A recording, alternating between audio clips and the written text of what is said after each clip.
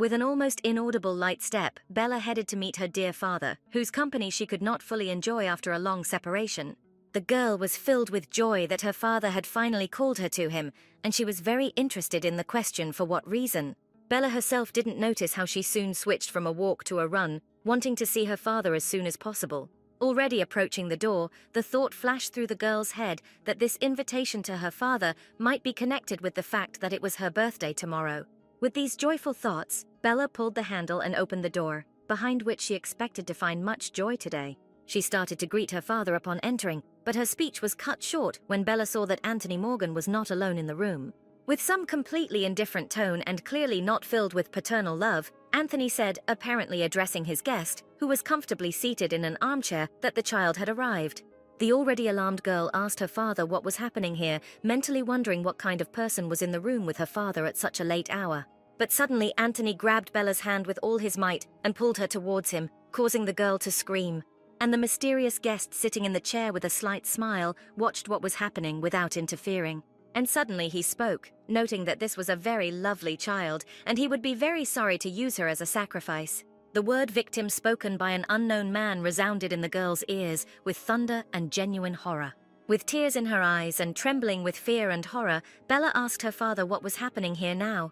But Edward, as if not hearing at all what his daughter was saying and squeezing her small body even tighter with his hands, answered the man that if this could help the cardinal, then he would not back down from his decision. Feeling the hopelessness of the situation, the girl screamed heartrendingly, but neither her scream nor her attempts to escape from her father's hands were successful. So, on the night before Bella's 12th birthday, she was betrayed and abandoned by the one whom she loved with all her heart and waited for a very long time, her own father. 6 long years have passed since that day. Screaming about where she came from here, the man forcefully pushed the girl, causing her to hit the wall and sit on the ground. At that same moment, the girl's little maid jumped out between the offender and his victim and screamed at the top of her voice that they should not touch her mistress. But the main offender and his minions just laughed, saying that such a trifle had no place here at all. Holding the little maid who was protecting her close to her, the girl said that the men should not think of harming them, since her father was the Marquis of the Northern Lands. But the attackers did not believe this, saying that the daughter of the Marquis would definitely not walk around in such a place, and in their turbulent time with only one little maid accompanied. And their obvious leader, taking the girl by the chin and lifting her face, said that she was very pretty, and therefore she could be sold at a higher price. Fearing for the fate of her mistress, the little maid rushed into her arms, shouting for the offenders to leave them alone. But this only provoked the men, who concluded out loud that the baby could also be sold profitably to those who love perversion. And so the leader of the group took active action, grabbing the girl by the hand and saying that she would better go with him on good terms. The shameless man did not even notice how a new participant in this scene appeared behind him. With one quick movement of his hand, the stranger grabbed the offender by the head and with all his strength literally slammed his face into the masonry of the wall. Before he even had time to understand what had happened, the gang leader in front of his henchmen was coughing up the blood flowing from his broken face. He turned sharply in the direction where the unknown man who had interfered with his actions was located and began to hurl curses at him. But not a single word he said provoked any reaction from this visitor whose face was hidden by a scarf. The girl, also without saying a word, looked enthusiastically at her savior. And so the man, clearly thirsty for revenge, rushed towards the one who interfered with his lucrative deal to sell girls. Believing that his opponent's triumph over him was an accident, since the latter attacked from behind, the man tried to strike him with his hand, which, however, the stranger dodged quite easily. And then, without waiting for any further actions from the attacker, the savior grabbed the gang leader by the head and dropped him with all his might. The blow was so strong that the stone path became covered with cracks, and the failed kidnapper of the girls was finally neutralized. Having finished with the leader, the stranger cast a sharp glance at his henchmen standing nearby, who did not tempt fate, and having taken their defeated leader, hastily retreated from the battlefield. And the girls, continuing to sit, silently watched the winner of this confrontation. The little maid was the first to speak, asking the stranger whether he had any intentions of selling him and his mistress. But without answering the girl's question, the savior, revealing his face, asked if everything was okay with the girls. But the lady was clearly in some kind of stupor from the events that had taken place, and without waiting for an answer to the question, the stranger offered to accompany the girls in order to avoid a repetition of such situations. After a short period of time, the entire newly formed company was already at home. The little maid could not believe her eyes, looking at all the dishes with which the table was simply overflowing and getting ready to have a hearty dinner. And her mistress looked with tenderness at how appetizingly the girl devoured one dish after another. Then, turning to her rescuer, the girl said that she was grateful to Mr. White for his hospitality, to which he immediately replied that he did not really expect the girls to go with him. But the guest immediately expressed her lack of understanding of what was said, recalling that the man himself invited them to his place. However, Mr. White countered this by saying that just going with some stranger like that was the height of stupidity, to which the girl innocently replied that they were no longer strangers, since they introduced themselves to each other, and if the man forgot, then she reminds her that her name is Bella Morgan. But the man was adamant, objecting to what was said by saying that knowing their names does not make them truly familiar people. After all that had been said, there was an awkward pause, during which Bella and Nicholas White gave each other blank looks. The girl was the first to speak after this pause, expressing her assumption that with these words, the man wanted to hint that it was time for girls to know the honor. But Nicholas immediately replied that Bella misunderstood him. These were just thoughts out loud, and she shouldn't pay attention to it. To which the simple-minded little maid Evie said that the man himself first put them in an awkward position with his words, and now he is turning everything in the opposite direction. In response to what the maid said, Bella reprimanded her and was about to continue her meal. But suddenly Nicholas remembered what the girl had said, that she was the daughter of a duke, and said that he had never heard that he had a daughter. And the girl, without any hesitation, answered that officially the Marquis does not have a daughter, but those who need it know about her existence. What Bella voiced gave rise to the thoughts in Nicholas's head that this girl could be the illegitimate daughter of the Marquis, an illegitimate child. And then the man said that in this case the girl should return home, which caused an exclamation of surprise from her. Nicholas explained that he, of course, is not aware of all the events, but life in the capital is much more chaotic, and what happened today could easily repeat itself. And then, looking closely at Bella, he added that she was very striking because she had a very beautiful appearance. The girl never expected to hear such direct words, and the man continued that because of her appearance, she would constantly be the subject of attention, since the more beautiful the girl, the more profitably she can be sold. Where in such cases, criminals always quickly find accomplices who are attracted by a substantial jackpot. Looking at Nicholas, Bella asked if he would demand some kind of payment from them for salvation and for shelter and food. To which the man did not find an answer, since he was completely discouraged by what the girl said, and decided that he simply scared her very much. Suddenly, without saying a word, he rose from his seat and headed towards the table. Bella was also silent, waiting for developments and interested in what her savior would do next. But contrary to all expectations, once at the table, Nicholas suddenly took out a dagger and placed it next to the girl. Frightened, Bella asked what this was for, to which she immediately received an answer from the man that it was for her safety. And while the girl picked up and examined the offering, Nicholas told the girl to use this item if necessary. Taking the weapon from the girl's hands, the man said that even he was no exception in this situation, and she should stick a dagger into him in case he suddenly approaches her with some dirty thoughts. Leaving the dagger in the turkey and finishing his speech, Nicholas headed out of the room.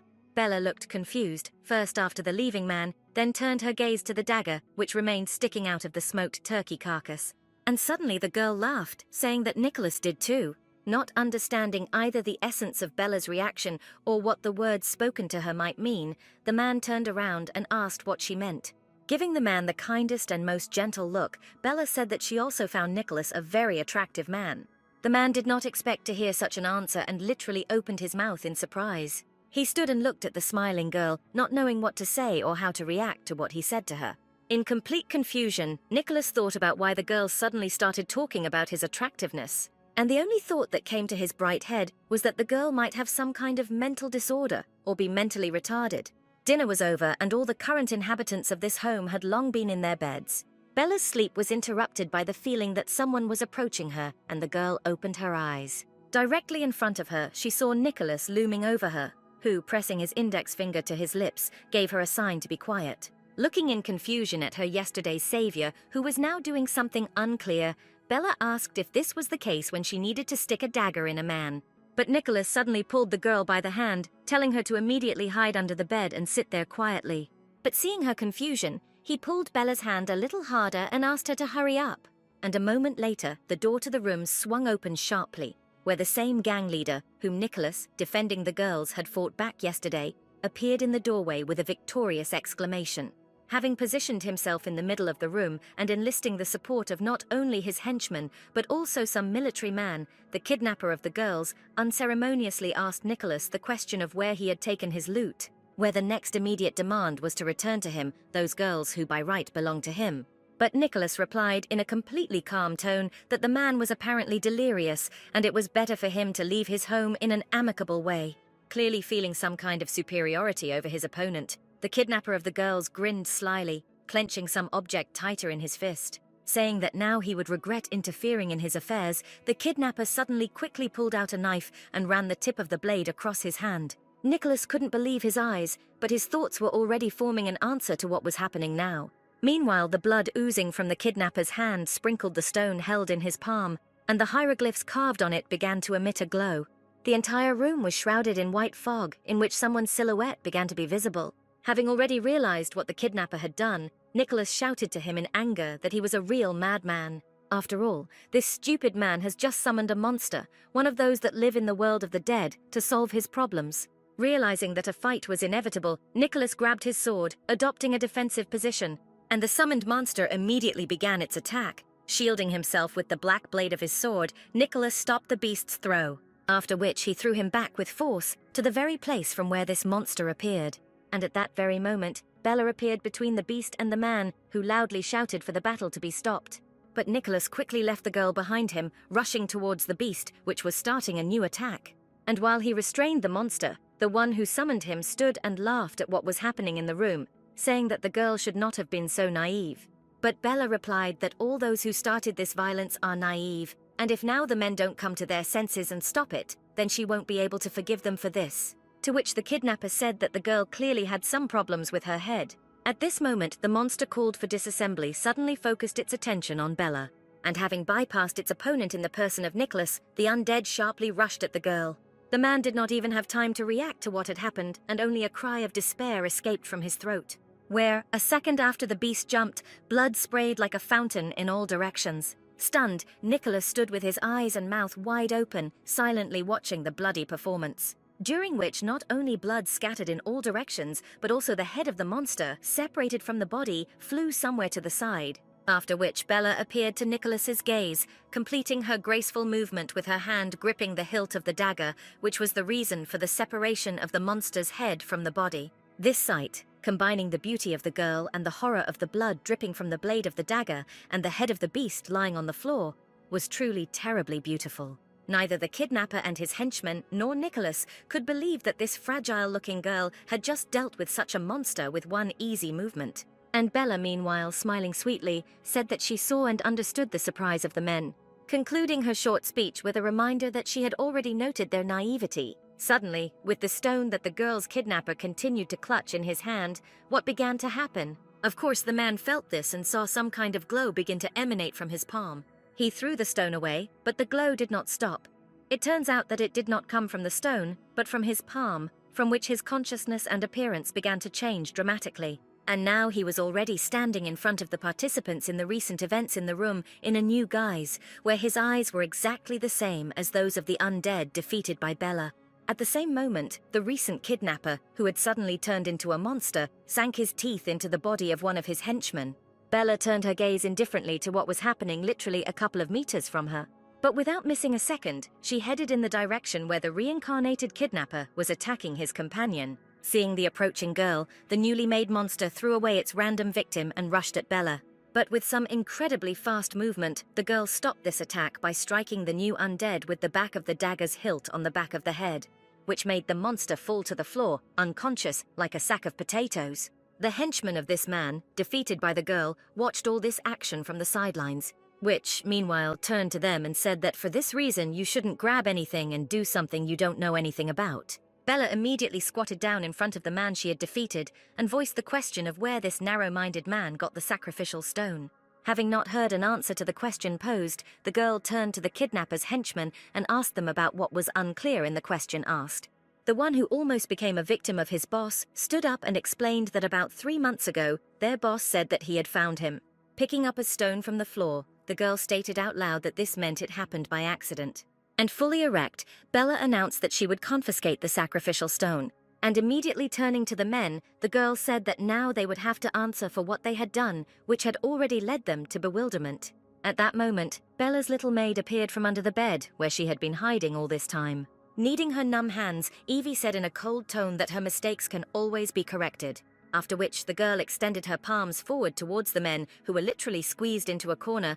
I don't know what other surprises could be expected from the seemingly little girl after what she had already seen. But without shocking the already frightened men with anything else, Evie simply told them to immediately give her everything they had in their pockets. It was already getting light outside when the uninvited guests were robbed and escorted out of the house, and little Evie was finishing cleaning the room. Shocked by what he saw no less than the uninvited guests, Nicholas asked the girl whether her weakness was a game, to which Bella replied that she did not understand what he was talking about. The girl explained that she never presented herself as weak, but simply followed the basic rules of etiquette. But the man continued to stick to his line, saying that allowing himself to be taken away by a gang of crooks somehow didn't seem like good manners. Bella and Evie looked at each other before returning their gaze to the man. The little maid was the first to speak, saying that everyone needed this, both the girls and the kidnappers. Then Bella supported her words, saying that they somehow needed to cover travel expenses, which Evie immediately continued, saying that this was payment for their work in rehabilitating the kidnappers. After listening to everything that was said, Nicholas indignantly said that all this was just some kind of robbery and nothing more. Hanging her head, the girl sadly said that of all the possible words, for some reason the man chose this offensive word, robbery. And then the man suddenly realized that, in fact, this girl had never asked him or anyone else for help. Moreover, when he offered the girl a weapon, she was not very keen to take it. He himself insisted, saying that if necessary, she could stick the dagger into him too. From these thoughts, the man literally began to boil inside, cursing himself out loud for interfering in the first place. This attracted the girl's attention, and she asked if she had heard correctly the words that she had intervened in vain, to which the man said that he didn't mean it that way. But Bella had already changed the subject, holding out her hand with the sacrificial stone and saying that this was a much more important topic of conversation since she knew about the search for this stone by the man produced. Sacrificial stones appeared in their world about a century ago, and these objects were dangerous because with their help it became possible to literally open the doors to hell, to the world of the dead. On the way to the capital, Nicholas learned that one of these stones was in this city and conducted an investigation into this matter. Lowering his eyes, Nicholas said that the girl was right, but noted to himself that she was very insightful, and he should not have considered her naive and stupid. And Bella said that the stone now belongs to her, which creates interest in the man's actions, where he can either come to terms with it or try to take away what he needs. To which Nicholas answered without thinking that the sacrificial stone, of course, is an important thing for him, but in no case is he going to take it away by force. At first, Bella listened with surprise to everything that the man said, and then, smiling good-naturedly, she said that she thought so because Mr. White really seemed very nice to her. Such words came as a complete surprise to Nicholas, and he froze, not knowing how to respond. And the girl, standing up, said that it was not in vain that the man intervened, since although she did not need to be saved, kindness would definitely not hurt her at all. After which, Bella approached Nicholas and placed a sacrificial stone in his palm, saying that this was her gratitude for the man's kindness and participation. This act of the girl again led the man into complete bewilderment, where he simply stood and looked at what no other person would ever give away for nothing. But finally, having collected his thoughts, Nicholas replied that on the one hand he accepts the gift, but since the gift is too valuable, he remains in Bella's debt and will repay her when and how she wishes. The delighted girl said that she was also happy with this outcome, after which she asked whether the man was heading to the palace now.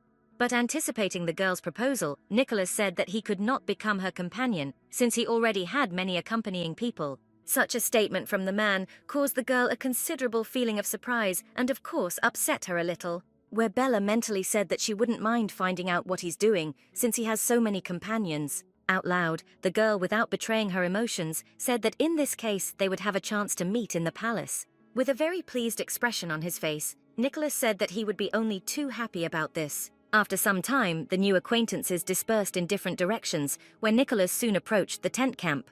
Having gone into one of the tents, he laid out the treasured trophy on the table, for the sake of which he made this foray. And his simple attire was immediately replaced by a luxurious robe decorated with fur, where the knights immediately greeted their master, congratulating him on his successful return. When asked how the investigation went, Nicholas replied that the sacrificial stone was used by robbers to commit crimes. Carrying out the instructions of his duke, his closest assistant Felton loudly announced that their goal had been achieved in just 2 days, and they could now return to the capital. Meanwhile, Nicholas had already managed to jump on his horse, and after very little time, which it took to get ready, he was already leading his people towards the capital. On the way, he remembered Bella and the girl's words addressed to him that he was very sweet. With a smile on his face and the most pleasant sensations, Nicholas mentally concluded that the girl herself was a very sweet creature. On the other hand, the man saw Bella as very strange, where she first pretends to be helpless and then simply robs people. And finally, Nicholas came to the conclusion that, along with all the qualities already noted, this girl is very honest. Having finished reflecting on the qualities of his new acquaintance, Nicholas wondered how she might react to the fact that he was the Duke of the Southern Lands. The man's thoughts were interrupted by Felton, who asked his master that something good had clearly happened to the latter. However, the Duke was in no hurry to confess and asked his first assistant why he came to this opinion, to which Felton immediately replied that this was evident from the gentleman's very good mood and the frequent smile on his face. But still, the question was left unanswered. But after a short time, Nicholas himself suddenly addressed his assistant by name, to which he immediately replied that he was at the disposal of the Duke. And the man asked Felton if he knew anything about Morgan having a daughter, to which Felton asked whether the Duke meant the Marquis of the Northern Lands. The Duke confirmed his assistant's guess, and he said that the Marquis really had a daughter, but she died many years ago. And in response to the immediate question about what her name was, the assistant said that it seemed like Isabel or Bella, but he didn't know for sure. After falling silent, Nicholas noted that all of this certainly couldn't be just a coincidence. He only mistook her for the illegitimate child of the Marquis, and she turned out to be dead.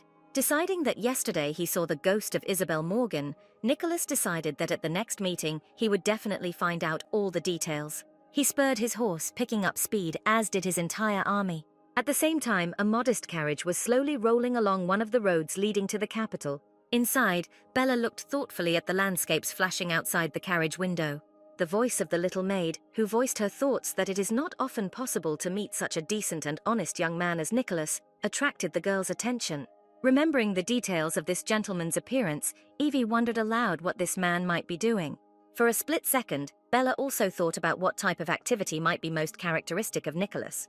And imagining his very pleasant facial features, the girl said that at the next meeting she would definitely find out. And the little maid had already changed the subject, asking her mistress what she would do when she met her father in the palace.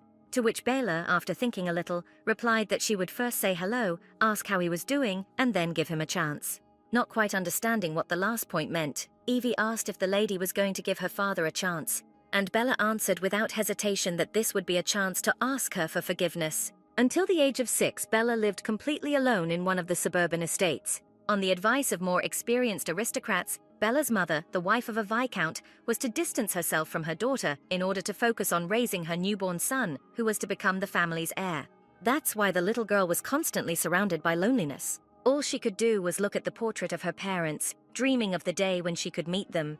Little Bella often talked to this portrait, saying that she missed her parents very much. And then one day the maid told Bella that a letter had arrived from the main estate demanding that she return home. This was the best thing the girl could hear, and she returned home full of joy. Experiencing the most pleasant sensations, the little girl went to this long-awaited meeting with her parents. And as if the parents, whom she had never seen, who had come to life from a painting and warmly greeted their daughter, seemed to her the most beautiful people in the whole world. Following all the necessary ceremonies, Bella curtsied and greeted her parents, calling herself Bella Morgan.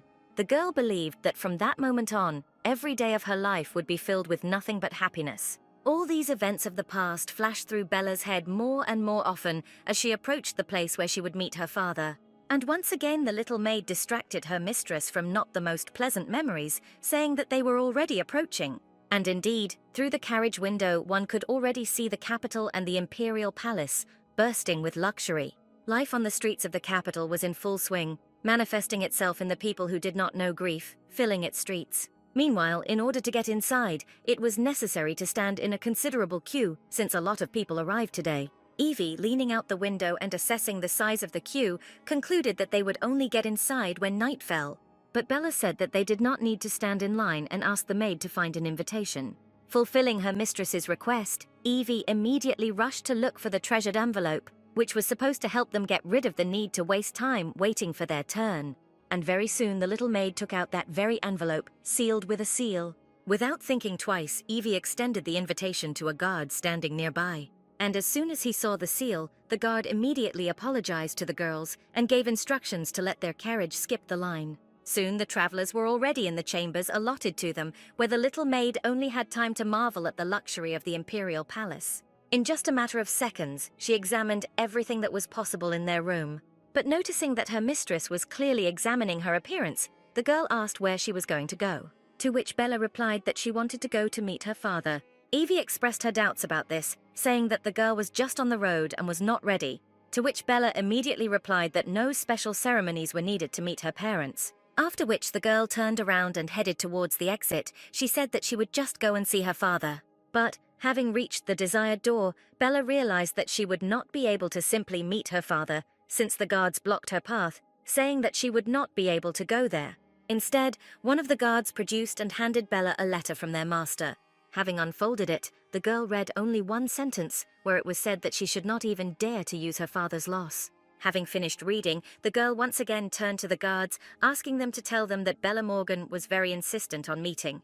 But the guards, without moving from their place, still said that the girl needed to leave. But suddenly an exclamation was heard from the side, where the approaching man said that the girl should not rush. Turning her head, Bella saw her family's butler, Carl, approaching her. And so, a few minutes later, the butler and Bella were sitting opposite each other in one of the rooms. With the hope that the man remembered her, the girl asked how he had been all this time. But Carl suddenly said sharply that it was completely impermissible for the girl to impersonate a long-dead person. Surprised, Bella exclaimed that it was really her and asked why the butler didn't recognize her. As proof, the girl reminded the man of past events, where she kept slipping on the steps of the stairs. And in order to protect the little lady, the butler covered the stairs with a carpet, which then made the girl very happy, and she was sincerely grateful to the man for this. But Carl again did not believe the girl, asking where she heard about it. And then, rising from his seat, Carl said that if only the girl had imagined how much his master grieved over the death of his daughter, then she would never have decided to impersonate her. At that moment, one of the servants delivered tea, and the man said that since the girl had arrived, he should treat her to a drink, after which she should leave and no longer try to disturb the Marquis. Saying that he would prepare the tea himself, Carl ordered the servant to leave. Turning his back to the girl, the man suddenly stuck his hand into his inner pocket, from which he took out a small gold-plated bottle.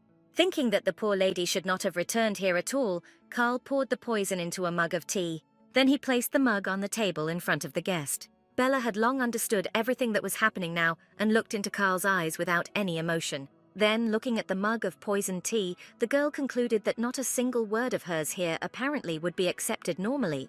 And when Bella raised the mug, Carl sadly noted to himself that that was all. Soon the girl's life would be interrupted. Bella, holding a mug with a deadly drink, asked to tell her father that she was inquiring about his health. But after thinking for a second, she suddenly asked Carl what would happen if suddenly she was found dead tomorrow. These words completely discouraged the man, where it seemed to him that the girl saw through his plan. But immediately saying that she asked just like that, the girl drank the entire contents of the mug. Placing the mug on the table, Bella quickly walked away, leaving a final note to the butler that they would meet again. Soon Bella literally burst into her chambers, taking her little maid by surprise.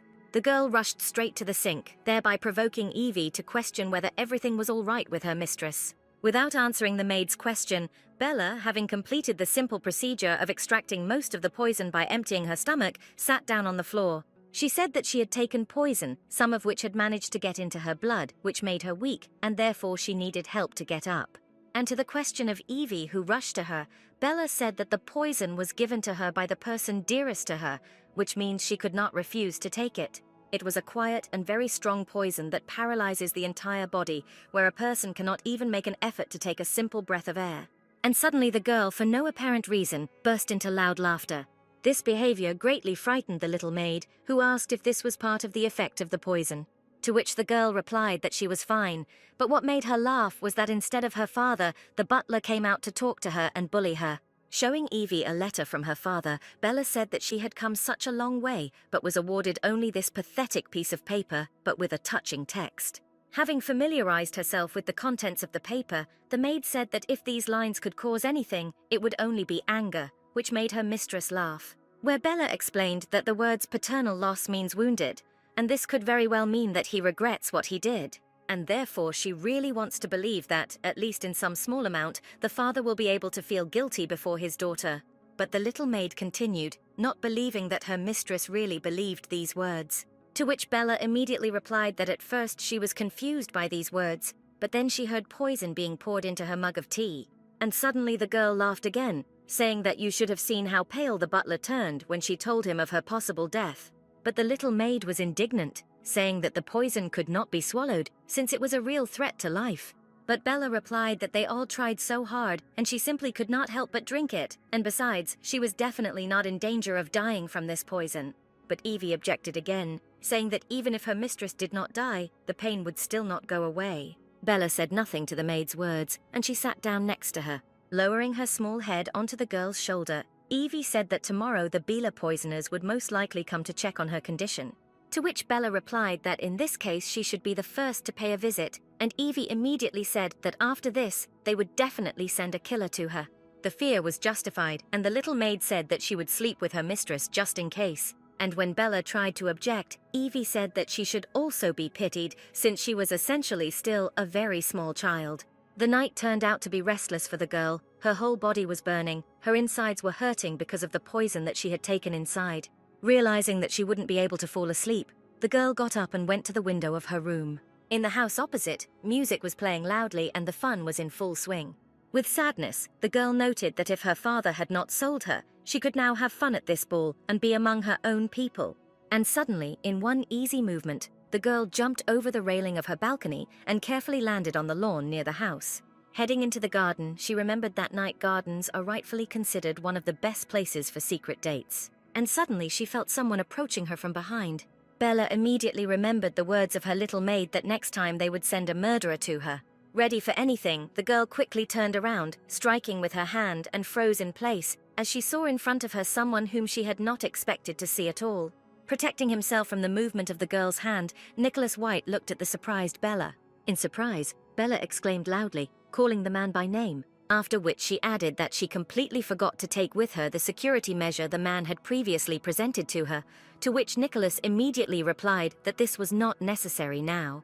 This whole situation made the girl laugh a lot, not expecting such an unexpected meeting on a night walk. She noted that their meeting occurred much earlier than expected, with which the man completely agreed.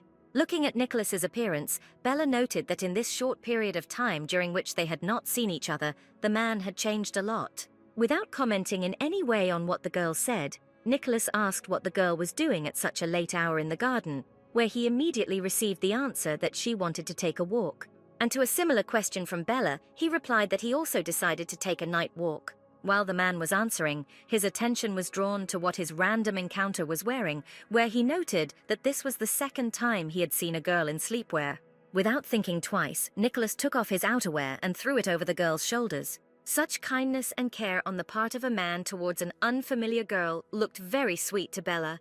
While they were walking through the park, Nicholas asked if the girl had met her father, but instead of answering, he was addressed with a counter-question about what it was on his part, real keen interest or some kind of verification. To which the man replied that he had already heard how rudely they treated Bella by not letting her into the marquise, and the girl immediately said that in that case, Nicholas already knew everything and she had nothing to add. Continuing to carry on the conversation, the man asked for what purpose Bella was seeking a meeting with Marquis Morgan. But the resourceful girl cunningly avoided answering, saying that the man was somehow strangely interested in her affairs, where at the same time he did not talk about himself at all.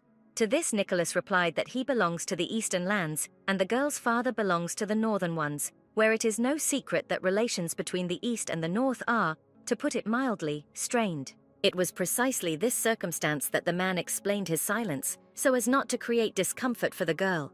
After listening to everything that was said, Bella noted to herself that Nicholas's concealment of his identity, as it turned out, was not accidental, but was done for the sake of her peace of mind. Smiling imperceptibly, the girl said that she just wanted to exist. It is for this reason that she seeks to meet her father, Anthony Morgan. Because at present it does not officially exist in this world and for all these people. After all, her death is a much more natural and simple thing than the fact that she will suddenly be alive. It was for this reason that she came to have her father take on this responsibility. But so far it has turned out that he, not only responsibility, did not even want to meet his resurrected daughter. Listening to Bella's story, Nicholas noted that under ordinary circumstances, sensitive people are gentle in character, while strong people are cold.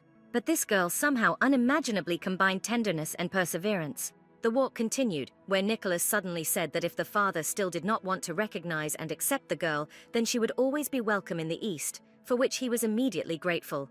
But Bella immediately added that at first she considered the man a small pawn, alone looking for the sacrificial stone, but now she sees that the man's position is much higher.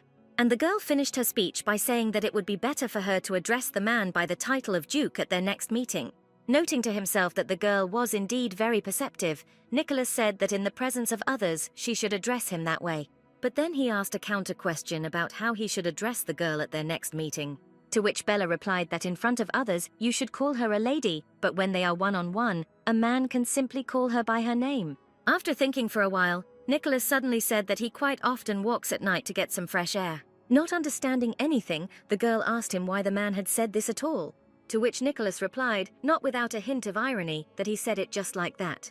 Bella supported this game, saying that this was a very good coincidence, since she also really loves night walks. Charles handed Edward Morgan a letter, saying that it had been sent at dawn today. Having printed it out, the Marquis read the lines written by Bella, where she said that he was probably curious why she was looking for a meeting with him after so many years. But she was also curious to know the reason why he did this to her.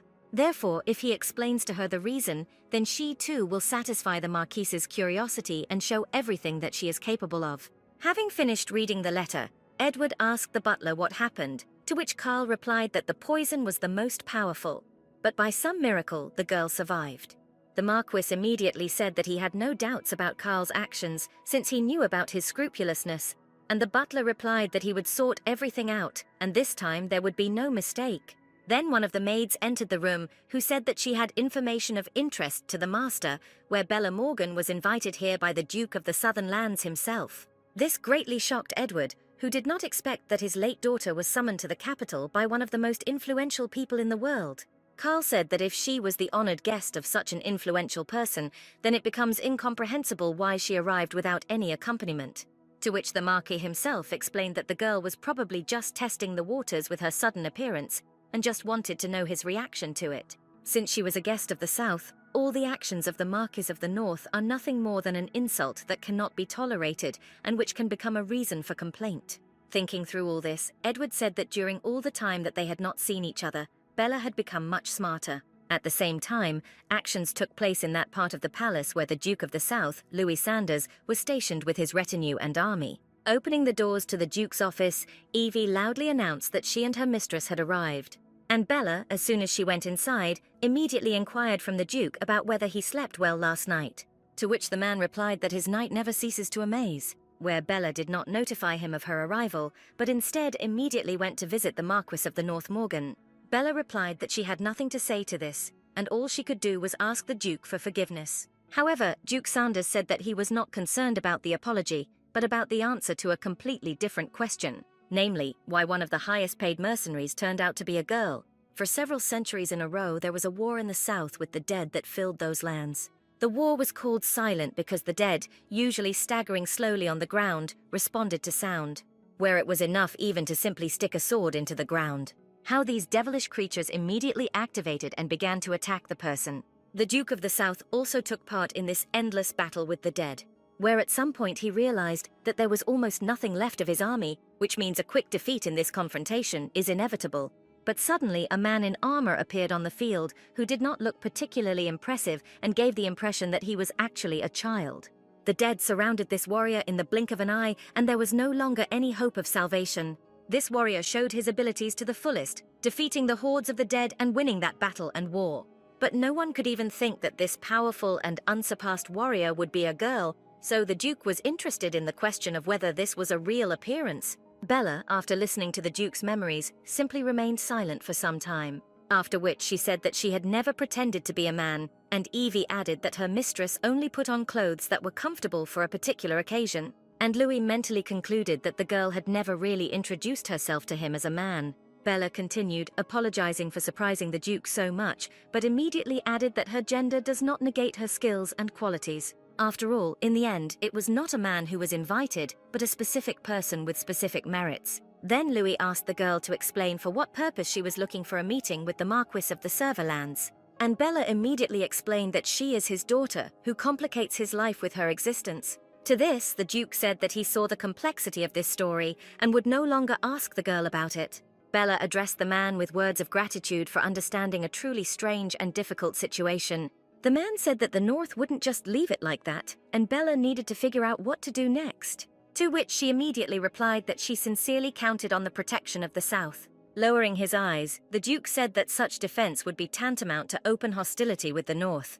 But Bella said that this was not an attack, but only protection of the weak. And the Duke agreed to provide protection for the girl, but also said that if danger arose for the entire South, this could radically change matters. Thanks to the man, the girl said that she would always remember this, and with her victories would prove her loyalty to the South.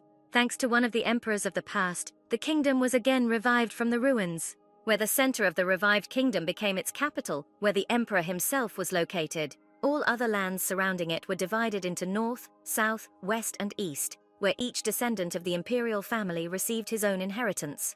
The eastern lands were led by the illegitimate son of the previous duke, Nicholas White, who could not claim to bear the name Doherty, which only members of the imperial family could have due to his origins. The Duke of the Western Lands, Mordecai Frey Doherty, who was defeated in the war, moved to the capital and lived there as a cardinal. The Duke of the South was Louis Sanders, who until recently endured a war with the dead and, with the help of a mercenary, won it, miraculously surviving. The Duke of the North became the war-winning Vincent McGrath Doherty, the eldest son of the Duke who died in the war. The conflicts accumulated over the years of war gave rise to deep personal hostility and enmity between the lands. The Cardinal, as well as the Dukes of the North and South, were already gathered in the audience. The Cardinal turned to Louis, asking what happened last night with the girl and the Marquis of the North. And when the Duke asked what it was about, Mordecai replied that information had reached him that he was using some girl to annoy Edward. The Northern Duke immediately made his contribution, saying that only the rootless could afford to use such methods since it was very low. To which the Duke of the South immediately replied that the North should have thought about the fact that all this was done on purpose so that the child would be recognized as quickly as possible. But Vincent stuck to his line, saying that now he is not interested in whether this was done on purpose or by accident. He is interested in why the South commits actions that can shake the mood of the North. Louis was not at all happy with this tone of conversation, and he struck the table with his palm and said menacingly that the insolence of the North saw no boundaries. The Cardinal tried to defuse the situation, saying that he was surprised by the behavior of the Duke of the South, who previously would not have paid attention to what was said. And then, changing the subject, the Cardinal asked why no one invited the Eastern Duke to the negotiations. To which Louis immediately blurted out that this illegitimate creature should not be here at all, in which Vincent fully supported him. And Mordecai sat pleased that he had so successfully managed to change the subject. But suddenly, with a strong kick, someone opened the door to the room where the rulers of the lands were meeting. The whole trio stared in bewilderment in the direction from which the sound of the blow came, where Nicholas entered the room, holding in one hand one of those who refused to tell him the place of the meeting. Saying that he had finally found them, the man literally threw the young guy in front of him onto the floor, after which Nicholas turned to those present with a question whether they had ordered this young man not to reveal the place of the meeting. Without answering the question, the Cardinal said that the Eastern Duke had arrived just in time.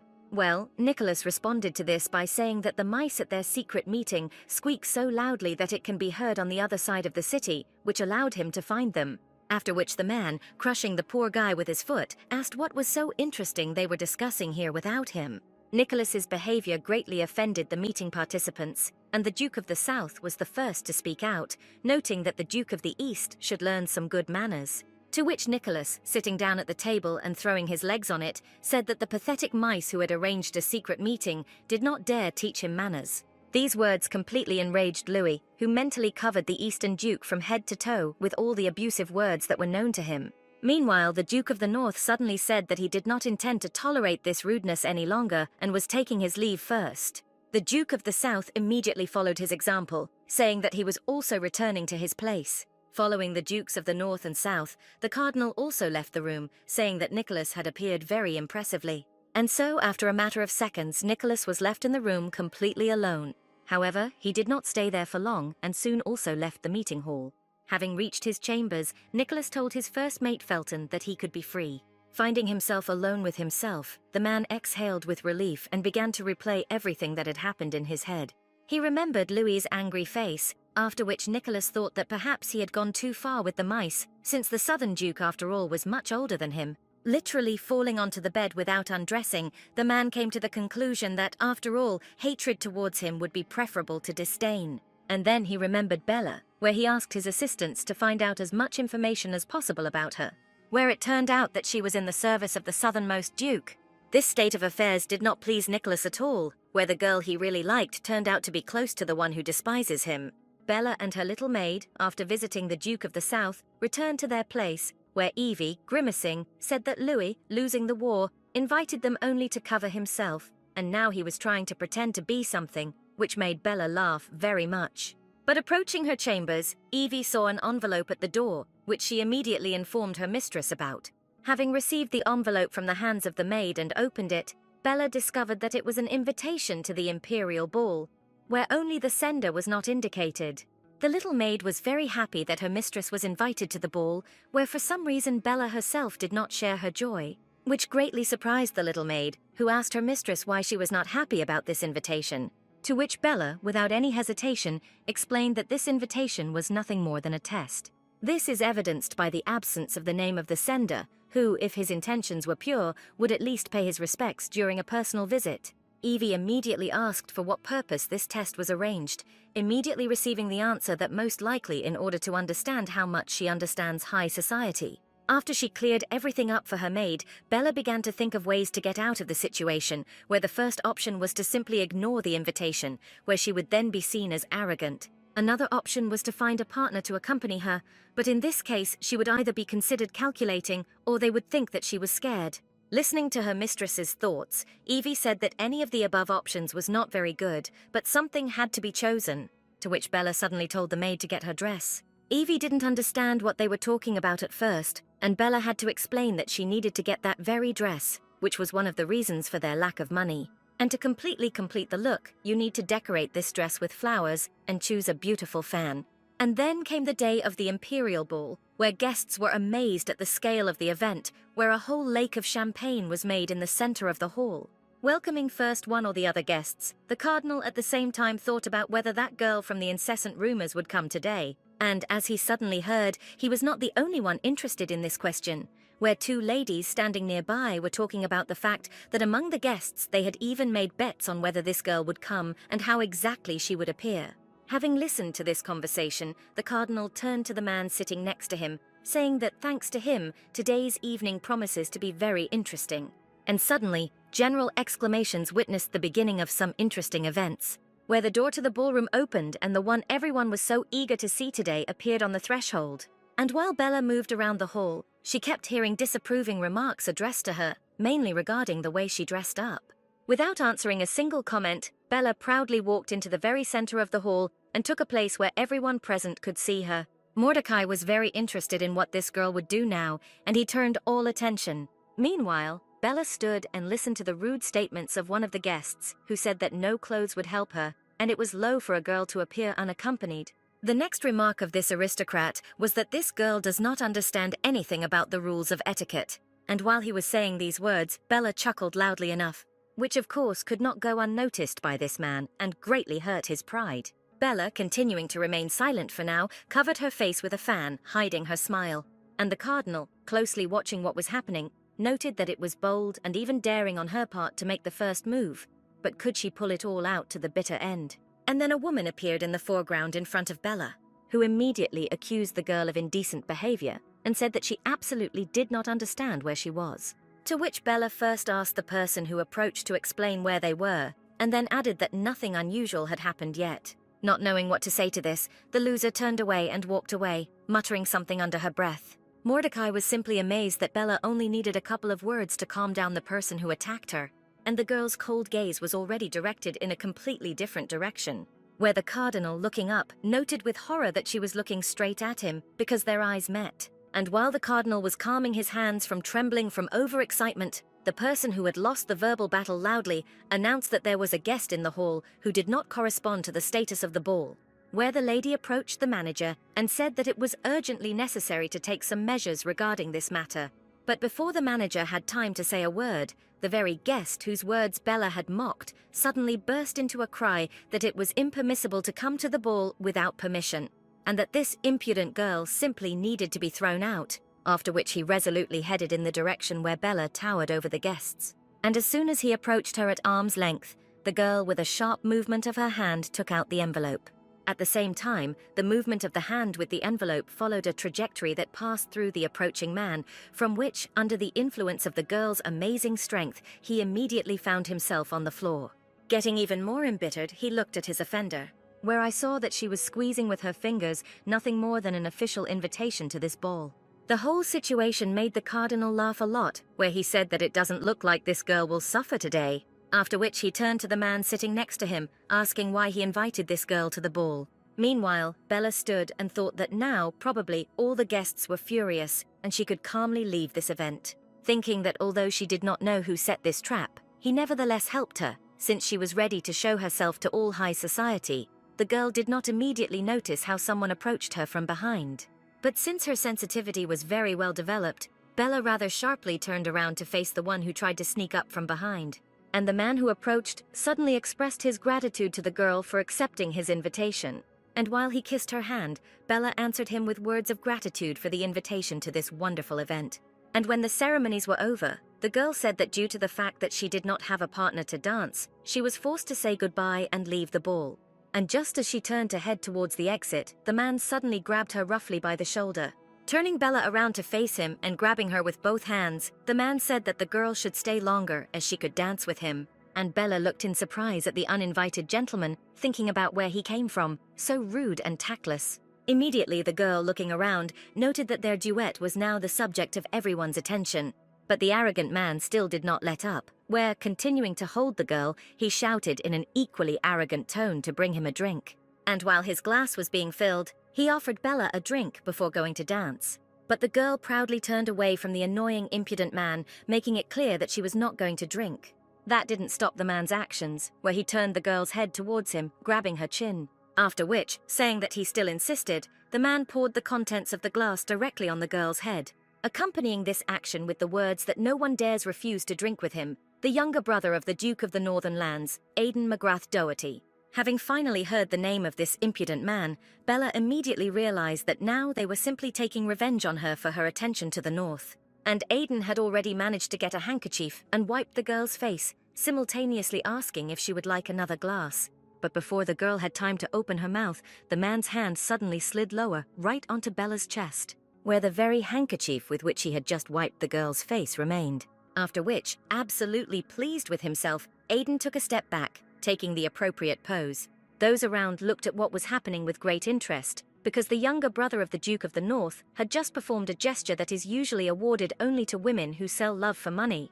Bella herself was not discouraged by what had happened. Her seeming stupor actually hid a thought process where she was trying to choose between pouring champagne on the insolent person in response, slapping him in the face, or simply pulling him by the hair. Squeezing her fan, the girl thought that if everything was so simple, she would certainly implement one of these options. But circumstances and her future plans required more subtle actions, and Bella suddenly smiled tenderly, looking at her offender. And this had the desired effect, where the impudent man already looked discouraged. Then, without changing her good-natured expression, Bella took one of the flowers from her hair and wrapped it in the same scarf that Aidan had left on her chest.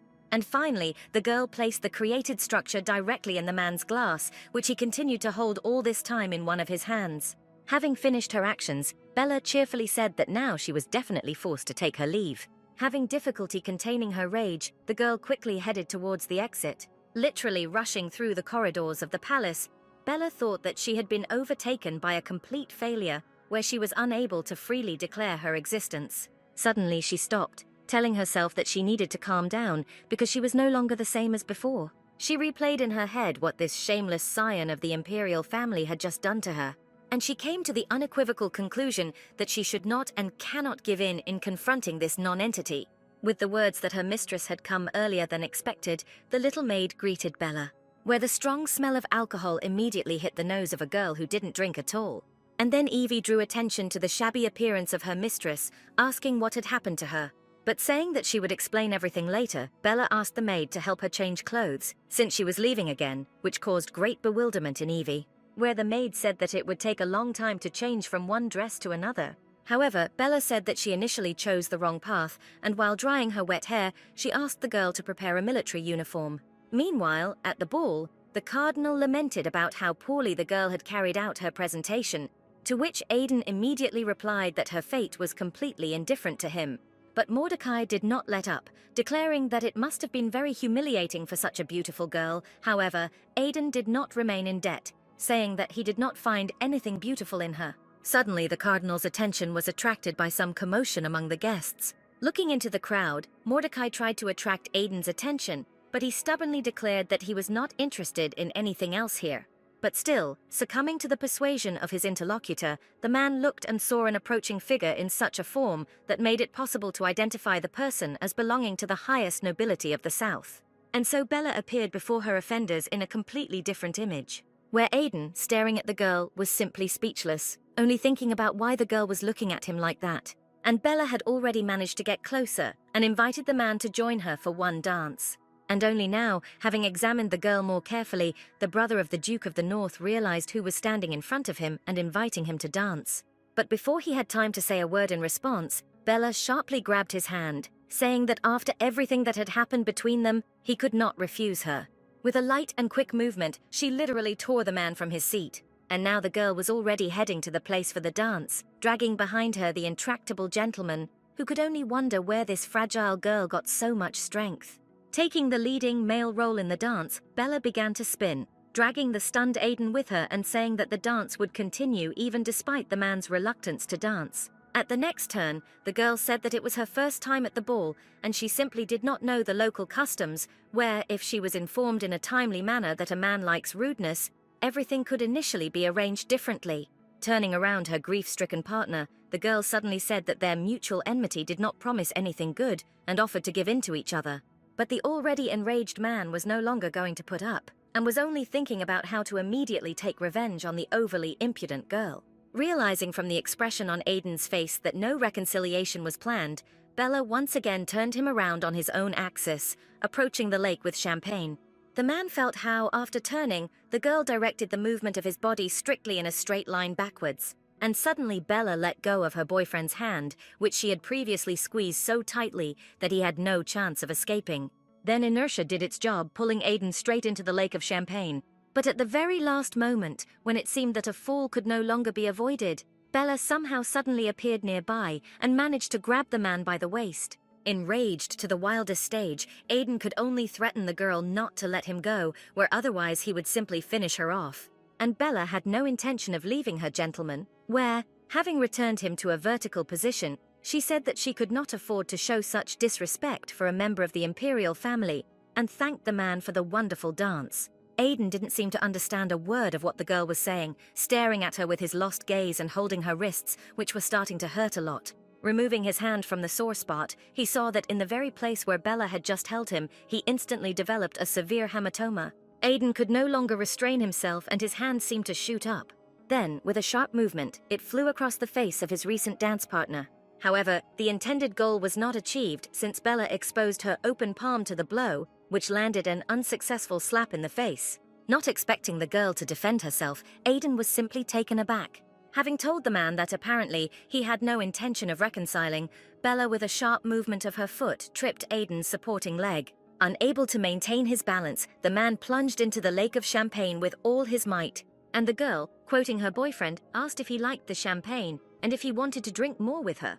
The disgraced man sat in a puddle of alcohol and said nothing in response. And the girl, completing her triumph, once again thanked Aiden for the wonderful time spent. Suddenly something like applause was heard from the side. It was the cardinal who not only clapped his hands but also laughed, saying that he had witnessed an amazing spectacle. Meanwhile, red electric discharges suddenly began to gather around the gentleman who had been defeated by the dance, where, having sufficiently awakened his power, Aiden struck back. Deftly dodging the discharge rushing towards her, Bella noted to herself that this, apparently, was the power of the north. Mordecai cheerfully noted that now the young prince was truly angry, which was true and was clearly visible in the frantic expression on the man's face, surrounded by electric discharges. Many years ago, the kingdom was wiped off the face of the earth. One day, a passage to the world of the dead was opened, and the living dead filled the earth, spreading chaos and death everywhere. Having visited the world of the dead, Susan Doherty returned from there endowed with divine power. Using her strength, she easily defeated the dead. Having restored peace and tranquility to the kingdom, Susan divided her power among her descendants.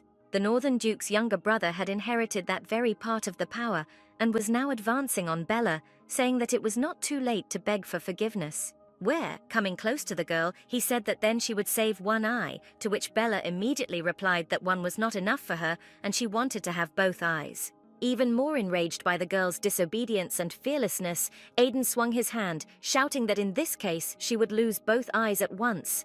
But his actions were interrupted by a man who suddenly appeared, who said that he had come to escort Aiden. Seeing who came, the man instantly calmed down and lowered his raised hand, which was very surprising for Bella, who had no idea yet who could influence this madman so much.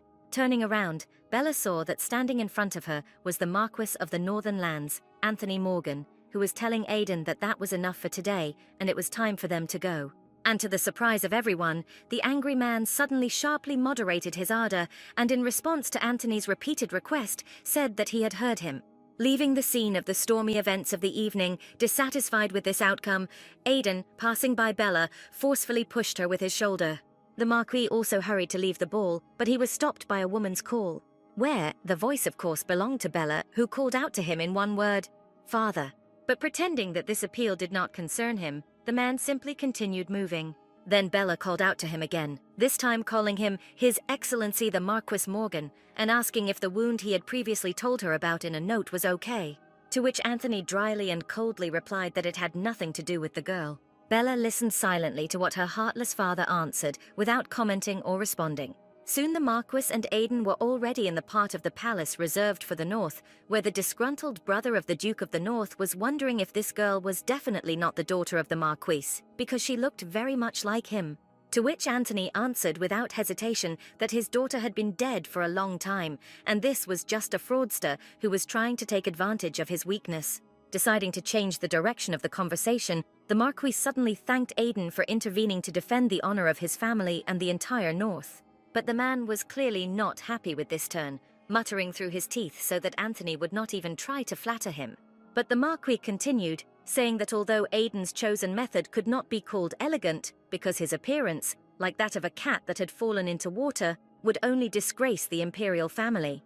The man, who was starting to get angry again, tried to object to what was said, but the Marquis deftly interrupted him, saying that in any case he was grateful. Apparently the assertiveness of the Marquis, who knew how to approach this unbalanced man, had an effect, and Aiden said that we should tell this damned South to hell and forget about everything. And Anthony continued to talk, already voicing his thoughts that the Duke of the South lost all his children in the war, and his new knight simply cleverly entangled the old man.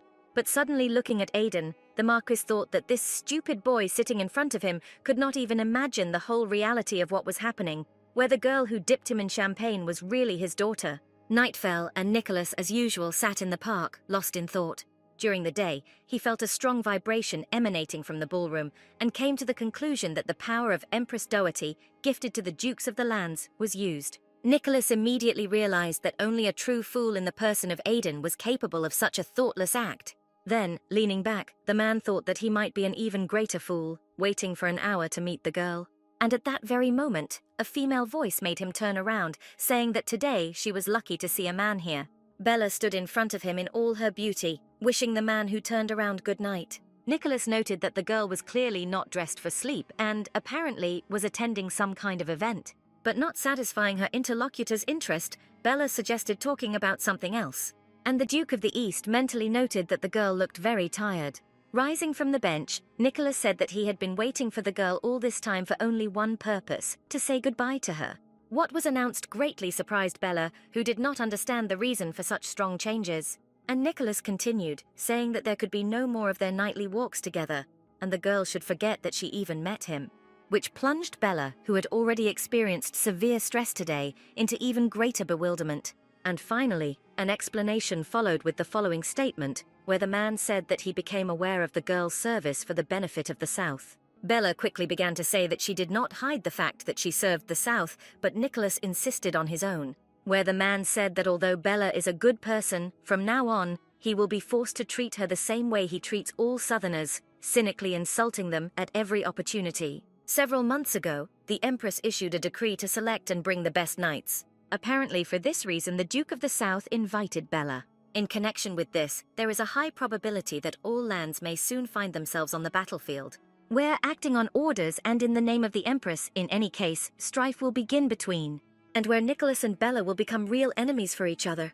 The girl stood without interrupting and listened to everything that Nicholas said, building a logical chain, and suddenly she said that she could not agree to such conditions. With a sharp movement, she sat Nicholas back on the bench, saying that, apparently, all male rulers have a share of composure in their character, which she was convinced of today when communicating with the Prince of the North. Then she asked him if they were friends with Aiden, to which Nicholas immediately shouted that he would never in his life become a friend of such a person, which amused his interlocutor. But Bella said in all seriousness that she was really here as a representative of the South, which however did not create a reason for hostility, which, by the way, she did not want. But the stubborn man insisted on his own, arguing that this circumstance could not be simply ignored. But the resourceful girl immediately reminded the man that he had already helped her when she said that she was a representative of the North, to which Nicholas immediately replied that now was a different case and the girl could suffer from getting closer to him. Bella said that she had nothing to fear and that she could deal with any problems that arose herself. Then the surprised man asked whether it was worth exposing himself to such great danger, to which Bella quickly replied that it goes without saying because she really likes Nicholas. Such openness and revelation stunned the man, who did not know how to react to what was said, looking in confusion at the carefree, smiling girl. And then Bella reminded the man that he owed her something and promised to repay her at any time, where she was referring to the situation when the girl gave Nicholas a sacrificial stone confiscated from the robbers. And now, as a final reckoning, she insists that their friendship will continue no matter what. Realizing that he was in a desperate situation, Nicholas said that under such circumstances, he might begin to look like someone who was afraid of the South. But the girl, extending her hand to the man, said that she invited him to live together until one of them dies. Nicholas looked at the outstretched hand of the world, lowered his eyes and smiled lightly, after which he raised his head and put his palm in the girl's hand, saying that this was too radical a promise to be friends until death. Bella was in seventh heaven, rejoicing that the relationship with this man she really liked did not end. However, getting up from the bench, Nicholas said that with all this he had one condition, to which the girl immediately asked what it was. To which the Duke of the East said that the conditions were that the girl should not be imbued with him too much. And at that very moment, realizing what he had just said, Nicholas closed his face in shame, and Bella, smiling, voiced her thought that the man was embarrassed by his own words. She leaned towards the embarrassed man, trying to look into the eyes that he was hiding from the girl, and asked what she should do now, because she already liked him very much. Looking furtively at his interlocutor, Nicholas said that simple sympathy is a completely acceptable phenomenon, after which he added that he meant a stronger attraction to the opposite sex, he just didn't put it that way. And the man ended his part of the dialogue by saying that if a girl suddenly falls in love with him, then she should immediately inform him about it. Bella, having examined the man from head to toe, thought that everyone might have their own quirks. Then she turned around and said that everything was fine, and she also did not plan to have a close relationship, and headed towards the flowers growing nearby. Along the way, she also added that it was enough for her to be a partner for one dance. Finding herself next to the rose bushes, Bella picked one of them and walked back to the man.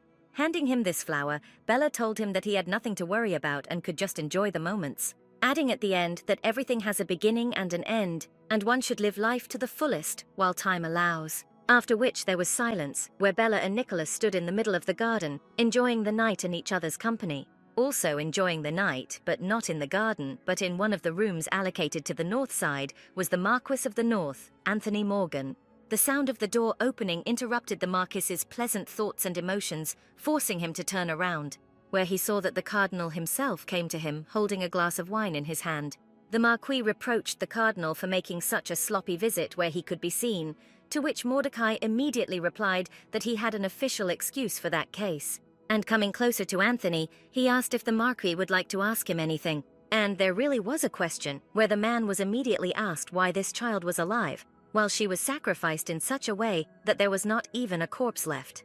To which the cardinal, smiling, exclaimed that it was very cruel of the Marquis to say so when his daughter was resurrected. And Anthony said in all seriousness that now she is with the South, where their duke can find out about the cardinal's plans. But the cardinal, having drained his glass, said that it was too late to worry about anything, since the Marquis's daughter had already seen him. While Mordecai was saying this, a picture of the past flashed through his thoughts, where he was sitting in a chair looking at the future victim. Then, lowering his hand with the empty glass, the cardinal added that from her look, he realized that the girl remembered both that day and him very well. From the look he was able to see at today's ball, where this girl smiled at the man who literally pushed her into hell. Having already managed to sit down, Mordecai said that now the child that he and the Marquis had sacrificed had returned back as a real monster, where this once helpless girl was able to get to the imperial palace herself, which means a lot. After listening to the cardinal, the Marquis concluded that she needed all this to oppose them, to take revenge. The cardinal agreed with Anthony's guesses and said that the man should meet with his daughter and find out all her intentions. Coming closer and handing the Marquis his empty glass, the cardinal coldly said that this was not a request on his part, but an order. The Marquis responded to the departing ruler that he obeyed. Once upon a time, a very, very long time ago, a rift opened, which opened the doors between the world of people and the world of the dead. Mordecai secretly wanted to receive the power that the Empress possessed after her stay in the world of the dead. To gain power, the cardinal secretly sacrificed countless little girls by pushing them into the rift. However, the desire to seize power equivalent to that of the Empress is equivalent to rebellion. Therefore, the Marquis thought that he was forced to hide not only the truth that he had sacrificed his own daughter, but also his secret was that by doing this, he had joined the rebellion. The Duke of the South moved along one of the corridors of the castle, accompanied by Bella, and said that he had already heard about yesterday's events at the ball. To which the girl casually replied that she simply defended the honor of the South and won. And Louis said, not in all seriousness, that today he would officially declare her a full-fledged representative of the South, and the girl needed to control herself. But the girl did not answer anything, noting to herself the moralizing tone of the Duke. And while they continued to move, the Duke said that today the Empress would give an official order to enter the war, to which Bella asked who she wanted to conquer. They had already arrived at the ceremonial hall, where they were greeted by one of the Southerners, when Louis, answering the girl's question, said that soon all the secrets would be revealed. Nicholas was already in the hall and immediately noticed Bella and the Southern Duke arriving. The girl also immediately noticed her companion on night walks, where the latter did not go unnoticed by Louis. In his usual manner of communicating with the dukes of other lands, Nicholas said that finally the old Southern scoundrel had also arrived. This behavior from Nicholas was new to Bella, and of course it wildly infuriated the Duke of the South. Representatives of the northern lands stood nearby in full force, where at some point the views of the Marquis and Bella suddenly crossed. But at that very moment, Louis told the girl to always stay close to him during the ceremony, to which she responded with words of obedience. And suddenly, loud sounds notified everyone present about the arrival of the Empress. She appeared at the very far end of the hall, and everyone present immediately bowed before her. No one dared to raise their heads as the Empress moved with her graceful gait across the entire ceremony hall. And so she took her place on her throne, resting her head on her hand and half-heartedly telling everyone to raise their heads. After which she still said coldly that she was glad to see everyone present, some of whom she had already met before, and some of whom she was seeing for the first time. Yawning unceremoniously, Susan asked why they were all gathered here, to which the cardinal immediately replied that today was the day the empire was founded. Then, having received permission from the Empress, Mordecai began to voice the fact that today was a happy day, and in order to celebrate the 100-year history of the empire, the Empress issued a decree on expanding the territories, where the new place that should become part of the empire is the world of the dead. This statement surprised even Bella, who had seen a lot on her thorny path. Meanwhile, the cardinal, so that no one doubted what he had heard, repeated once again that the Empress orders the conquest of the world of the dead. Then the word was given to the Duke of the East, as the one who had already confronted the dead and won that war. Coming forward and greeting the Empress, Louis said that he asked permission to shift his powers to younger shoulders. Having agreed, Susan drew her sword and asked the Duke to point out a successor. After which, without saying a word, Bella stepped forward. The Empress asked the girl what her name was, to which she, getting down on one knee, said that her name was Bella Morgan. Lowering the sword to the girl's throat, Susan said that Bella had gone too far under such a despicable name. And leaving a wound on the girl's neck, which immediately began to bleed, the Empress said that she would deal with it with her own hands. However, Susan's next words were permission for Bella to enter the world of the dead and put her life on the line. Smiling, the girl replied that everything would be as Her Majesty wished. After this, the Empress immediately left. Bella and Louis also decided to leave, but on the way the girl was suddenly called out by Anthony. Pressing the wound on her neck, Bella noted to herself that it was extremely unusual that the Marquis himself made contact with her, having avoided her in every possible way before. With an unusually good-natured expression on his face, Anthony asked if the lady would give him a couple of minutes, to which Bella, smiling coldly, replied that the address of a lady was not appropriate here since she was a knight. Looking down, the Marquis agreed that he had made a mistake in handling and apologized, after which he repeated his request, turning to the night girl and saying that it would not take much time. Having received Louis's tacit consent, Bella replied that she was ready to talk, but not for long. A few minutes later, they were sitting alone in a separate room. With fatherly concern in his voice, the Marquis said that Bella looked very good. The girl was silent for several seconds, trying to compare everything that she knew up to that moment. After which, without showing much emotion, Bella asked if the father really recognized his daughter. Whereas the Marquis, still with the same good-natured expression on his face, he replied that he could not help but recognize his own daughter. After what was said, Bella tensed a little, trying to understand what this man was up to. Anthony continued the conversation, saying that Bella had made a dangerous choice by taking the place of the Duke of the South in the war. To which the girl, suddenly grinning, said that her father had gone too far, starting their dialogue with moral teachings, where in fact he should have started with something else. Lowering his gaze, the Marquis said that this is so, he should start with completely different words. Then, without a word, the man suddenly rose from his seat and straightened up. But a second later, the Marquis fell to his knees in front of the girl, saying one single word, "Forgive me." Looking pitifully at the man kneeling in front of her, Bella voiced her thoughts that it was impossible to say that she had not imagined this moment. The girl also got up from her seat and heading towards the man, said that now that this moment had come, for some reason she did not feel the expected joy. Also kneeling in front of her father and taking his hands, Bella asked why he did this to her, but without answering the girl's question, Anthony said that he could not believe that she had reappeared. Without wiping the streaming tears from his eyes, the Marquis said that all his thoughts were only about the fact that he would never see his daughter again. Bella looked at the crying man with pity and attracted his attention, calling him father. Hugging him by the shoulders, the girl said that she was very, very sorry, and she would definitely have believed his words and tears if only there had not been a recent poisoning attempt. And upon hearing this, the man began to realize that he had miscalculated. Grabbing the girl by the hands, the Marquis shouted for her to name what she wanted him to do for her, and it would be done. To which Bella good-naturedly, and without any hesitation, replied that she just wanted to live under her own name, where all she needs is for the Marquis to officially recognize her existence as a daughter. Both the girl and the man understood what would follow such a confession, because the Marquis had been claiming for many years about the death of his daughter.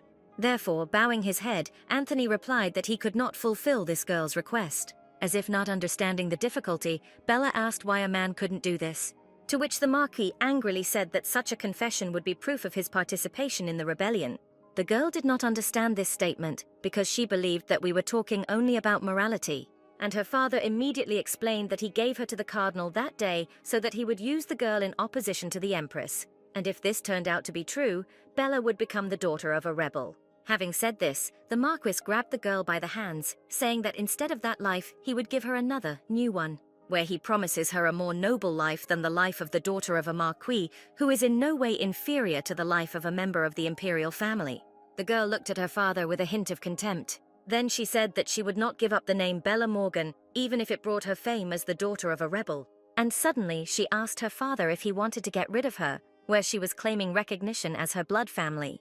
The Marquis was silent, turning over in his head the thoughts that the girl was reading him like an open book, and the role of a yearning father did not work. And so, taking off his mask, Anthony told the girl to speak directly, everything as it is. Taking a closer look at her father, Bella said that she was ready to give him a chance. Taking a knife from the table, the girl walked up and put it in the hand of the man who was perplexed by her actions. Looking at her father with her cold gaze, Bella said that she was giving him a chance to kill her.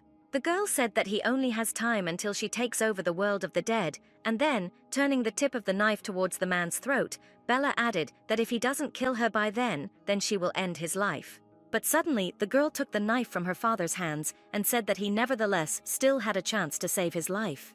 And sitting down on her knees in front of him with a knife in her hands, the girl said that for this, her father would simply have to recognize her. The man exhaled loudly, turning over in his head all the options indicated for him: kill, die, or confess.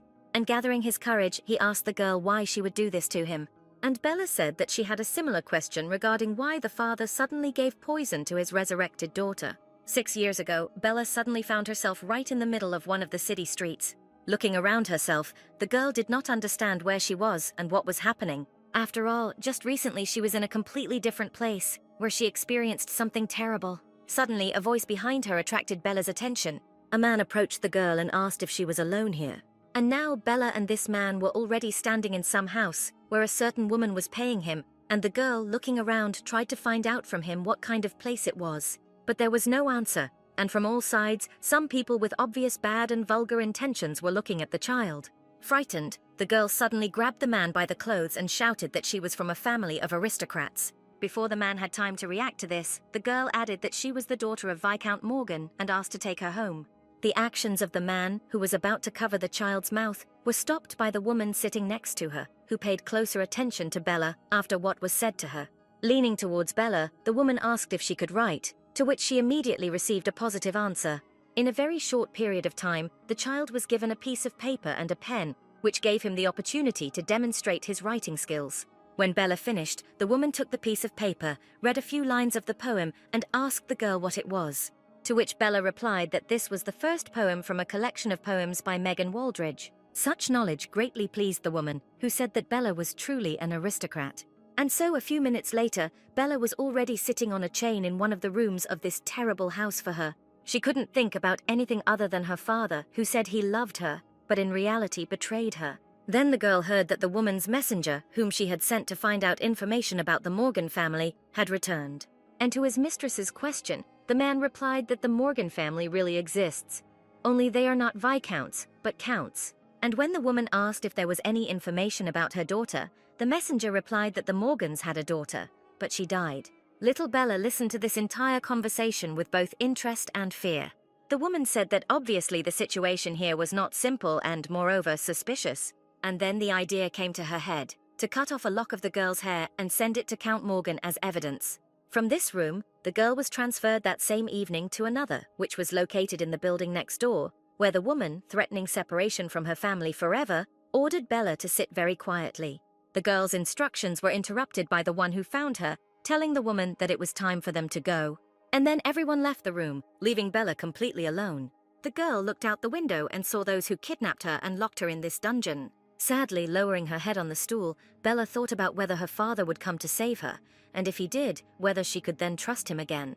And then she saw a crowd of men heading towards the kidnappers, where they were led by the butler of the Morgan family, Carl, whom the girl loved very much.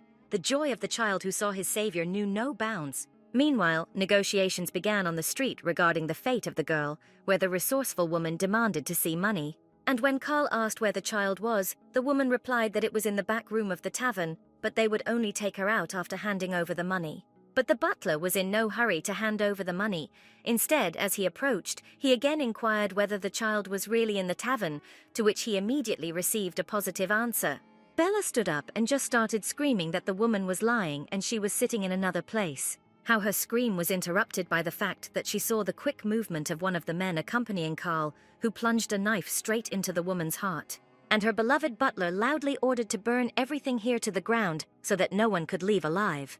And so, having driven the people inside who tried to get out, those accompanying the butler began to carry out the order. Soon, everything around was on fire, and the murderers only had time to throw back all those who tried to leave the premises. So they burned one building after another, cynically and mercilessly killing innocent people. When it became clear that there were no more survivors, Carl and his assistants left the scene of the massacre. And the little girl, who was in one of the burning and already beginning to collapse buildings, experiencing terrible agony from a broken heart, repeated through her tears Megan Waldridge's poems that she had recently written. All these memories flashed through the thoughts of the girl in a split second as she looked at the man who arranged all these terrible trials for her. Without saying another word, Bella turned around and quickly left the room where such a long-awaited meeting with her father took place. Bella's little maid was lying on the sofa and looking at the piece of bread from which she had just taken a bite, thought. They were only in the palace for the 3rd day, where on the 1st day they tried to poison her mistress. On the 2nd day, the lady was humiliated at a banquet and doused with champagne, and so little Evie was faced with the question of what form the mistress would return in today. As soon as the maid drove away this thought, the sound of the door opening was heard. Evie turned around sharply and said in surprise that the mistress was in perfect order, thereby causing Bella complete bewilderment. But the little maid immediately changed the subject, asking why Bella returned so early, having said earlier that she had a lot to do. But there was no answer to this question from the lady. She seemed to be in some kind of prostration. Surprised, Evie quickly asked what happened to the girl that she was behaving so strangely. To which Bella replied that nothing could be hidden from the maid's eyes and explained that she had met with her father. Inviting Bella to sit down quickly, Evie excitedly asked to tell everything in detail. Taking a seat next to her maid, the girl said that this was a forced conversation. But Evie did not allow her to continue, assuming that the girl was hungry and asked her to wait while she set the table. In a matter of minutes, a variety of sweets appeared on the table, looking at which Bella asked in amazement where Evie got it all. To which the little maid explained what she received from her well-wishers in the palace. She told people stories, everyone found her very nice and treated her to various foods. And now it so happens that almost all the adult maids are constantly taking care of her and feeding her. Bella was greatly amused by the way her little maid talked about her achievements. But then the girl made a serious face and said that the maid should now listen to her carefully. Of course Evie agreed, and Bella said that in the very near future, not very good people would start approaching her through her maid. And when asked who these people were, the girl said that most likely they would be her father's people. And if suddenly these people seemed dangerous to Evie, she should immediately hide from them. The little maid listened carefully to her mistress's instructions, realizing that the situation could indeed be serious. And after a short pause, the maid asked what she should do if it was not at all dangerous. And Bella whispered in the girl's ear about what to do if people turned out to be not entirely dangerous. After some time, Evie went down to the laundry room, where she began washing her and her mistress's linen and clothes. And then the butler of the Morgan family approached her, who said that despite the fact that the maid is so small, she is very diligent. Evie asked the man who he was, to which Carl replied that he, like the girl, was simply a servant of his master. After which, having asked whether the girl liked sweets, the butler took out a whole bag of sweets and handed it to Evie. Such kindness seemed very suspicious to the little maid. Evening came, where everyone gathered again in the imperial palace. In the center stood the cardinal, who said that by today all preparations for the campaign had been completed. At the head of the southern army, as it was determined, was Bella. Not far from her, the eastern Duke Nicholas stood with his warriors. And the cardinal read out lines that said that today a significant event would take place in this place, in honor of the founding day of the empire.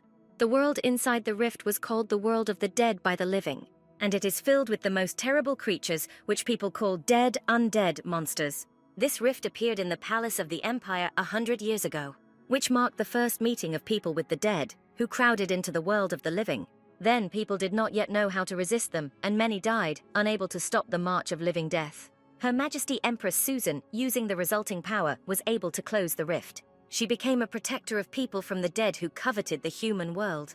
Having finished reading, the cardinal rolled up the scroll and addressed everyone present in the hall, where he announced that today they would reopen the rift with their own hands. Then Mordecai, pointing to a mountain of sacrificial stones, said that everyone who could find and collect them here had served well for the good of the empire.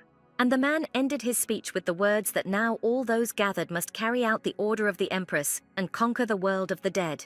He immediately pulled out a knife and ran the tip of the blade along his hand. From the opened wound, blood flowed in a stream directly onto the pile of sacrificial stones. At the same moment, the stones began to emit a strong blue glow, which mixed with the red color of the cardinal's blood. There was a loud bang, and a gate to the world of the dead opened right in the middle of the room. Drawing her sword, Bella immediately prepared for battle. And from the rift, hordes of the dead have already poured into the world of the living. The cardinal had just given the order for the dead to be destroyed when a battle broke out. With quick and precise movements, Bella dealt with one dead man after another. But before she had time to rest for even a second, a new attack began on her, which had to be repelled. And then another sudden movement, and the head of another dead man, spinning in the air, fell to the floor. Assessing everything that was happening, the girl thought to herself that the enemy had too many forces. Not far away, the Duke of the East loudly demanded that his warriors stay in formation. With no less fast and deft movements, Nicholas destroyed uninvited guests from the world of the dead. The brother of the Duke of the North, who in this confrontation used his inherited strength, was not inferior to his colleagues. Having time to look around and evaluate what was happening, Bella came to the conviction that victory today should still remain with the living. Suddenly she saw one of the dead preparing to strike a decisive blow to one of the warriors of the South. Disarmed and no longer capable of resistance, the man only managed to utter the word, "Save." With one wave of her hand clutching the sword, Bella easily dealt with the dead man and saved her subordinate. Listening to the stuttering man who was trying to thank the savior, the girl came to the conclusion that the warriors of the South were very weak in battle and were only pulling everyone back. And suddenly something dark and very large appeared in the crack, where a second later a terrible flying monster burst out. Having made several flaps of its wings, the flying dead man found himself directly above the Duke of the South, who despite the transfer of command to Bella, also participated in the battle. Louis looked at the terrible creature hovering in the air above him and could not utter a single word. And suddenly the flying monster quickly swooped down, straight towards the Southern Duke. Bella was too far away to destroy the monster, where all she could do was scream for the Duke to save himself. But at that very moment, a split second before the monster would have attacked Louis, Nicholas, who was nearby, finished off the creature by thrusting his black sword into it. The stunned Southern Duke tried to ask why Nicholas had saved him, but the Eastern Duke interrupted his question, saying in his own way that Grandpa should have just said thank you first. After which Nicholas and Bella exchanged glances where they understood each other without words. After which the secret allies dispersed in different directions to continue the battle. The Cardinal, who had been standing nearby all this time, approached one of the dead, who was giving up the ghost, and said that apparently this attack had been repulsed since no one else was coming out of the rift. And the out-of-breath warriors, catching their breath, echoed his words, saying that indeed no one else was visible in the rift. Then Mordecai loudly said that the first victory over the dead had just been won, and the path to the world of the dead was open. After which he gave orders to protect the rift until the complete conquest of the world of the dead was completed, which was a precautionary measure where more than just the dead could emerge from the rift onto the ground. The biggest fear was that one of the kings of the dead might be here in the world of the living. Both Bella and the Eastern Duke listened to his words with wariness and accompanying tension. Mordecai, again directly addressing those present, said that the first foray into the world of the dead was planned in 10 days, where the goal of this campaign is to take possession of the crown of one of the kings of the dead, where with this feat you need to prove your loyalty to Her Majesty the Empress. Sheathing the sword, Nicholas asked his first mate if all their people were safe, to which he immediately received a positive answer. After which he gave the order to the warriors of the East to return to their location, where the order was immediately duplicated by Felton and the junior commanders of the detachments. But before the men of the East had time to leave the battlefield, suddenly a rude cry from the Duke was heard behind them, where he demanded that Nicholas stop, calling him a brat. Still not quite understanding what was happening, Nicholas turned his head to look at the impudent man. It was Aidan McGrath Doherty who, smiling wildly, said that he had already heard about Nicholas's insolence. Coming close to his opponent, Aidan mockingly asked why the Duke of the East did not bend the knee before him, a member of the imperial family. Nicholas, who was literally 2 heads taller than the arrogant prince, stood and silently looked down at him, after which he turned around and continued on his way, saying goodbye that he does not talk to people whose mental abilities are in doubt. Aidan, of course, could not stand this, and shouted to Nicholas that the pathetic slave did not dare talk to him like that. Then, Aidan's rapidly progressing madness issued a new insult to Nicholas, where the Duke of the East was told that dogs should bark like dogs. Of course, the words of the brother of the Duke of the North greatly hurt Nicholas, who did not have pure imperial blood, but he had not yet responded to the offender. And so the provocateur of the conflict touched upon the topic of blood, saying that, unlike Nicholas, his blood is pure. This was the last straw for the Eastern Duke, who sternly warned his opponent to be careful with his words. And at that very moment, when it seemed that a violent confrontation could no longer be avoided, Bella appeared and turned to the Duke of the East, first calling his title and then his full name. And when both men turned their attention to her, the girl said that this was their first official meeting, and she was glad to finally introduce herself to the Duke, giving her first and last name. Nicholas could not understand what was happening and why Bella decided to interfere in their conversation. Here Aidan tried to insert his word, saying that he was actually speaking when the impudent woman interrupted him, but without paying any attention to this upstart, Bella noted that today the Duke of the East saved the Duke of the South. And then, in front of the enraged brother of the Northern Duke, the girl brought gratitude on her own behalf and on behalf of the entire South to Nicholas for his invaluable help in preserving the life of Louis. After which the young people's gazes crossed, and the man realized that Bella had just prevented a completely unnecessary conflict.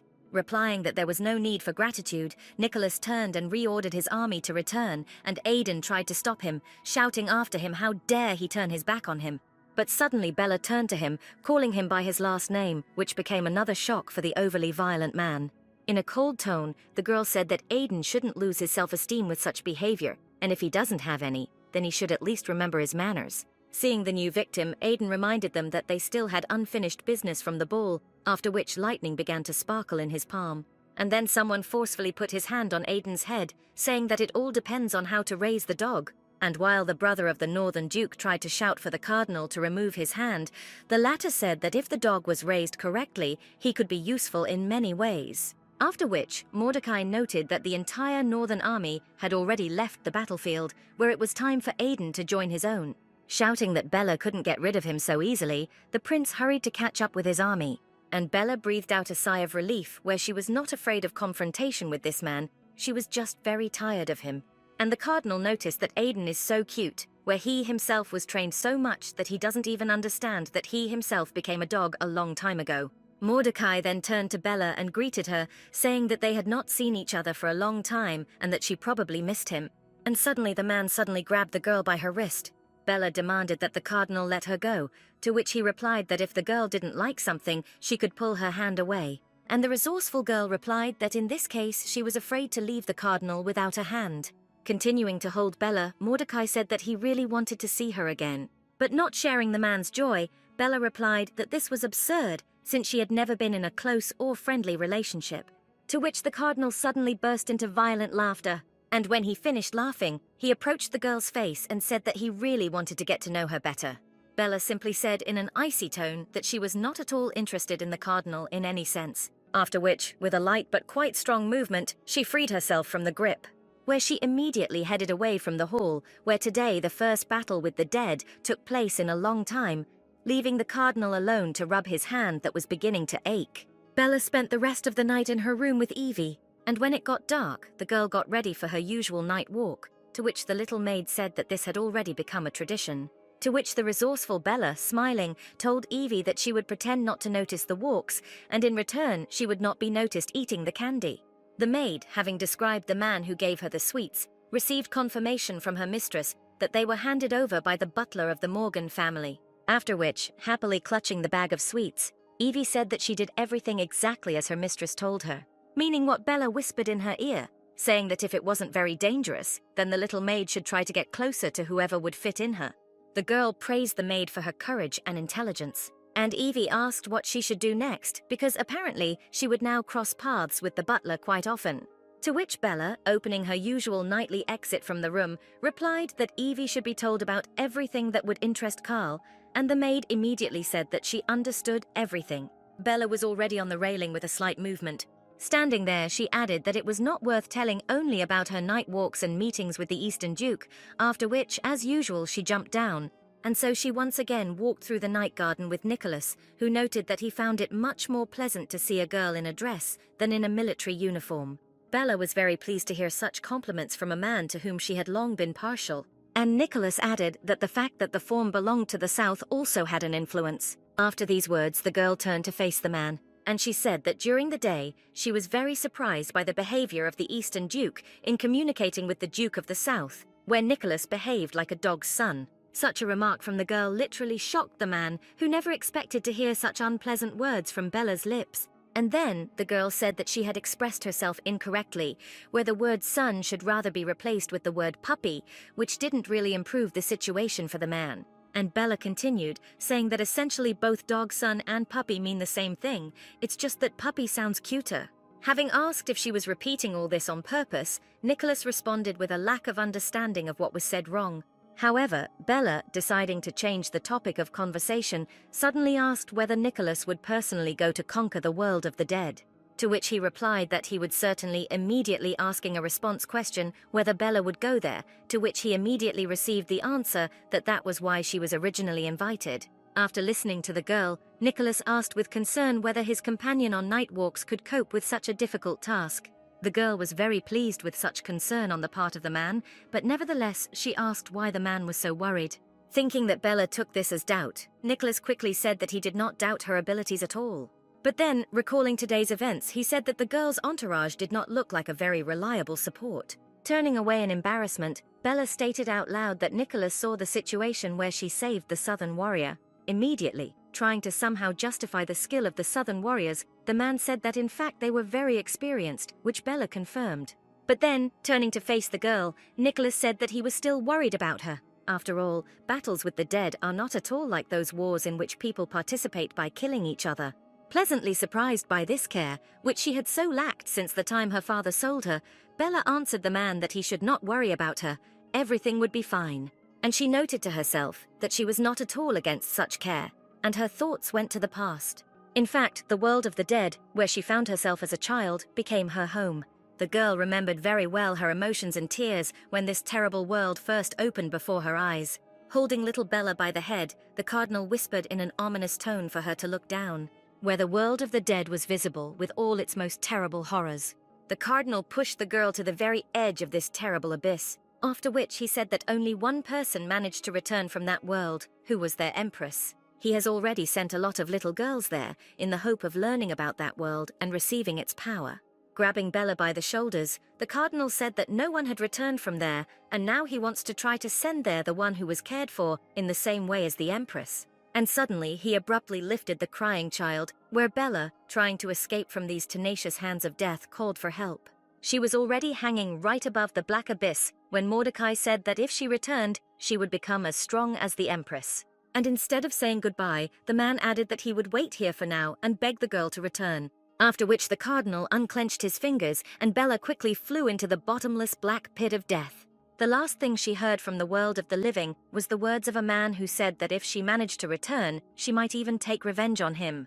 Meanwhile, a round-the-clock guard was organized at the fort, where the warriors of the north stood guard first. Looking at the monstrous hole in matter and space, Aiden said out loud that it was a stupid idea to open the door to the world of the dead voluntarily. His reasoning was interrupted by the approach of a cardinal who offered to share one interesting fact with the man. Seeing that he had captured Aiden's attention, Mordecai said that in the world of the dead, time stands still. This made a proper impression on the younger brother of the Northern Duke, who opened his mouth in surprise. And the cardinal continued, saying that you can spend only 10 minutes there, but here people will have time to live their whole lives. Aiden's feeling of surprise quickly gave way to skepticism, and he asked how the cardinal knew this.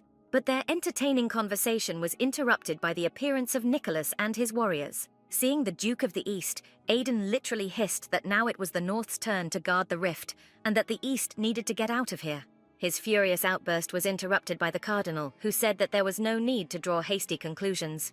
Where the Duke of the East came here not for guard duty, but to be the first to make a foray into the world of the dead. And now Nicholas was already entering another world, telling his people to stay here and receiving in response a wish for a speedy and safe return. And the annoyed Aiden had no choice but to quietly continue to be angry with someone whom he did not even consider to be a person. Some kind of irresistible rage overcame him more and more. Finding himself in the world of the dead, Nicholas noted that the longer you are here, the more your perception becomes distorted. He spurred his horse and galloped forward. There were no roads or directions in this terrible world.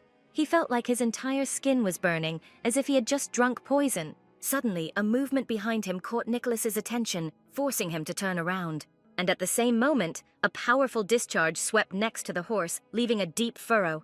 Nicholas quickly turned around and prepared to repel the attack, but froze when he saw that the source of the lightning was none other than Aiden.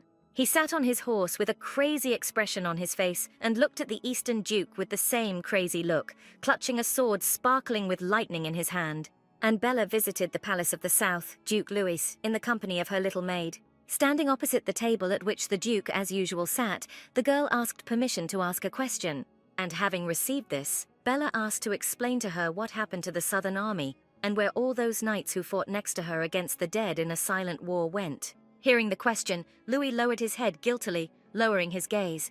And after being silent for a while, the man said that the consequences of that war were no less terrible than the war itself, and those glorious knights remained in the south to resolve all internal conflicts.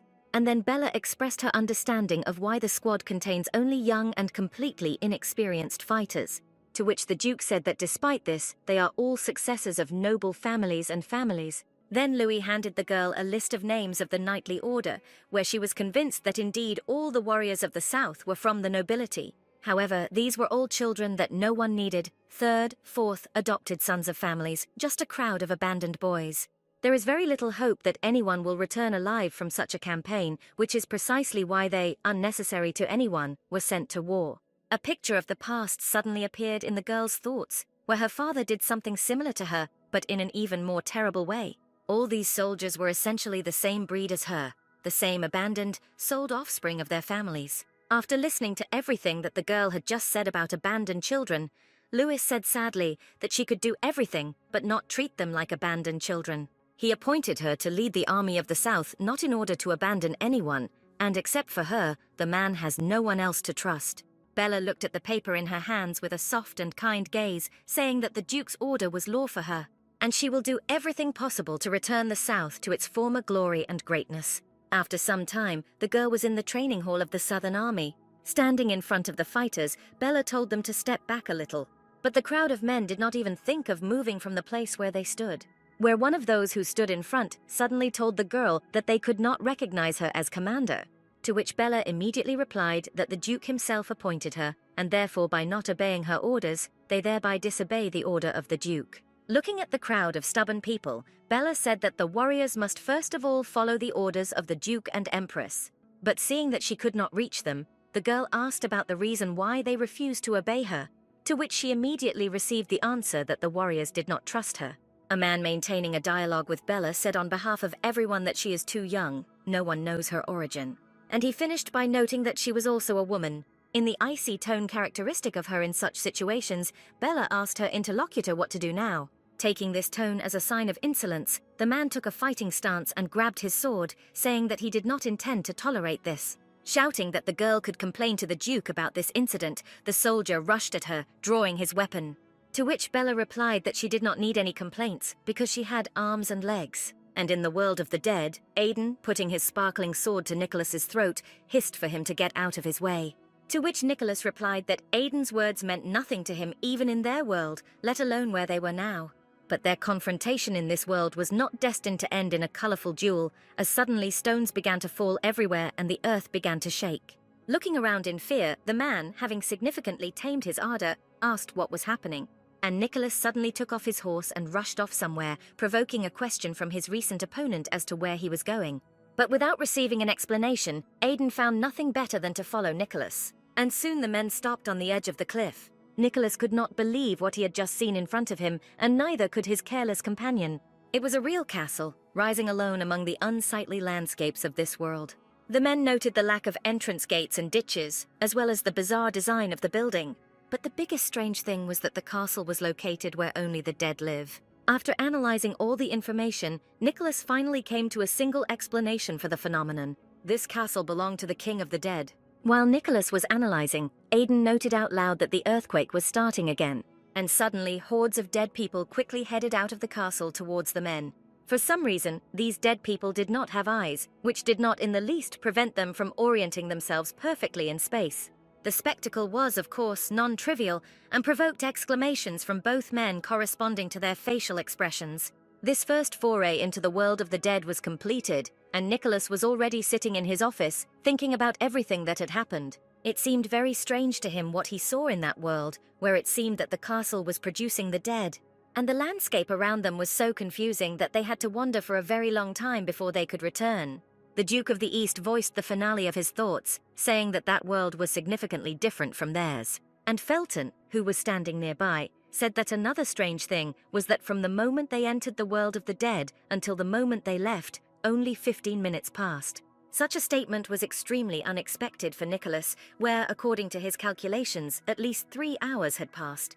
And then he remembered the cardinal's accidentally heard words that time flows differently in the world of the dead, where the Eastern Duke concluded that apparently these words were true. His thoughts were interrupted by Felton, who said that there was another news story where Miss Bella attacked one of the soldiers of the Southern Army and, as they say, he received serious injuries. What he heard shocked Nicholas even more than the previous information about the passage of time. Instantly rising to his feet, Nicholas literally shouted the question of whether everything was okay with Bella herself.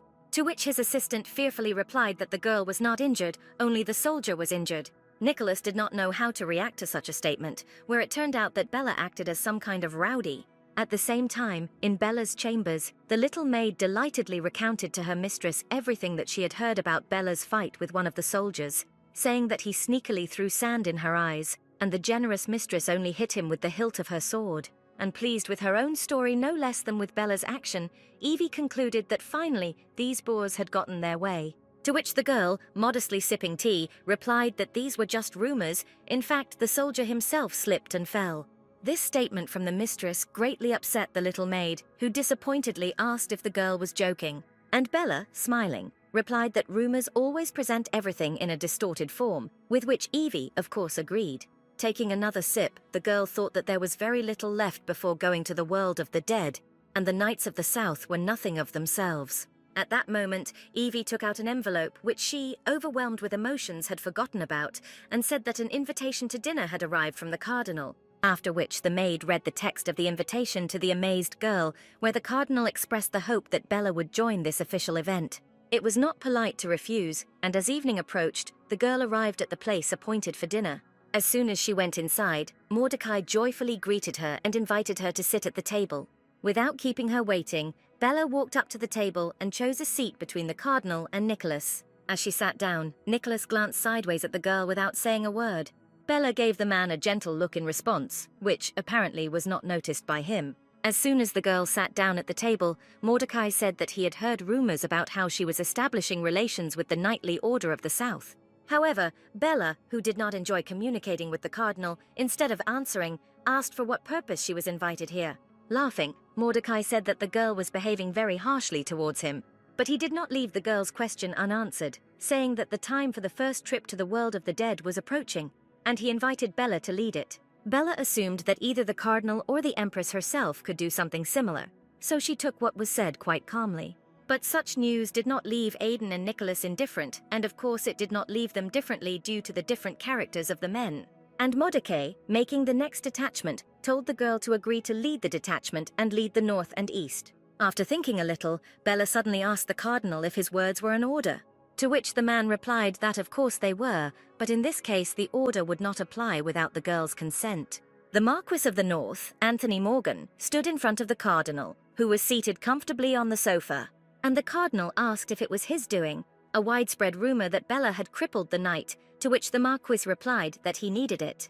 After which, Mordecai suddenly asked directly whether the Marquis was planning to try to kill his daughter again, and without waiting for an answer from the man dumbfounded by such directness, he immediately added that he was ready to offer his help in this, where he has the opportunity to organize a good trap for the girl.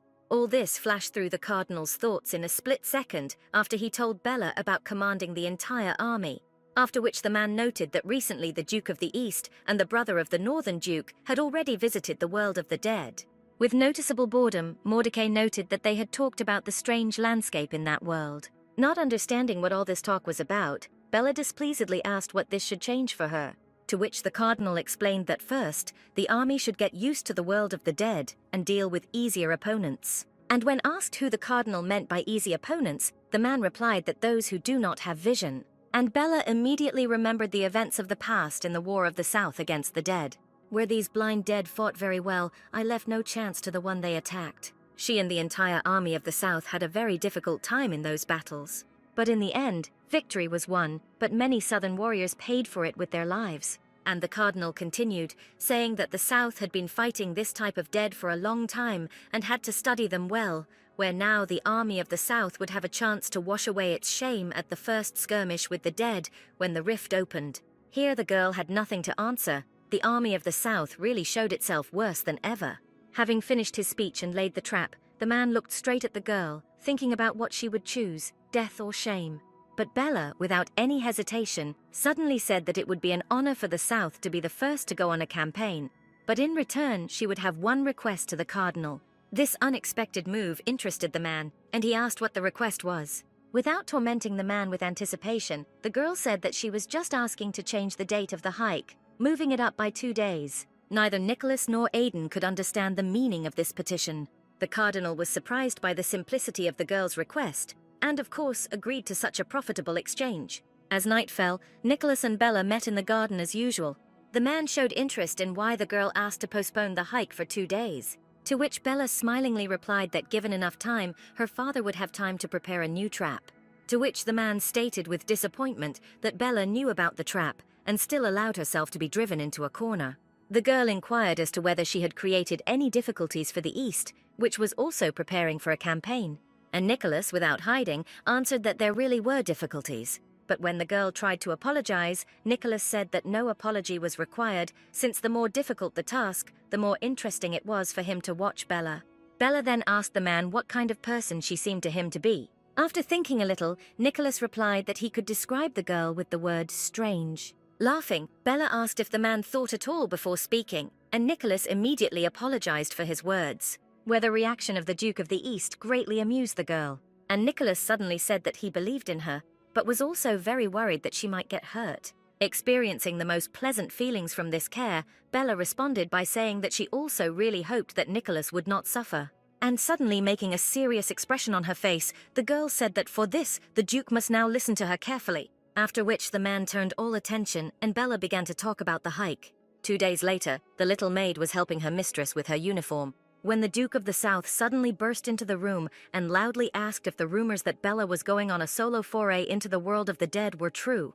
Evie answered the question, saying that this is the purest truth, where her mistress really does not take any of the knights with her, and today she goes alone to the world of the dead. With some notes of fatherly concern, Lewis shouted that no one had dared to do this before, to which Bella simply replied that everything happens for the first time. Such carelessness greatly upset the man, who said that no one except Bella would dare to do this, and it would be difficult for her there. And the girl, laughing, replied that in fact it was a great honor to become the only one in history. But the Southern Duke did not appreciate the humor, saying that now was not the time for jokes, but it would be worth thinking about how to survive in that hell alone. At this time, Evie approached Lewis and asked if he was really so worried about her mistress, to which the old man shouted in anger that that was the point, that he was very worried. After that, Bella herself approached the Southern Duke, adjusting the award emblazoned on his chest. And having finished with the order, the girl said in a calm but confident voice that the Duke should simply believe in her. The girl's smooth, melodic, and quite convincing voice played its role, where the man calmed down, said that he was giving up and would try to understand Bella. To which the girl smiled, made a slight bow of her head, and said that her victory would be the victory of the Southern Duke and the entire South. And now the fearless girl was already approaching the rift, where the cardinal himself was waiting for her. He greeted the girl with the words that the whole empire and he personally were pinning their hopes on her. Without saying a word in response, Bella decisively headed straight towards the rift, where, finding herself between the world of the living and the world of the dead, the girl suddenly stopped. A crowd of the dead had already gathered right in front of her, and Bella with a calm movement threw off the cape from her shoulders, which would only get in the way in battle. After which she pulled out her sword from its sheath and prepared for a fierce battle with the dead. In the kingdom, there is a book about what is on the other side of the rift, which is called the biography of Empress Susan Dougherty. It described that at some point, creatures that the Empress had never seen before fell out of the rift. Susan was the last of the Dougherty family. But undeterred by the complete interruption of the race, she took her weapon and stepped inside the rift. Waiting inside were 5 kings of the dead, long dead and buried, who called Susan. Not at all afraid of those who appeared before her, the girl asked who they were, to which one of the kings of the dead replied that they were the ancestors of the living, and the place where the girl ended up was their new world. The dead kings explained to the girl that their thirst for rule could not be quenched even by death, that's why they rule even in the world of the dead. But this world alone is not enough for them, and the kings want to take over the world of the living. To which Susan said that the world of the living belongs only to the living, and the dead have no place there. But the kings did not agree with this, declaring that the world of the living belonged to them. As before, they were simply expelled from there by time, but they did not leave that world as an inheritance to the living. The dead kings made a promise to return to the world of the living and restore their former glory. The first dead people to appear did not have eyes, but they heard perfectly and rushed straight at the victim, destroying it as soon as the latter made even the slightest sound. And these dead were commanded by one of the dead kings. The Empress, when confronted with this king, asked why his people were deprived of eyes, To which the king replied that these people were filled with regrets for their actions and therefore are now deprived of the opportunity to look at the worlds. Then Susan asked why these dead men would attack as soon as they heard the slightest sound. And the king explained that it was their curse and punishment to experience what they regret. After which the empress asked another question, what do all these people and their king regret? To which he replied that the girl knew the answer to this question. And then Susan cut the king of the dead with one move of her sword, where at the same moment a shining heart fell out of the king, which she wanted to touch with the tip of her sword. But the king was not completely destroyed. His essence in the form of a black shadow grabbed the heart and disappeared. This king, having taken his heart, hid in the most distant parts of his castle. One of the blind dead tried to attack Bella, who was already inside the rift, and he was immediately defeated with one precise blow, after which the girl noted that the closer she gets to the castle, the more dead people are on her way. Her plan to slip into the castle without making a fuss failed, as the path was too narrow and the dead would definitely hear her. Suddenly, an arrow as black as night stuck into one of the rocks, attracting the attention of a crowd of dead people, at one end of which a gold ring hung on a string. The girl almost immediately realized what had just happened. The entire crowd of dead people blocking her path rushed to the place where the arrow made a noise as it stuck into the rock, thanks to which the path was cleared and Bella quickly moved forward. Raising her head, the girl saw a man standing on the edge of a high cliff. It was the Eastern Duke, clutching a bow in his hand, who fired the saving arrow. The girl noted to herself that Nicholas even managed to help her, thinking that he was very kind. Having given the man a sign of respect, Bella, without wasting any time, rushed towards the castle, where one of the kings of the dead was supposed to be. And the assistant to the Eastern Duke said that at this rate, all the glory and all the honors would go to the south. To which Nicholas replied that the troops of the East were not going to conquer the castle of the dead king. This statement greatly surprised Felton, and he asked his master why they had come here then, and where they were going.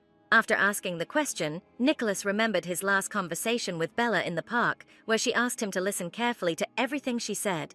And the man, turning around and heading in the opposite direction from the castle, said that the East was heading for trophies. Bella, deftly weaving among the dead, was glad that Nicholas listened to her and did not lead his army to the castle. And then the girl's ears caught some extraneous sound, the sound of an arrow flying in her direction, which stuck into the stone right next to where she was. Having examined the images on the arrow, Bella immediately determined that it belonged to the troops of the north. Before she had time to think about it, the army of the north appeared behind her, on the very rock where Nicholas had recently been, where the man standing in front of everyone noted out loud that they had found the girl. After which, without delay, the command to open fire followed, where immediately in the direction where Bella was located, arrows rained down like hail. But the girl was already ready for such a development of events, and grabbing one of the dead, covered herself with him like a shield. From her hiding place, Bella saw that her execution was silently watched by the Marquis Morgan, who in fact was the department commander. She instantly realized that one of her father's attempts to destroy her daughter, whose continuation of life did not bode well for him. Realizing that she needed to change her plan of action, Bella shouted as loudly as she could, calling the dead to her voice. The reaction of the dead was not long in coming, where dozens of those who were nearby and especially reacting strongly to the sound of the voice of the dead rushed towards the girl. And Bella was just waiting for this. Grabbing one of them as cover for her back, she quickly began to hide in the crowd of the dead, where, just a few seconds later, the Marquis looked with amazement at the crowd of the dead, where his daughter was no longer visible, lost in this mass of the dead. And one of the commanders fearfully reported that another whole army of the dead was approaching. But Anthony didn't seem to hear his assistant, staring into the distance and smiling strangely. As it turned out, he finally saw the place where his daughter managed to hide. Saying that he needed to go somewhere, the man ordered the commander who approached him to take command of their army. And very soon, Anthony and several soldiers were already in front of Bella, where the girl had nowhere to retreat since there was an abyss behind her.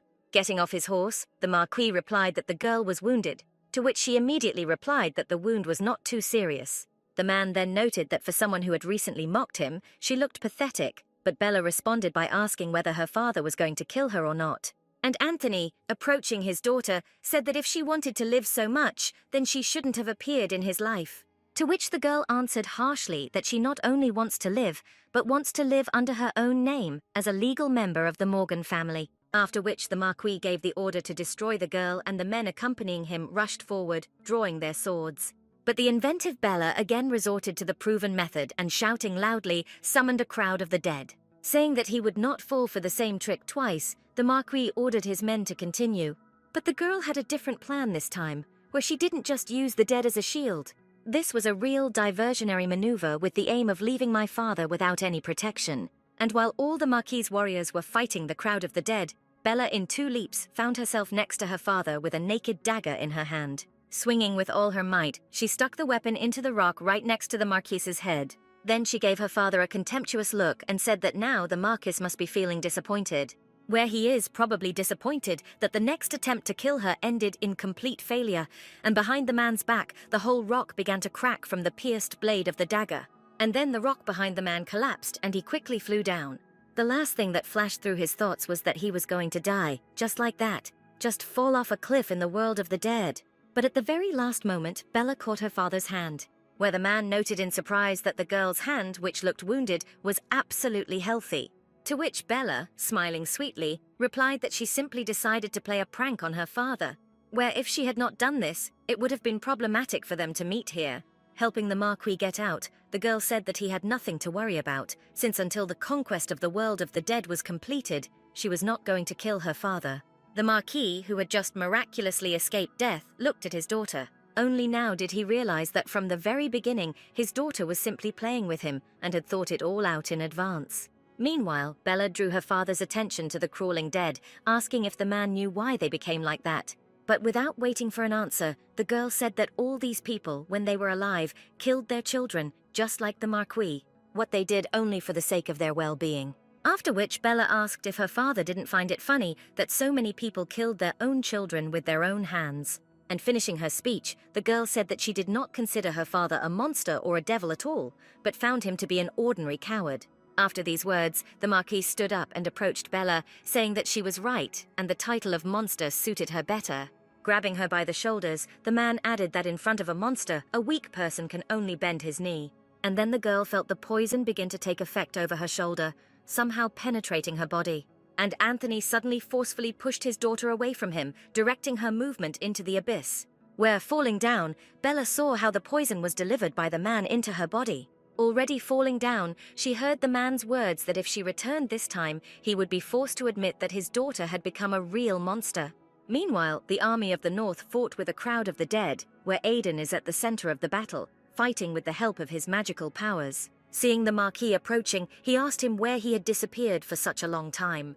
But without answering the question, Anthony said that there was no point in continuing the battle and the army needed to return. But the enraged prince shouted that the north would not leave and would not retreat, and ordered the destruction of every last one of the dead.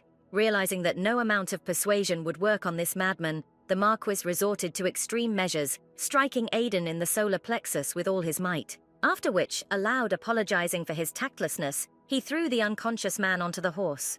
But suddenly one of the soldiers turned to the Marquis, saying that something incredible was happening and the castle of the dead was being destroyed. Not believing what he heard, Anthony turned around and looked in the direction where the castle rose. And indeed, the castle of the King of the Dead was literally melting before everyone's eyes. But he didn't just disappear into nowhere, he seemed to turn into some kind of black liquid, filling everything in its path. And one of the commanders of the Northern Army reported that the place where the castle of the King of the Dead stood had turned into a swamp, and all the dead had disappeared. At the same moment, the Marquis ordered all the personnel to drop all their business and dig up the ground with whatever they could and find the trophies that should be here. This was followed by several days of long and painstaking work. And so the commander reported to the Marquis that the soldiers had been digging for the 5th day and absolutely nothing valuable had been found. After listening to this, Anthony decided that apparently he would have to return empty-handed. Among the positive aspects, he noted that all these days that his army spent in excavations, neither the army of the south nor the army of the east was visible, which means that only the army of the north survived. Having thought about all this, the man gave the order to fold, since he had decided to return and declare the victory of the north. Soon the half-wounded army of the north was already emerging from the world of the dead through the rift, where they were immediately met by the cardinal, noting that the northern army had a lot of wounded. After which the man also concluded that with so many wounded, the north after all returned empty-handed. To which the Marquis explained that the castle unexpectedly collapsed, the dead fell, but no matter how much they searched, they could not find any trophies, but they were the only ones who survived. But at that very moment, some silhouettes appeared in the rift, which greatly surprised Anthony, who believed that everyone else had fallen. And then the army of the East appeared, led by their Duke Nicholas. And Mordecai immediately noted, looking at the loaded horses, that the East did not return empty-handed. And he turned out to be right, since Nicholas, saying that he and his men had obtained trophies, immediately threw a bag at his feet, which he had in his hand, and from which gold poured out. The cardinal looked with curiosity at the loot brought from the world of the dead, and the stunned Marquis stood aside and quietly repeated that all this simply could not happen. The cardinal, picking up one of the coins, said that this is what is wonderful about going to the world of the dead, that you don't have to wait long for the result. He asked how long the army of the East spent in the tomb, to which Nicholas immediately replied that it was about 11 days. And then Mordecai asked a similar question to the Marquis of the North, receiving the answer that the northern army spent only a week there, after which the man said out loud that, as he had expected, time flows differently for everyone in the world of the dead. But still, the North returned 4 days earlier than the East and empty-handed. Anthony tried to somehow justify himself, saying that there was only a black swamp and there was no king's heart. To which the cardinal said that it was all for one simple reason, where by the time the North arrived, there was simply nothing left, since one brave warrior got the king's heart in 1 day. The Marquis, amazed even more, could not restrain himself from shouting a question about the identity of this man. To which Mordecai calmly replied that if a man is so interested in this, then he can ask about it personally, since this man is now resting right behind him. Anthony immediately turned around and couldn't believe his eyes. Bella was sitting right in front of him, being bandaged by the healers. Standing in front of the approaching man, the girl congratulated him on the fact that he and his army managed to return. But the shocked man could only mentally wonder why the girl was alive. After all, he personally injected her with a ring containing deadly poison and saw how she fell into the abyss. Looking into Bella's eyes, Anthony concluded that this girl was not just a monster, she was the devil himself. After looking a little more at his newly resurrected daughter, the man thought that this was some kind of trick. Turning to the cardinal, he asked to show the heart that the deputy of the Duke of the South had brought in order to verify her victory for himself. To which Mordecai did not object at all, and with a wave of his hand, gave the order to bring the heart of the king of the dead, where his silent instruction was immediately carried out by one of the servants, who approached with a pillow in his hands, on top of which lay a gold ring with red hieroglyphs inscribed on it. The Marquis, of course, did not believe that such a simple object could be the heart of the king of the dead, voicing his doubts. To which the cardinal suddenly asked the man if he had carefully read the biography of Her Majesty, where it was written that after the Empress hit him, the king put the fallen heart on his finger and disappeared into the depths of his castle. But the Marquis continued to assert that this was impossible, and the cardinal had to say that the Empress herself had already confirmed everything, where she praised the knight Bella and gave her a silver key to present. Still not believing that he, like the rest of the North, had lost, Anthony sank to his knees, exhausted. And the cardinal gave instructions to go to the palace and announce to everyone the name of the winner of the first campaign, namely Bella Morgan, representative of the Southern Lands and commander-in-chief of the Army of the South. The Marquis, looking at Bella in confusion, thought that because of the joke of the devil who had returned from the other world, he had suffered a complete collapse. And Bella mentally told her father that he had failed again, both in his attempt to kill her and in his attempt to beg forgiveness. Marquis sat in his bed with his shoulder bandaged, where he noted that injuries take much longer to heal with age. His son Tim Morgan, holding a compress in his hand, asked how the Marquis was feeling today. To which Anthony replied that thanks to the efforts of his dear son, he felt much better. And suddenly Tim said that they had announced the winner of the campaign, who turned out to be the same woman who introduced herself as the daughter of the Marquis. To which the man replied that his son does not need to believe in everything that is being chattered around, since his sister has been dead for a long time. The boy tried to say something in response, but Anthony interrupted him, saying that he hoped that at least his son would not reopen the wound in his heart. Apologizing for the heartache he caused, Tim threw himself at his father's feet. However, the boy thought to himself that this woman was too much like his deceased sister. Lying at his father's feet, Tim thought that he remained a naive, weak child, and she really wants to become at least in some way like her sister. The next night, Bella and Nicholas again walked through the night park, where the man said that he had heard that Bella had died at the hands of the Marquis. To which the girl replied that these latest rumors are complete nonsense. But seeing that the man was very agitated, the girl asked what she could do to make him calm down, and Nicholas asked to show him her hand, which the girl immediately did. The man stood and silently examined the girl's palm, without taking any action. And suddenly he, smiling, put his hand in Bella's hand and asked if it was true that the Marquis of the North pushed her off the cliff. to which the girl invited the man to be the first to tell her about how he spent time in the world of the dead. Nicholas agreed to tell her about this, and the young people continued their walk. Nicholas said that on the first day he led his men to where the castle was clearly visible, and suddenly, before their eyes, the castle began to fall apart, as if it was melting. And when it was all over, right under the place where the castle stood, a passage to the dungeon was discovered. Having gone down, he and his people discovered an underground cave, which was filled with gold and jewelry. That is, everything was exactly as Bella had told before the trip. When Nicholas remembered their conversation 2 days before the campaign, when the girl told him that only she could defeat the King of the Dead. She can't tell you the details yet, but she will tell you how to take possession of the trophies, where after her victory the castle will be destroyed, and the Duke of the East and his people will be able to go underground and take all the treasures. Returning to the story of the campaign, Nicholas said that in the end, they stayed in the world of the dead for 11 days and returned. Having finished his story, the man turned to Bella and said that he was very interested in how the girl knew all this, but apparently there was no point in asking him. To which Bella responded with silence and a look that spoke instead of language, in which gratitude for understanding was read. And Nicholas added that in any case, he was very grateful to her for the assistance she provided during the campaign. Confused, Bella replied that she shouldn't thank her. Suddenly making a serious expression on his face, Nicholas turned to the girl, saying that he had a proposal for her. Without tormenting Bella with expectations, the Eastern Duke immediately voiced it, saying that he wanted to enter into an alliance with her, officially teaming up with her to conquer the world of the dead. Bella thanked the man for such trust, but refused the offer, saying that helping each other with little things would be much more effective than an alliance. But Nicholas objected, saying that small help was not enough, and when the girl asked who, he answered that it was both of them. Then Bella spoke more directly, announcing that she was not sure that she might need the help of the East. To which the man said that in the world of the dead, they of course can hardly be of any use, but in the world of the living things are different. Listening to Nicholas's words that the Imperial Palace was also a battlefield, that she alone stood against the North, the girl understood that there was truth in the man's words. And no matter how well she proves herself in the world of the dead, no one takes her seriously outside of it, not even knowing her origin. Turning to her interlocutor, Bella asked him if he himself was the same as all her opponents.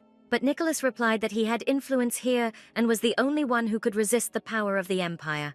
Laughing, Bella said that the Eastern Duke could really help her, but still she was not sure that there was any urgent need for this. To which the man said that he believes in the girl's independence, but is not sure that coping with everything alone is a good option.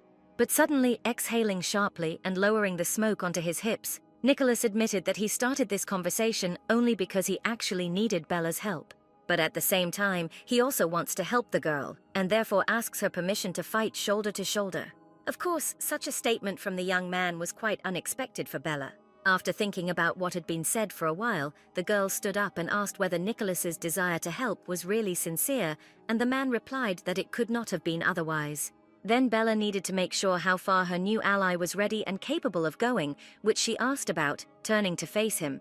Thinking not so much about his benefits as a duke, but about being closer to the girl, the man decisively replied that he would do everything in his power to ensure that the girl got what she wanted. Having received the desired answer, Bella understood that no more obstacles would arise, and gently taking the Duke's hand, she asked if he could get engaged to her. Expecting to hear anything other than such a frank proposal, Nicholas automatically pulled his palm out of his interlocutor's, causing her some unpleasant sensations. The girl understood that her proposal could, to put it mildly, surprise the man, but she did not expect such a violent response, which she told him, holding his pulsating palm. Nicholas really was not prepared for such a turn of events, and therefore asked the girl why, of all the possible requests, she chose engagement. Having said that this is one of the most ancient and most reliable ways of concluding alliances, Bella asked her ally about the reasons why he doubts, and whether these reasons lie behind the secret of the girl's origin. Not having, as aristocrats call it, pure blood himself, Nicholas assured his companion on night walks that this was definitely not the case. Then the girl had no choice but to assume that in this case she would come to the conclusion that the problem was in her appearance, which immediately provoked a violent response from the man, who almost shouted that this was definitely not the case. And, in order to prevent any new ridiculous assumptions, Nicholas explained to the girl that it was difficult to organize an engagement because of him. Because for some reasons that he cannot yet explain to the girl, he cannot have a partner, where these reasons will probably not cease to exist until the end of his days. Having thought a little about what was said, and looking at her interlocutor with a searching look, Bella brought up a new argument, saying that she did not intend to become the young man's partner. Nicholas, already imbued with the spirit of romance, was quite surprised by the girl's not very joyful statement for him. Confirming the man's guesses that all this was just a cold calculation, Bella said that they would break off the engagement as soon as it was no longer necessary. However, the changing expression on the man's face finally made the girl realize that he had taken her words in a slightly different way, and she asked with concern in her voice whether he really thought that they would actually get married. Yes, indeed, for an Eastern Duke who honors and respects traditions, the announcement of an engagement means announcing to everyone that he has found his destiny in the person of this or that girl. And therefore, after these words, Bella Nicholas very emotionally said that breaking the engagement would not be as easy as it might seem to the girl. But Bella herself, who does not adhere to such strict rules, could not understand at all what was so difficult about simply breaking off the engagement, and asked the man the appropriate question. Nicholas tried to explain that this, first of all, would harm her reputation, but the girl countered this argument with the statement that her reputation meant absolutely nothing to her. Then, looking at the man, who was already having great difficulty finding what to answer, Bella said with understanding that if it was so difficult for him, then she was refusing her request. To which Nicholas immediately categorically stated that he did not refuse to fulfill her request, where he finally threw the girl into a stupor with his changeable position. The man said in all seriousness that he accepted the offer, but Bella seemed to fall into some kind of prostration, where she, looking into emptiness, suddenly quietly told the man not to rush. Little Evie, helping her mistress get ready for bed, was simultaneously interested in her well-being. After all, the girl allowed herself to go on a night walk after suffering a serious injury in the world of the dead. The words of the little maid made Bella return to the moment when her father's hand with deadly poison touched her body. Meanwhile, Evie, with her characteristic zeal, was already finishing changing the girl's bandage. Rolling up the rest of the bandage, the maid asked her mistress how the meeting with the Eastern Duke went and whether he had passed the test. Smiling, Bella replied that apparently Nicholas is a reliable person, since no one knew what she told him about the world of the dead before the start of the hike. This pleased the little maid, who noticed that there were very few worthy and reliable people in their environment. But after thinking a little and sitting down on the bed next to Bella, Evie also noticed that giving so much information about that world was, in any case, too risky. But the girl was absolutely confident in the man for whom she, like him towards her, had the warmest feelings, which gave rise to her interlocutor's assumption that feelings can influence the objectivity of perception. To this, Bella said that Nicholas was the first to suggest that she organize her own union today. This means that he wants to share between the two of them all the honors that shine for the conquerors of the world of the dead. After listening to the mistress, the little maid noted that this outcome was, in fact, not so bad. And then she asked what the girl's answer to the proposal for an alliance was, but Bella, for some reason, was in no hurry to answer the maid's question, silently going out onto the balcony. After all, in fact, when she heard the proposal for an alliance, she experienced great anxiety, because an alliance presupposes trust, and trust always goes side by side with betrayal. The girl liked the current specifics of their relationship more, where they were just friends and helped each other as needed. She started talking about an engagement with the hope that Nicholas would refuse, and their relationship would remain at the same level. But the man took her spontaneous proposal quite seriously and thought it over carefully before giving an answer. When Nicholas agreed, Bella tried to dissuade him, saying that he should weigh everything more carefully, because he, by and large, knew nothing at all about her, despite the fact that the engagement would not be real, but would only be part of the deal. Telling him to think carefully about all this, she broke off the conversation and interrupted their night walk. The conversation was difficult, and at that moment neither the man nor the girl were ready to complete it. Having replayed all these recent events in her memory, Bella felt weak, although she believed that she had long ago gained strength. At the same time, the second participant could not sleep in his chambers, pondering the events of the recent walk, where the man saw the engagement proposal in a very favorable light, since if Bella received the status of the bride of the Duke of the East, this would greatly help in confronting the North. Moreover, their engagement will not be just a union of a man and a woman, but a unification of the East and South. But then Nicholas remembered how, without finishing the conversation, the girl ran away, leaving him alone in the garden. On the one hand, the man assumed that such behavior could be due to the fact that Bella was angry about something during their conversation. But the head of the man who was clearly already in love was filled with thoughts about the second possible scenario, where the girl could simply lose interest in him. The next day, the cardinal, the dukes of the south and east, as well as the brother of the Duke of the North, had already gathered in the conference room. Bella was the last to take a place at the table. Even as she approached, she turned her attention to her night bow, trying to see something in his eyes and understand his mood after the events of the previous night. But the man's face did not convey a single emotion, and his gaze was cold and empty, where it seemed that Nicholas did not notice the girl's presence at all. Bella, of course, understood that her departure from a night walk yesterday could end for their relationship in some similar way. But still her heart yearned, because Nicholas was very pleasant to her. The cardinal began to speak first, turning to Bella and asking her to tell them all the story of how she managed to capture the castle and neutralize the king of the dead.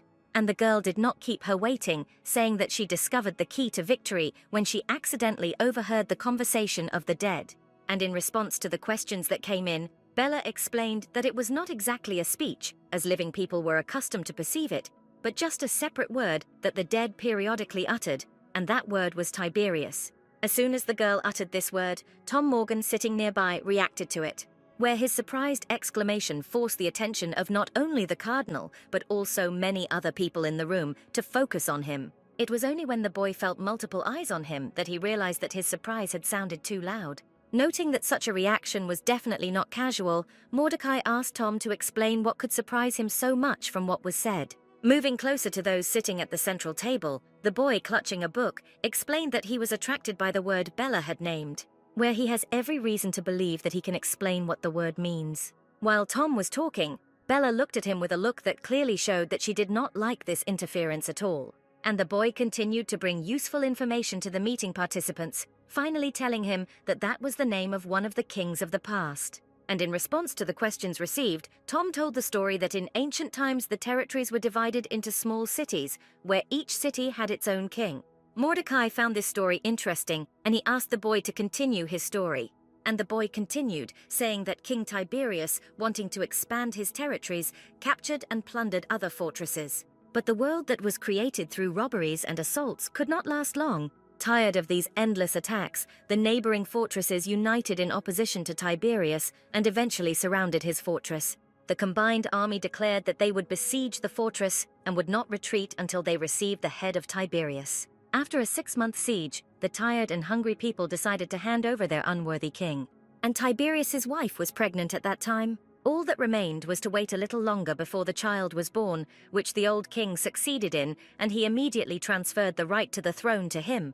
And since the besiegers demanded that the king be handed over, Tiberius ordered that a new king be given to them, which actually fulfilled the demands of his opponents. Where, when handed over along with the baby to be torn to pieces by the besiegers, a ring was also handed over, the presence of which in one or another person was proof of the possession of power. As soon as Tom mentioned this circumstance, Mordecai immediately noted that the king's recently obtained heart was precisely a ring, and immediately asked the young man to continue. And Tom continued, saying that as soon as the hungry people of the besieged fortress saw a child with proof of the power transferred to him in the form of a ring, they immediately threw him off the fortress wall as a besieger. The excursion into the past was completed, and the cardinal asked Bella if the dead really named the name of one of the ancient kings, to which the girl replied that unfortunately she did not have such deep knowledge of history, but she could definitely say that it was Tiberius who spoke. And when she got to the castle, she tried to say this name while standing in front of him. It worked, as a certain portal immediately opened, in which she saw the king of the dead. Listening to the girl's story, the cardinal asked if she had thought carefully before speaking, since the empress hated lies. But the girl casually told the cardinal that if he was hinting that she was lying, then she was not. The Duke of the South himself came to the girl's defense, saying that his deputy was not devoid of intelligence to deliberately lie at court.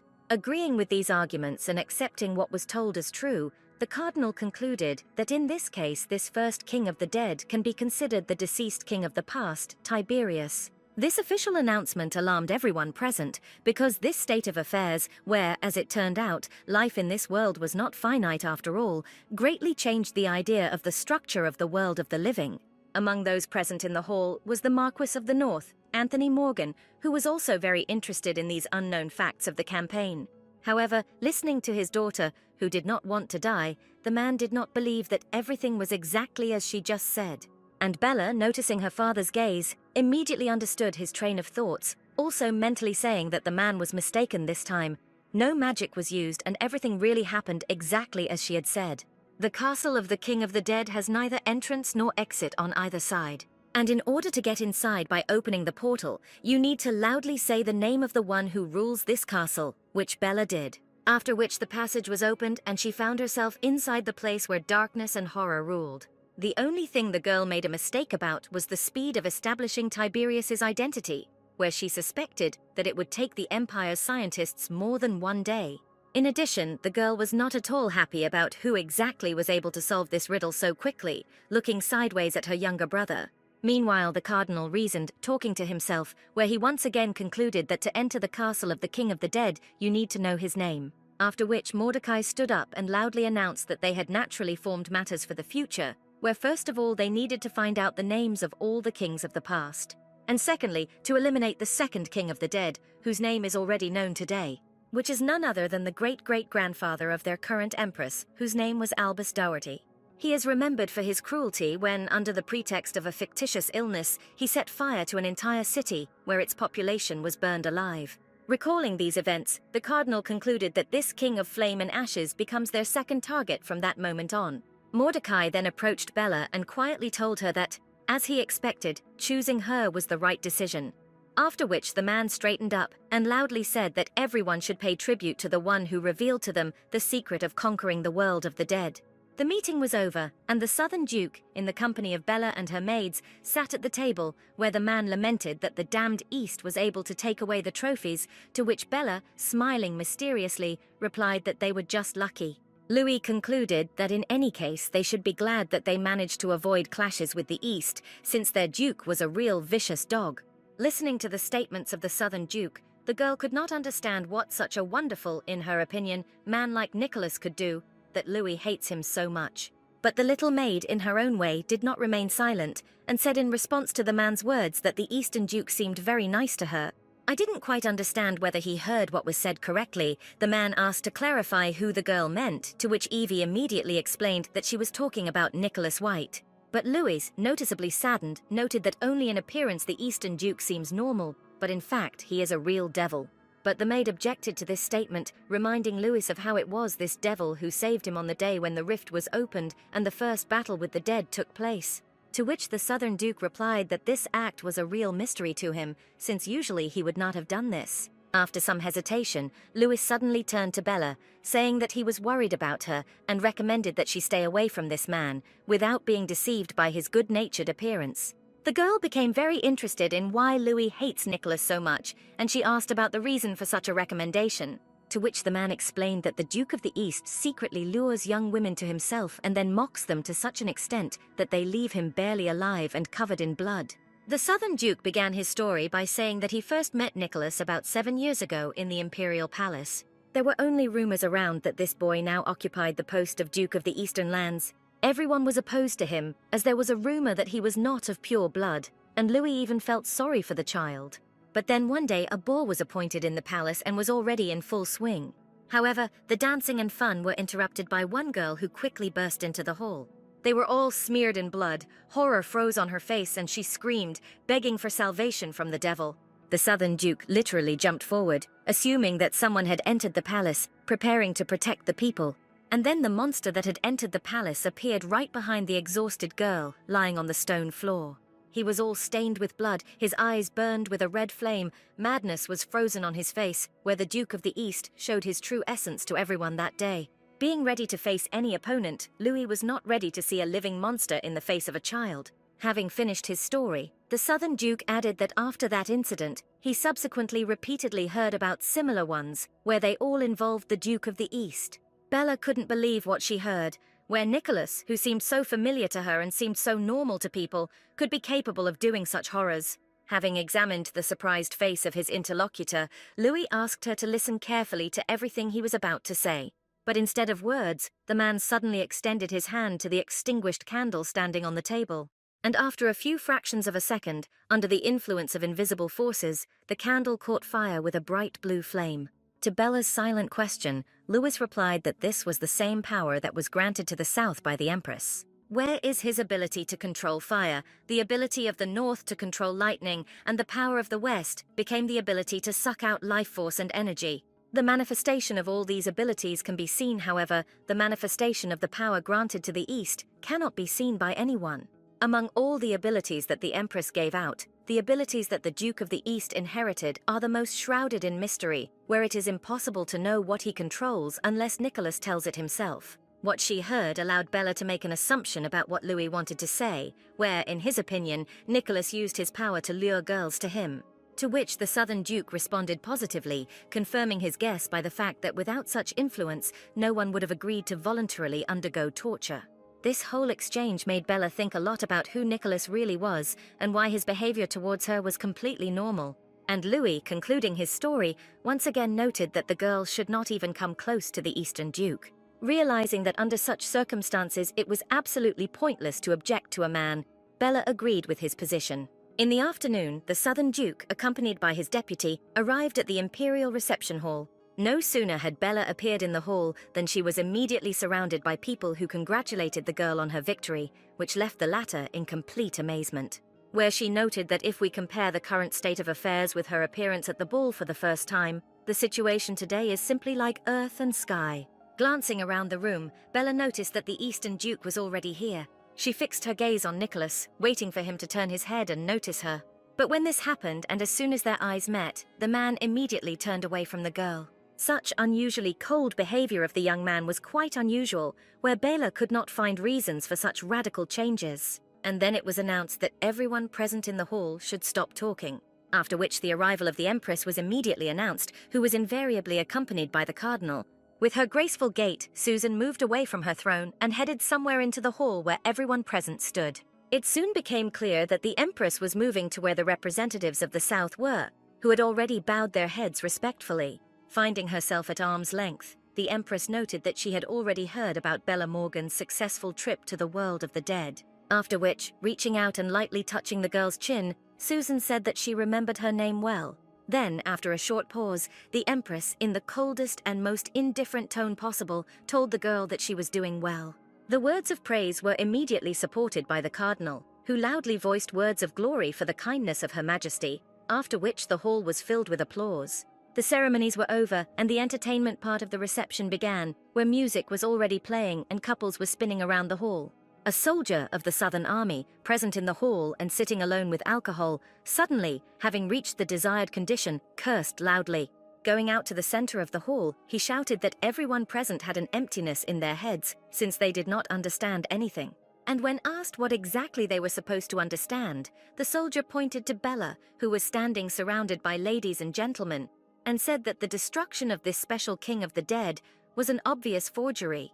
Where the man shouted that some girl who came from nowhere, has no pedigree, cannot have such powers and abilities. But before he could continue his monologue, the Empress's guards approached him from behind. Amid shouts that he had not committed any crimes, but was simply expressing his opinion, the guards took him somewhere, where, after a few dozen steps, the troublemaker was thrown to the steps that led to the imperial throne. The Empress herself was not too lazy to get up and approach the man who alone managed to make so much noise. Having looked carefully at the Southern warrior, Susan said that apparently he was planning a rebellion, which of course stunned the man, who immediately began to make excuses that he had no thoughts of any rebellion. But then the Cardinal intervened in the conversation, who said that the soldier belittled the words of Her Majesty, doubting the knight who defeated the King of the Dead, which amounts to rebellion. But after this, Mordecai suggested that Susan reconsider the situation, with which the Empress completely agreed. She ordered Bella to approach, which she did, once again bowing respectfully. And Susan immediately told the girl that the words of this warrior were Bella's fault, where her unworthy reputation and unknown origin played a role.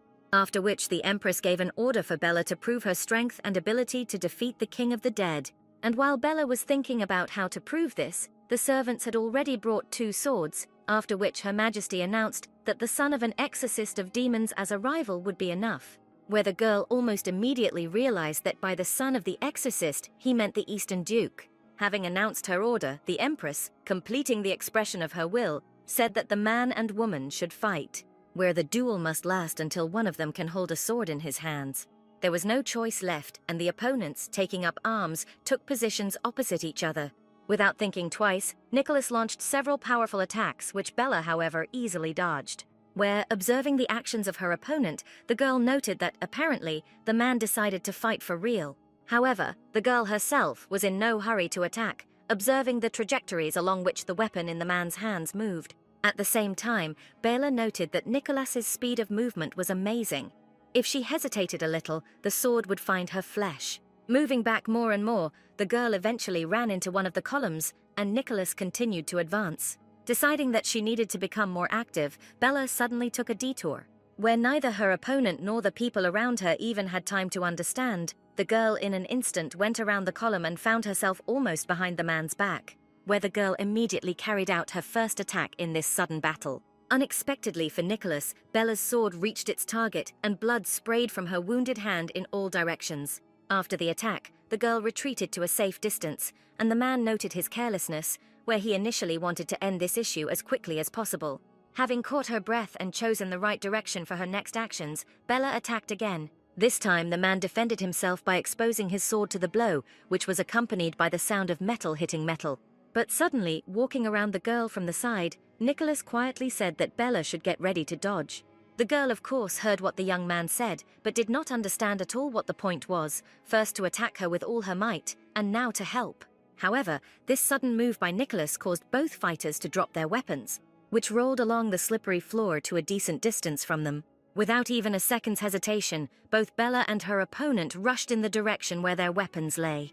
The first to reach the swords was the man, who for some reason suddenly grabbed not his weapon, but the sword that Bella was using. Of course, the girl was surprised that Nicholas took her sword, but there was nothing to do. Grabbing his weapon, Bella prepared to continue the fight. However, with her peripheral vision, she noticed that there was clearly something wrong with the sword her opponent was fighting with. Where, having carefully looked at the blade, the girl saw that it was all cracked, it was about to fall apart, and it was not possible to fight with it. And the man was already starting his next attack, leaving the girl not a single chance. However, as he approached, he again quietly told Bella to protect herself from his next blow with a weapon, and not dodge, where Bella finally understood what was happening. And so Nicholas swung and struck from above, under which Bella placed her sword, blocking the movement of the enemy's weapon, causing both swords to shatter into small pieces. Thus, the battle was brought to a draw, where the Empress's instructions were carried out with detailed precision, because neither of them could hold the sword anymore, since there was nothing left of the sword. At the same time, if such an outcome does not satisfy the Empress, they can simply squeeze out new swords, and the fight will continue, which flashed through the thoughts of the young people who were awaiting Her Majesty's reaction. But their worst fears were not destined to come true, as Susan announced that Bella Morgan had provided significant evidence of her abilities. And while the girl bowed and thanked Her Majesty, the Empress added that next time she wanted to see the girl dancing at a ball in a chic dress. Satisfied with themselves, Nicholas and Bella looked at each other, giving each other a grateful smile, after which the girl turned around and was about to leave the room, but she was stopped by the Empress's call, who asked the girl about how it would be better to deal with the person who staged the rebellion, hinting at that same southern warrior. Not being a bloodthirsty person, Bella did not know how to answer this question from the Empress. But Susan did not retreat from the intended punitive goal, ordering Belle to say whether this soldier had insulted her. But without waiting for an answer, the man on his knees began to tearfully beg Bella for mercy and cursed himself for what he had said earlier. Looking at the man suffering from his own stupidity, Bella asked the Empress if she was going to kill him, to which she responded by asking whether the girl would feel sorry for this soldier in that case. Bella did not have time to answer this counter-question when Susan suddenly said that the rebel was the reason for a good performance, for which he could be spared.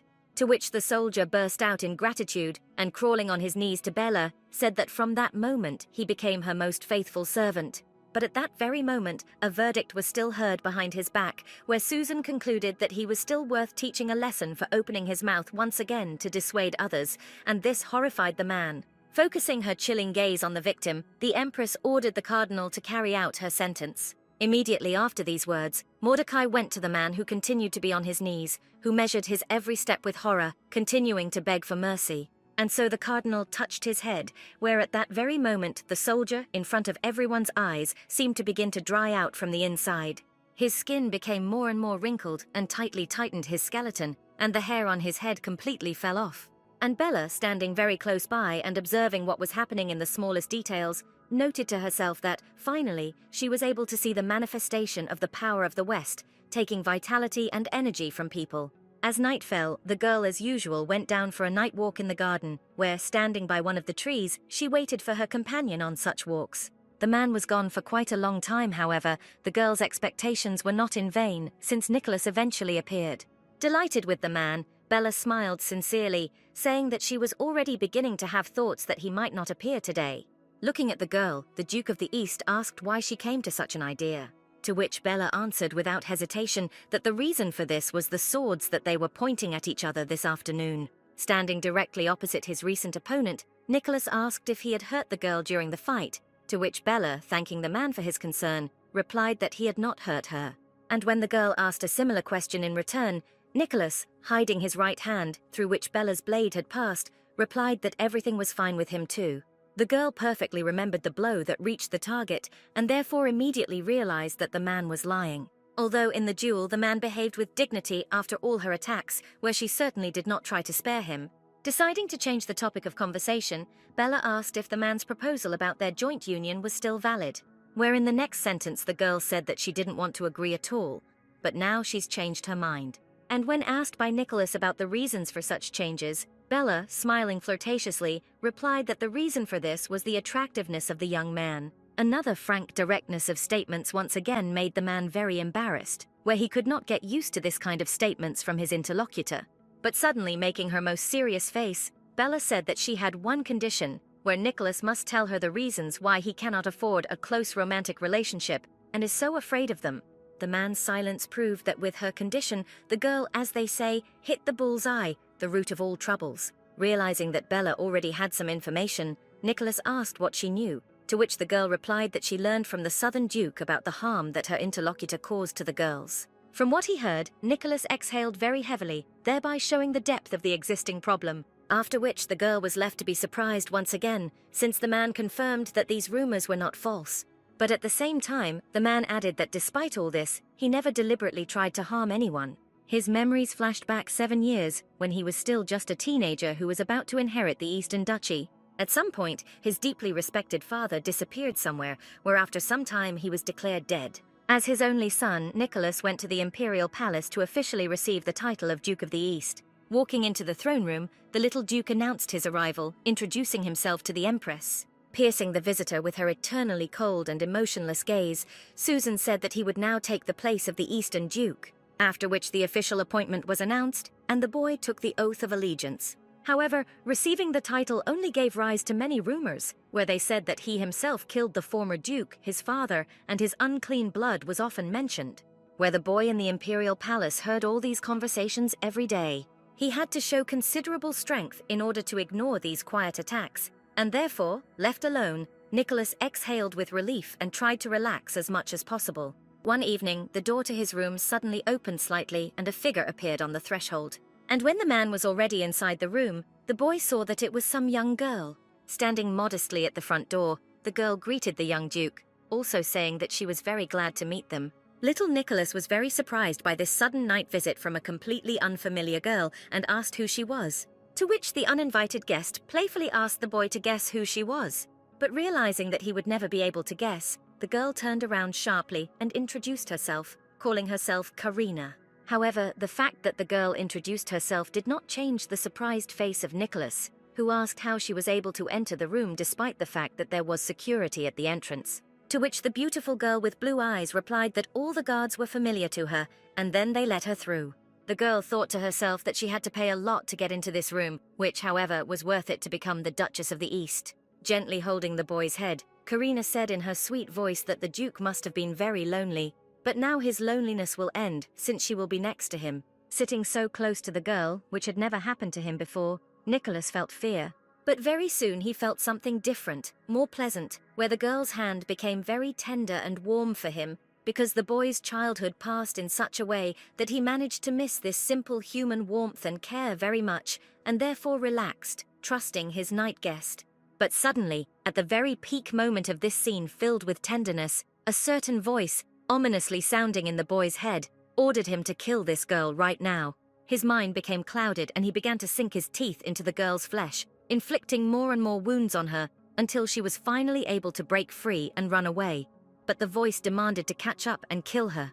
That's why he followed her, following the orders of the invisible puppeteer, which he only repeated that he should bite into the flesh, kill, and wildly rejoice at it. Finishing this story, sitting next to Bella in the park on a bench, Nicholas said that when he came to his senses that day, it was already dawn, and he decided that it was all a bad dream. But then he saw dried blood everywhere, began to call for help, deciding that someone had broken in during the night, but was shocked to learn that it was all his doing. Bella looked at the drooping man with a sympathetic look and asked if he really didn't remember anything from what was happening. To which Nicholas explained that he remembers some passages, somewhere the state is very similar to a dream. The girl tried to start saying something, but the young man interrupted her, saying that this incident was just the beginning. Continuing the story, Nicholas said that when the formalities with the entry into the title were settled, he returned to the East. For some time, rumors about his prank in the Imperial Palace still circulated around his palace, but since the influence of the newly made Duke increased every day, these rumors soon ceased to exist. Time passed, and gradually Nicholas got used to the role of the Duke of the Eastern Lands, regularly dealing with certain issues. But then one evening his first assistant reported that a visitor had come to the Duke. It was one of the noble people of his duchy, who, introducing himself, said that he had very important business with the Duke. Where this man, pleased with something unclear, introduced his sister to Nicholas, not forgetting to mention that, according to some rumors, she is considered the most beautiful girl in the East. Immediately Nicholas understood what was going on, because he had no relatives and intermarrying with him was a very tempting prospect for aristocrats. Every day, dozens of people tried to get an appointment with the young Duke, who presented him with their young and beautiful sisters and daughters. Where some of the Duke's visitors tried to bribe his interest in the girl by talking about her wonderful abilities in music. Others, in first place, after appearance of course, put the fact that their candidate has the best manners in the East. Well, some girls, completely shameless and not disdaining any methods, openly offered the Duke to immediately become the owner of their body. And when one of these approached the man, at least causing some reciprocal emotions in him, the Duke suddenly experienced some kind of trembling in his body. His eyes became bloodshot again, and the same voice again appeared in his head, demanding blood and murder. Obeying this voice, the man sharply grabbed the girl by the hand, where she, experiencing severe pain, began to scream heart-rendingly. Interrupting his story here, Nicholas said that having harmed the girl several times, he had learned a lesson for himself. Where something in his body got out of control when he was alone with the girls and as a sign of intimacy. Bella listened to the sad story of her companion on night walks without interrupting or asking unnecessary questions. And Nicholas added that he was not the only one with such strange behavior in his family. As it turned out, everyone who became the Duke of the East sooner or later developed a similar problem. As soon as you felt someone's love, at that very moment an all-consuming feeling of sadism flared up inside you. Realizing the cause of this condition, Nicholas decided that he would remain alone forever, because he is frightened by the fact that someday the one he loves may die at his own hands. And so, when the man finished, Bella finally decided to ask a question, asking if it was hereditary. To which Nicholas responded with a counter-question, asking if she had ever heard of an obsession with execution.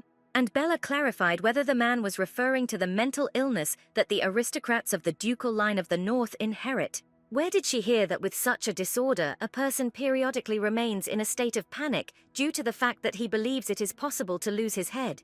But Nicholas objected, saying that this was not a mental illness, but a retribution for the use of power. One of the maids quietly opened the door to the master's chambers, where a man was nervously spinning from one side to the other on the bed, periodically shouting something. Soon the Marquise approached the chambers, to whom the maid reported that they had run out of medicine. And Anthony asked the maid if His Highness mentioned that he blames Aiden for the fact that the North's campaign in the world of the dead was a complete failure. To which the girl, recalling the last visit of the Duke of the North, replied that he did not place any blame on anyone. After listening to everything the maid said, the Marquis opened the door and headed inside the room. There, on the bed inside this room, one could see the same mental illness that everyone in the ducal family suffers from, an obsession with execution. The man, writhing on the bed and chained to it, screamed with all his might that they definitely wanted to kill him and cut off his head. This disease was curious, because there were many ways to take a person's life, such as strangulation or poisoning. But the sick man from the family of the Northern Dukes was always afraid of only one execution, which would deprive him of his head.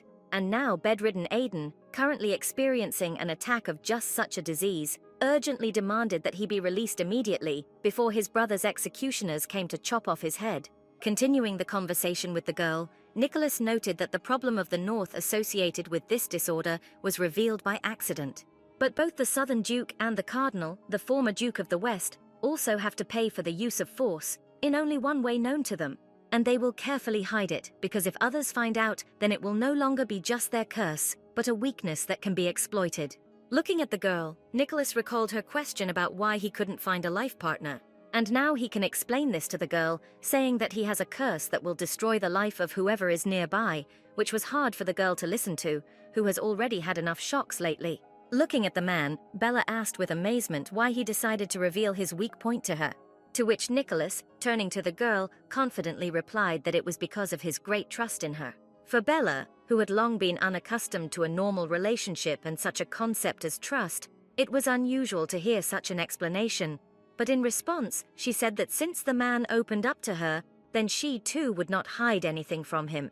Where, turning and looking Nicholas straight in the eye, the girl admitted that her recent engagement proposal was simply a way to circumvent the creation of an alliance between them. This confession did not leave the man indifferent, where he looked at his interlocutor, not knowing how to react to what was said.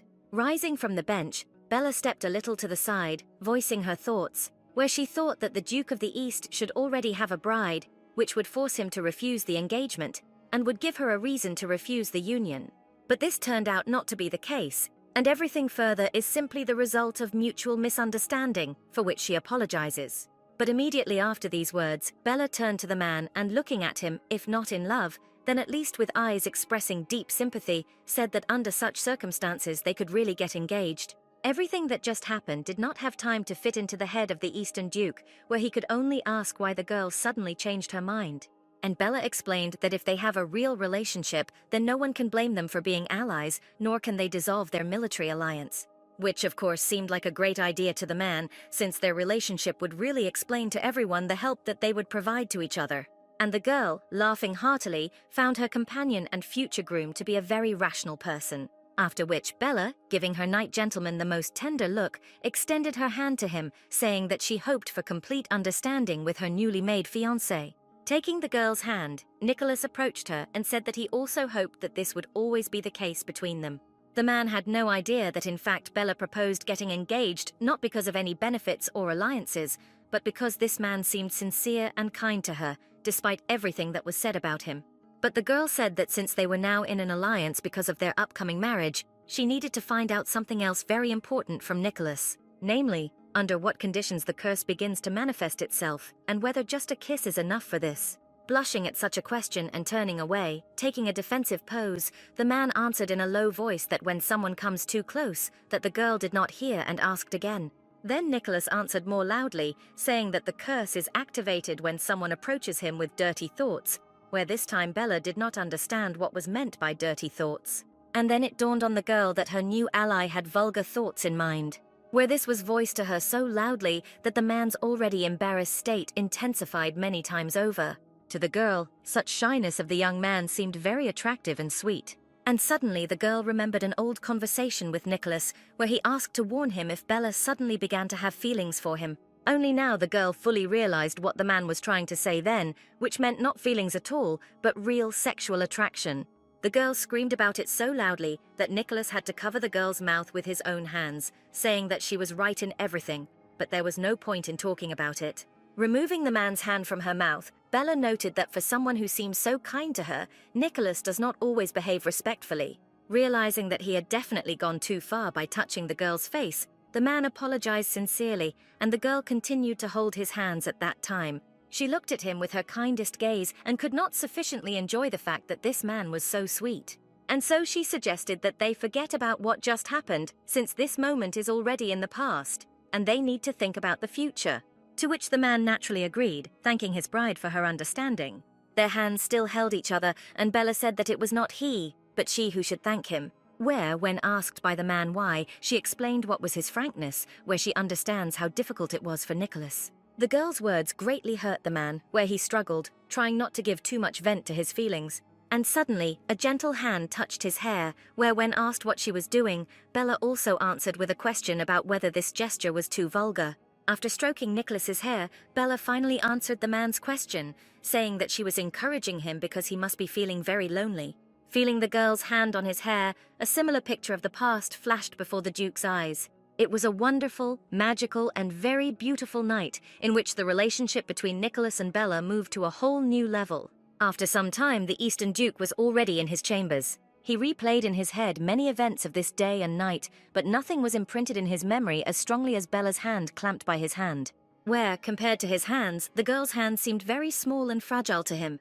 But gradually, the man's thoughts about the size of the girl's palms switched to reasoning that the girl initially perceived the proposed union as an exceptional benefit for the East.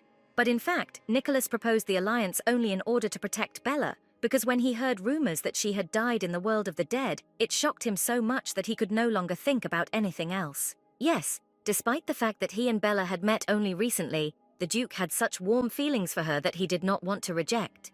But immediately grabbing his clothes in the chest area, Nicholas told himself that the presence or absence of feelings should not play any role for him. After all, no matter what he experiences, a man will never be able to hug or kiss this beautiful girl. Once again, while washing clothes, Evie could only think about the fact that her mistress was now engaged. Bella herself told her about this some time ago in their room. Of course, in her repertoire, the little maid asked if her mistress was also pregnant, to which the latter asked the girl to save her from such hasty conclusions.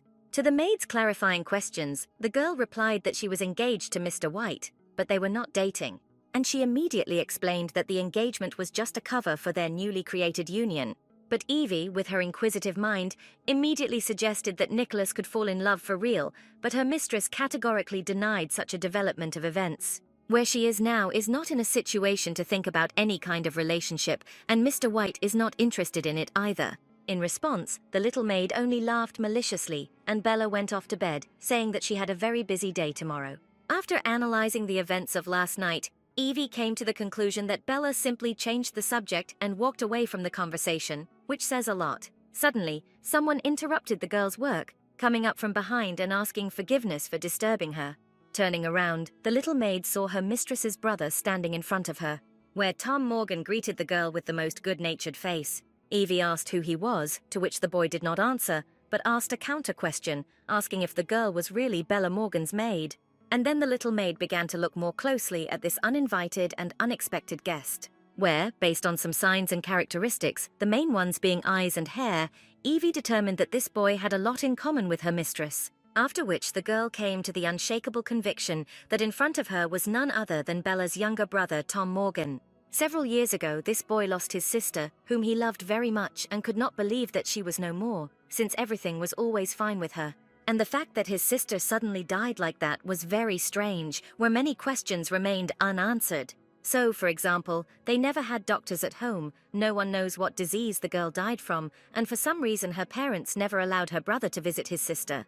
And now, years later, a girl suddenly appears who looks just like his deceased sister, has the same name and matches his age. Remembering the events of the distant past, Tom also remembered a recent conversation with his father, where the latter said not to believe the rumors and claimed that his daughter was dead.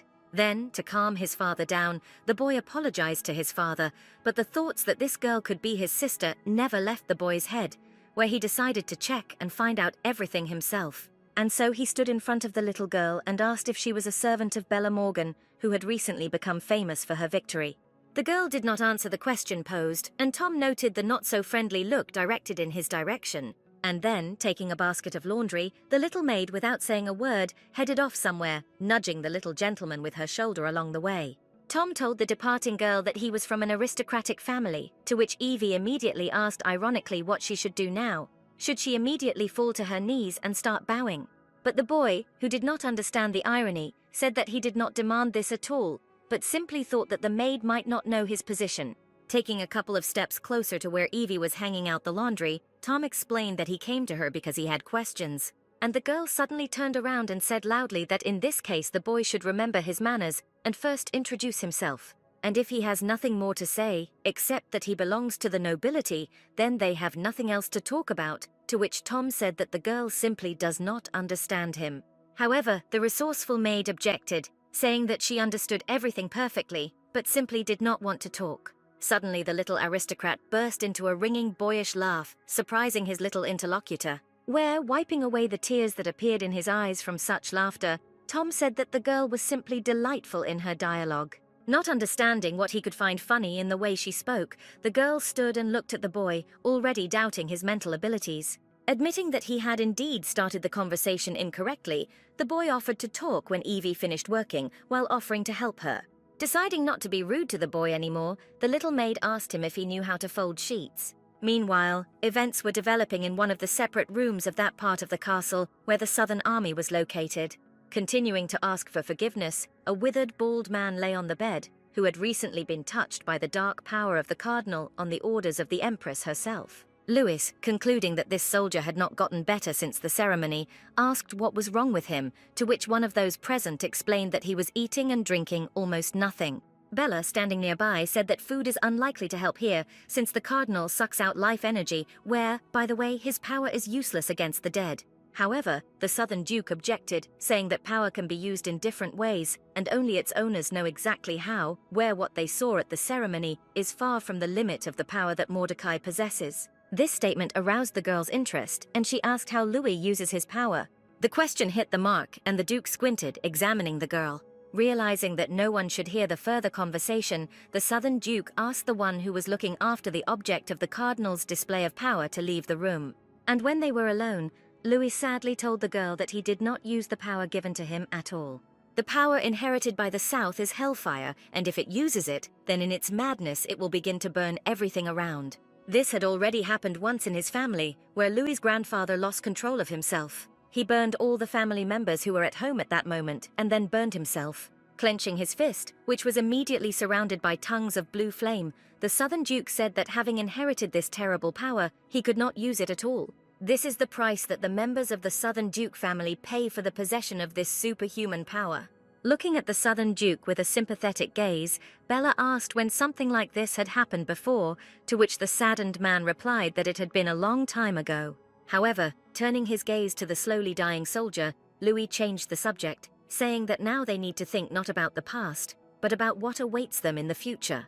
Bella agreed with this, reminding the Duke that soon it would be the turn of the South to guard the rift. Turning to the girl, the leader asked whether Bella could stand guard on her own, to which the girl replied that she could not be responsible for everything alone. Of course, this was clear to Louis, and the question addressed to the girl was only a way to emphasize her qualities, but some decision had to be made one way or another. And while the leader of the South sat clutching his head, Bella, in an insinuating voice, made a proposal to turn to someone for help. The girl's offer surprised the man, who had not even thought about such a prospect, and when asked what could help them, Bella smilingly replied that someone from the East. Of course, these words of the girl could not leave Louis indifferent, where he, jumping up from his seat, loudly began to scold his deputy regarding his too strong attachment to the East lately. With the most menacing look and literally looming over Bella, the Southern Duke asked what interest the girl had in that eastern direction. But their conversation was interrupted by a knock on the door, where a man came and said that Mrs. Morgan had business. Being furious, the Duke still let the girl go, saying that they would finish this conversation later. Bella left the room and sadly walked along one of the corridors, accompanied by an assistant. The man was the first to start the conversation, asking if the Duke was angry because the girl constantly mentioned the East. But before she had time to answer this, the assistant immediately added that the reason for the master's anger was Bella, which could not but surprise the girl. Turning to her escort, the girl asked why the Duke was suddenly so angry because of her, to which the man simply replied that the Southern Duke wants Mrs. Morgan to become his daughter. The news was more than shocking, and the girl looked at the assistant with wide eyes without uttering a word. But having collected herself a little, Bella, smiling in confusion, asked the man if he was sure of what he just said. To which the assistant replied that Louis at first thought that his new warrior was a man and not from such a noble family, but when he found out that Bella was a girl and the daughter of the Marquis of the North, everything changed. However, the girl did not even hear rumors that the Southern Duke had such intentions. To which the man replied that all this was due to Louis hiding his intentions, but if you look closely, his dependence on Bella is increasing every day. Of course, the Southern Duke never talks about the willfulness that the girl allows herself, but this does not mean that her behavior does not touch him. And concluding his explanations, the man spoke about Louis's feelings that Bella might leave him if she became close to the Duke of the East. This explained a lot for Bella, where she could finally understand the reasons for the sometimes strange behavior of the Duke of the South. For a moment, she imagined everything that could await her if she became the daughter of a southern duke, where she would definitely be valued, respected, and greatly protected. And Louis himself, without a doubt, would have become the best father, every now and then telling his daughter that she had messed with the wrong guy once again. These were pleasant fantasies, but unfortunately completely unrealistic, where, remembering her past, Bella noted that she would never be able to live an ordinary life. Therefore, looking at her escort, the girl said that the South could be absolutely sure of her devotion. Where, looking down, the girl added that there is no doubt in her words, at least because she knows perfectly well what betrayal is. Soon the girl went outside and found herself in the garden. So the cardinal sat at the table all alone, who attracted the girl's attention, inviting her to come closer. Having inquired whether he called her, and having received a positive answer, Bella coldly asked what the cardinal needed from her. Without waiting for an answer, the girl began to move the chair to sit down, where the man noted that if she had not been wearing a military uniform, but a dress, then he, of course, would have helped, but that Bella again coldly said that she would have managed it anyway herself. When the interlocutors were opposite each other and their gazes intersected, the cardinal asked what the girl wanted to tell him, but Bella replied that it was the man who called her, therefore he should speak. Laughing, Mordecai noted the girl's exceptionally cold tone, adding that she could have been gentler with him, to which Bella replied that since the cardinal had nothing to say to her, she was leaving his company. The girl had already gotten up from her seat and was about to leave, when suddenly the man grabbed her hand and, with the most serious look, asked a question about why she didn't ask him anything. Looking at the cardinal from her height, Bella still coldly asked what she, in the man's opinion, should ask him. But the man avoided answering, saying that the girl's behavior now is as if nothing happened in the past and everything is over, but this is far from the case. Continuing to hold Belle's wrist, Mordecai asked the next question, where he could not believe that the girl was not at all interested in him and was not making inquiries. And suddenly the man said that the girl had climbed very high, from where it could be very painful to fall. To which Bella replied in an icy voice that she had already fallen once, so that she was no longer afraid of any other falls. Freed from the cardinal's hand, the girl stood up, practically taking a position for attack, and the man again asked the question, now regarding how the girl, trembling with fear, could become so strong. Suddenly approaching his interlocutor, Mordecai, touching her face, said that the girl used to be very nice. Where, recalling the events of the past, the man noted how the girl followed her father like a faithful dog, plaintively begging for attention and love, and then screamed and cried when she found out that she was being sold. Looking Bella straight in the eyes, the cardinal concluded that she had simply been thrown away like some kind of garbage. But when the man finished speaking, his involuntary interlocutor suddenly grabbed his hand with force, saying that she did not see anything in everything that was said that could offend her now. Mordecai tried to say something in response, but did not have time, because the hand that was now holding his wrist suddenly pushed the man away with force, from which he, taking a couple of steps back, literally fell into a chair. Where the man didn't even have time to blink an eye, the girl was already right in front of his face, asking if he really wanted to remember the things of days gone by. After which, portraying some semblance of a smile, Bella said that the cardinal would not be able to provoke her, especially with such pitiful methods. Having finished her speech and straightened up, the girl added that the man was dressed well today, and she would not want to stain his clothes with his own blood. Everything that happened was extremely surprising for the man, who expected a slightly different outcome of this conversation. Watching her opponent, Bella noted with satisfaction that the expression on her face that she now sees in front of her was a rather pleasant sight for her. But suddenly the cardinal did something that the girl did not expect from him, where the man, bowing his head, suddenly apologized. But at that very second, straightening up, Mordecai suddenly burst into wild laughter. Noting that the man was definitely not doing well in his head and he needed to come to his senses, Bella said that she was leaving, but the cardinal, laughing, asked her to stay. A little more seriously, Mordecai again apologized to the girl for what he had said earlier and for his rudeness towards her. Rising from his seat, the man politely invited the girl to take her previous place at his table. Noting the change in the man's behavior, where at least some politeness was finally evident, Bella agreed to sit back and continue the conversation. The cardinal, without further talking about unnecessary things, noted that he called Bella for a reason, since in fact he had one request for her. It was extremely unexpected for the girl to hear from this man that he had requests. Having named one of the dates of the empire's past, the cardinal asked the girl if she was familiar with the events of that day, to which Bella replied that it was the day of the big trial for poisoning, with which the cardinal agreed, adding that those who tried to poison the Empress were tried for treason. Then, in the distant past, Her Majesty swallowed poison, but for some reason she did not die. Bella became interested in why the Cardinal suddenly remembered this now, so she asked him. But contrary to any expectations, Mordecai suddenly said that the poisoning attempt was organized by him. Of course, the girl was surprised by what was said, but to a much lesser extent than the Cardinal had expected, and therefore he asked why this news did not surprise Bella. But Bella voiced something else, saying that these actions of the man were direct betrayal, with which Mordecai naturally agreed. Where after that, he remembered the words spoken by the Empress after she coughed up blood, where Susan made a promise that the Empire, in the person of the traitors, would share her today's pain, after which, convicted of treason against the throne, a total of about 130 people were executed, among whom were nobles, officials, and ordinary servants. But in this whole story, the Cardinal noted that the poison that the Empress swallowed could kill a bear in seconds, and she had to die by taking it. After listening to this confession, the girl had one single question, which she immediately voiced, where it was contained in one single word: why? And the Cardinal responded by saying that he only thinks about the future of the Empire, where the current Empress is essentially weak, and he wants to see a truly strong personality on the throne. And suddenly Mordecai asked if Bella remembered the poison with which the Marquis tried to poison her in the world of the dead. Where, without waiting for the girl's answer, he explained that it was the same poison with which he had once tried to poison the Empress. Immediately after which the man concluded that, like the Empress, Bella, for some reason, did not die from him.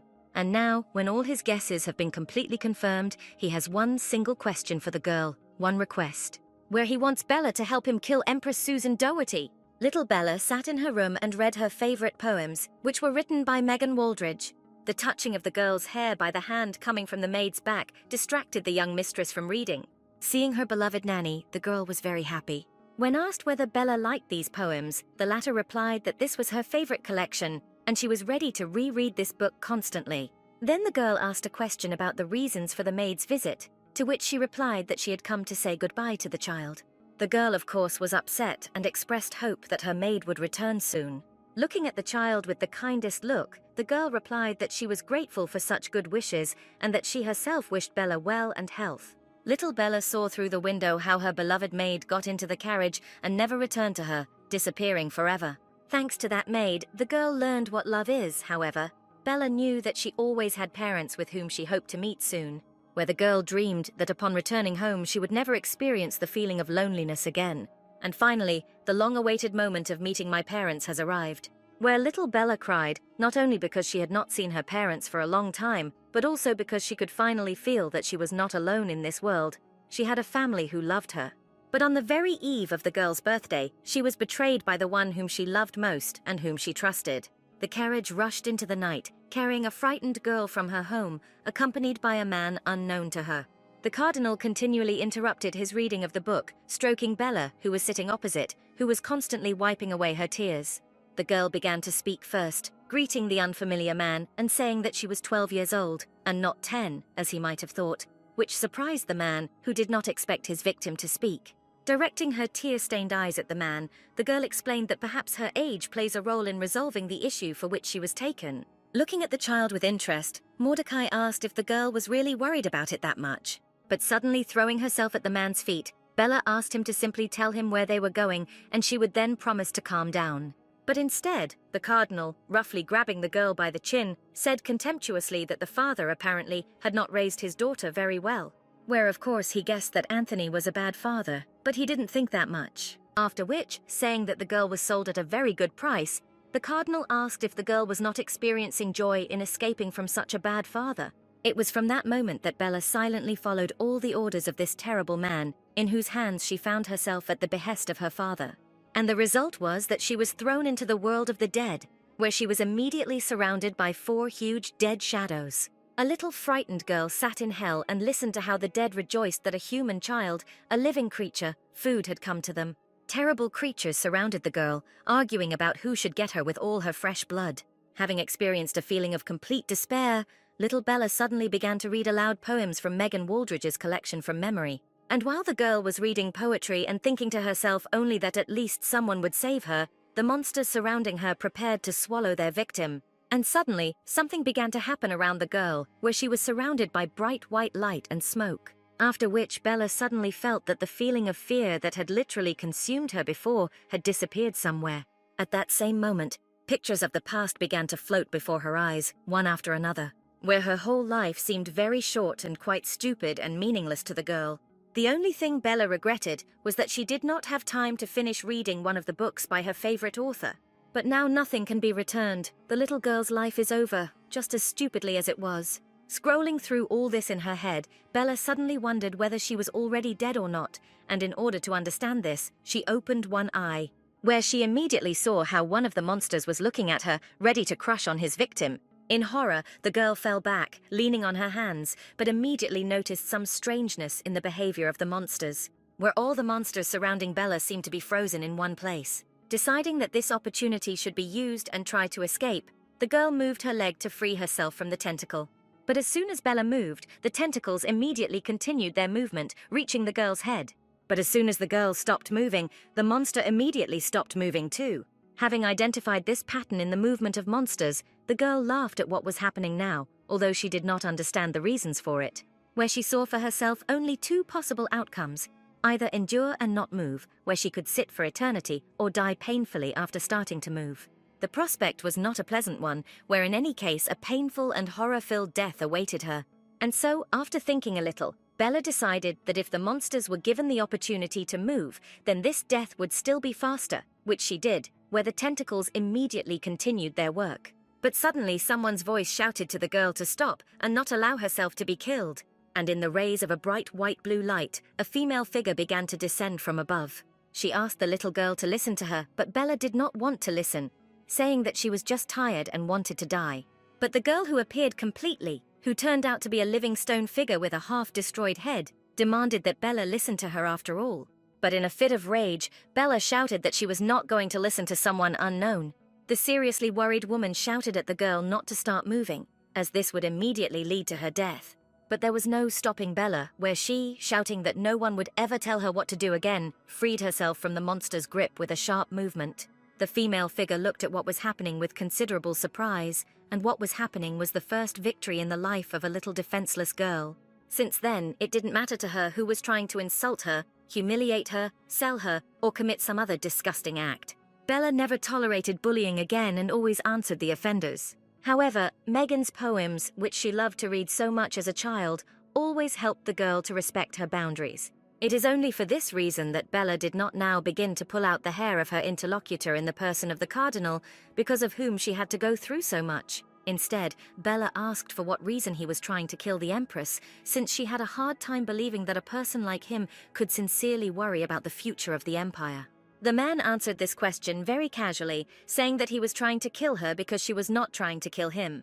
And all because, in fact, he has long had a great desire to die. Having heard this explanation, the girl asked whether Susan was interfering with his death, or whether his death depended on her death, where the cardinal immediately noticed that the girl was very smart. After which, Bella had a new question, which she immediately voiced, asking how many years the cardinal had already lived. Where, mentally comparing the appearance of this man now and then, 6 years ago, when he took her, the girl noted the absence of any changes in his appearance. Having thought about all this, Bella said that she would pretend that she had not heard the cardinal's request, since they did not have the kind of relationship in which any request would be possible, to which the man immediately replied that the girl had no choice. Because today there are only two possible paths, on one of which she kills the Empress, and on the other, the Empress kills her. Grinning, Bella asked who established such rules, and once again explained to the man that she was not going to fulfill any of his requests. But then the man mentioned that if she refuses, the people around her may well suffer. The girl did not expect to hear such a threat and looked at the cardinal with surprised eyes, not understanding how he could implement such a thing. And he explained that he just had to report to the Empress that he had made a deal with her, and she would immediately destroy Bella herself and all her close people. To which the girl immediately replied that in this case the man would put himself at risk and risk being destroyed. But the cardinal objected, saying that he would not be able to die, since as long as the Empress lived, he would also live thanks to her favor. Looking angrily at her interlocutor, the girl ironically said that she envied such love, and the cardinal did not remain in debt, answering that life was great with the Empress, but Bella would never know true love. After which the girl, rising from her seat for the second time, said that they had run out of topics to talk about and she was leaving. but the man quietly asked permission to say a few more words to the girl. Bella turned around and saw the cardinal place a small box on the table, saying that another reason he sought a meeting was to convey this gift to the Empress. This is the silver key that he received after defeating the first king of the world of the dead. This key unlocks the gate to the Empress's private chambers, where Bella is invited, which constitutes the highest honor. And while the girl was taking the box, the cardinal said that Susan asked to come next Wednesday, which could not be refused. Once again, Bella tried to leave the man who was completely unpleasant to her, but he again called out to her. Where suddenly Mordecai remembered the flower that the girl gave Aiden on her first appearance at the ball. Listening to what the cardinal said, Bella turned her head a little, not yet quite understanding what he wanted to tell her. But suddenly the man said that with this gesture, Bella had exactly repeated one of his favorite poems. It was very surprising for the girl that this man was familiar with Megan's work. And Mordecai, to confirm his words, read a few lines from a poem that Bella knew very well. Looking at the man, his interlocutor voiced her doubts that he could love poetry, and she turned out to be right, since the cardinal explained that he accidentally remembered them. As she left, Bella whispered that it was a great relief to realize that she and this disgusting man had no common interests at all. The living statue of a girl looked with undisguised surprise at how the little girl managed to free herself with one movement. But not even a couple of seconds had passed before the tentacles grabbed the girl again, squeezing her small and fragile body with even greater force. But at the same moment, multiple electrical discharges caused significant damage to the monster's limbs, saving the girl from certain death. Amazed by what had happened, little Bella looked up at her savior without blinking. Where the broken statue hanging in the air said that she really liked the girl's statement, who said that no one would tell her what to do anymore. Finally, Bella came to her senses a little from everything she had seen, and decided to talk to her savior, asking who she was. Descending lower and gently touching the child's face with her hand, the floating broken statue replied that she was Isabella, the unforgiven queen. After which the queen asked the child her name, to which she immediately replied that her name was Bella. And then the woman of stone welcomed into the abyss a little girl who bears the same name as herself. Not at all understanding where she was, Bella asked what the abyss was. But the queen did not answer, asking a counter-question about whether the girl experienced a moment when her mind seemed to freeze. To which the girl replied that there really was such a moment when she read Megan's poem. Everything inside her calmed down, and after that, the monsters froze. And only now the girl suddenly realized that not only the creatures around her froze, but the whole world froze. This was confirmed by Isabella, who said that this world is generally outside of time, and it is called the Abyss. Then Bella asked why, being in the Abyss, she could hear the voice of the unforgiven queen. To which the broken statue replied that this became possible only because it also exists in the Abyss. The queen then explained that all those who saw the Abyss and touched it went mad, after which they turned into kings of the dead.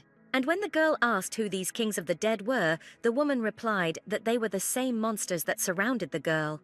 These are people in the past who went crazy with regrets, haunted by their beliefs and succumbing to various temptations. Once in this world, these people dedicated to revenge became kings of the dead. However, the queen noted that the girl was very different from all those she had seen here, and asked how she ended up here at such a young age. The question asked made the girl return to not the most pleasant memories, where she explained that her father had sent her here. The unforgiven queen was clearly not ready for such an answer. "I don't know what to say to this." And little Bella, tears still flowing down her cheeks, asked her savior what would happen to her now. At that same moment, a bright light appeared around the woman floating in the air, and she said that now the girl herself could choose her future fate, where Bella can decide for herself what to do, how to do it, and in what world to do it. Hearing the last phrase, the girl, delighted, asked loudly whether what was said meant that she could return to her world. To which the broken statue, surrounded by bright light, replied that yes, if the girl herself wants it. And suddenly little Bella found herself in some kind of endless room where there was a door right in front of her. And the unforgiven queen, who was right there, said that there was no point in returning to the world that had already betrayed her. After which Isabella confirmed Bella's guess that behind this door is the world of the living. And while the girl was thinking about what to do, the queen said that she did not have to return because she could stay here, in the abyss and outside the influence of the kings of the dead. But holding the door handle, Bella said that she really wanted to return to where she lived before. This caused misunderstanding of her savior, who asked why she needed it. To which little Bella, having already fully opened the door, replied that she wanted to meet her father and ask why he betrayed her. Without saying another word, the unforgiven queen watched the door slowly close after her guest disappeared behind it. And when the door was completely closed, the broken statue said that Bella had decided to choose the most difficult path for herself. Having passed through the door in the abyss, the girl really returned to her old world, finding herself in the middle of the street on the road, where she was discovered by a man who tried to sell an abandoned child to a brothel, and where she again faced the betrayal of her father, who, instead of saving his daughter, ordered her to be destroyed. Little Bella fully experienced what her father had prepared for her, ordering her to burn everything to the ground. But suddenly, at some point, the physical pain ceased to exist, and Bella opened her eyes, where she discovered that she again found herself in the same world of the dead, where the cardinal had thrown her not so long ago. So the girl sat completely alone in the middle of the world of the dead until she was again touched by hands that were already familiar to her. Betrayed again and killed by her father, little Bella cried in the arms of the unforgiven queen. Once thrown into the abyss, a helpless little girl suddenly gained immortality, where at the moment when her breathing should have stopped in the world of the living, she instantly found herself in the world of the dead, thereby avoiding death. And every time she came into this world, Isabella was always waiting for her here. Under the strict guidance of the only being close to her, Bella became stronger every day, where she not only learned to fight, but also studied in detail the structure of the world of the dead. In addition, she secretly explored the world of the living, where in particular, she studied in detail the life of her father, down to the smallest detail. Moving through the blooming garden, the girl recalled her distant past. Sometimes she was very offended by Isabella, because as it turned out, there were things in the world that were not worth knowing at all. But still, she was able to maintain her sanity no matter what, which Megan's poems helped her with, which she began to read out loud in every situation that could shake her perception and psyche. And now, standing in this garden, Bella began to repeat out loud the words she had memorized well. But even these lines did not relieve the girl from the all-consuming feeling of loneliness. Suddenly, the girl's not the most cheerful thoughts were interrupted by a butterfly that landed on her palm, looking at which Bella wondered if she was really so lonely now. Suddenly feeling something, Bella quickly started running, and she ran until she saw Nicholas standing in the middle of the garden, with a butterfly also sitting on his hand. The girl stopped, looking at the man she liked and identifying him with the very poem that saved her life. Understanding his gaze, Nicholas saw his out-of-breath ally, with whom they had recently been listed as engaged. And the girl, coquettishly straightening her hair, gave the young man the kindest and most welcoming look. However, the presence of strangers forced the young people to maintain decorum, where Nicholas was the first to formally greet the commander of the Southern Army. Having voiced a return greeting, Bella asked if the Eastern Duke was heading to the palace now, to which she immediately received a positive answer. After which, cheerfully saying that she was heading there too, Bella invited the man to continue the journey together. Not quite understanding the meaning of the girl's cheerful reaction to the fact that he was going to the palace, Nicholas nevertheless agreed to take a walk together. When they were almost there, the man noted that at the moment it was not the south that was guarding the fault, and therefore it was a mystery to him what could have brought the girl here today. To which Bella immediately replied that she wanted to do a little reconnaissance before they made a new trip to the world of the dead. Without thinking for a second, Nicholas firmly said that in this case he would go with the girl. The soldiers accompanying the Duke tried to say that they would go with their master, but their impulse was immediately interrupted by a young man who gave the order to remain at the entrance. Touched by such care, the girl cordially thanked the Eastern Duke. And while they were moving towards the rift, everyone around was whispering that there was definitely something between these two, since otherwise they had nothing to do in another world alone and without protection. When the man and the girl were at the entrance, Bella, asking if Nicholas had heard the conversations around, noted that rumors were already starting to circulate about them, to which the man prudently replied that they needed such rumors so that in the future the news of the engagement would not seem something unexpected and clearly planned. And then the girl invited her companion to go on their first date to the world of the dead, which they immediately did. A day later, the scouts reached the place they needed, where in front of them, surrounded by the flying dead, stood the castle of the second king of the dead, Albus Doherty. Nicholas asked if the king the cardinal mentioned lived here, to which the girl answered positively, also adding that this was the second castle that they would conquer after the fall of the castle of King Tiberius. Suddenly, one of the dead rushed right above them, leaving behind a bright trail of fire. Looking at this terrible creature, the young man asked the girl if these creatures, completely unlike humans, were dead. To which Bella replied that these dead people are one of the most dangerous, since they can attack not only with their hands and feet, they know how to burn their victims to the ground. Drawing out his black sword, Nicholas said that they did not look scary at all, and he believed that he could easily defeat them. But Bella stopped him, saying that it is impossible to kill something that has already died a long time ago. While these flying creatures did not pay attention to them, the girl suggested trying to avoid collisions with them for as long as possible. Where, looking after the flying monster, Bella added that if the dead attack, they will attack in a flock, burning everything in their path, where it is unlikely that the two of them will be able to fight them off. After listening to his companion, Nicholas suggested that in this case, the whole army would not have an easy time here, with which the girl completely agreed.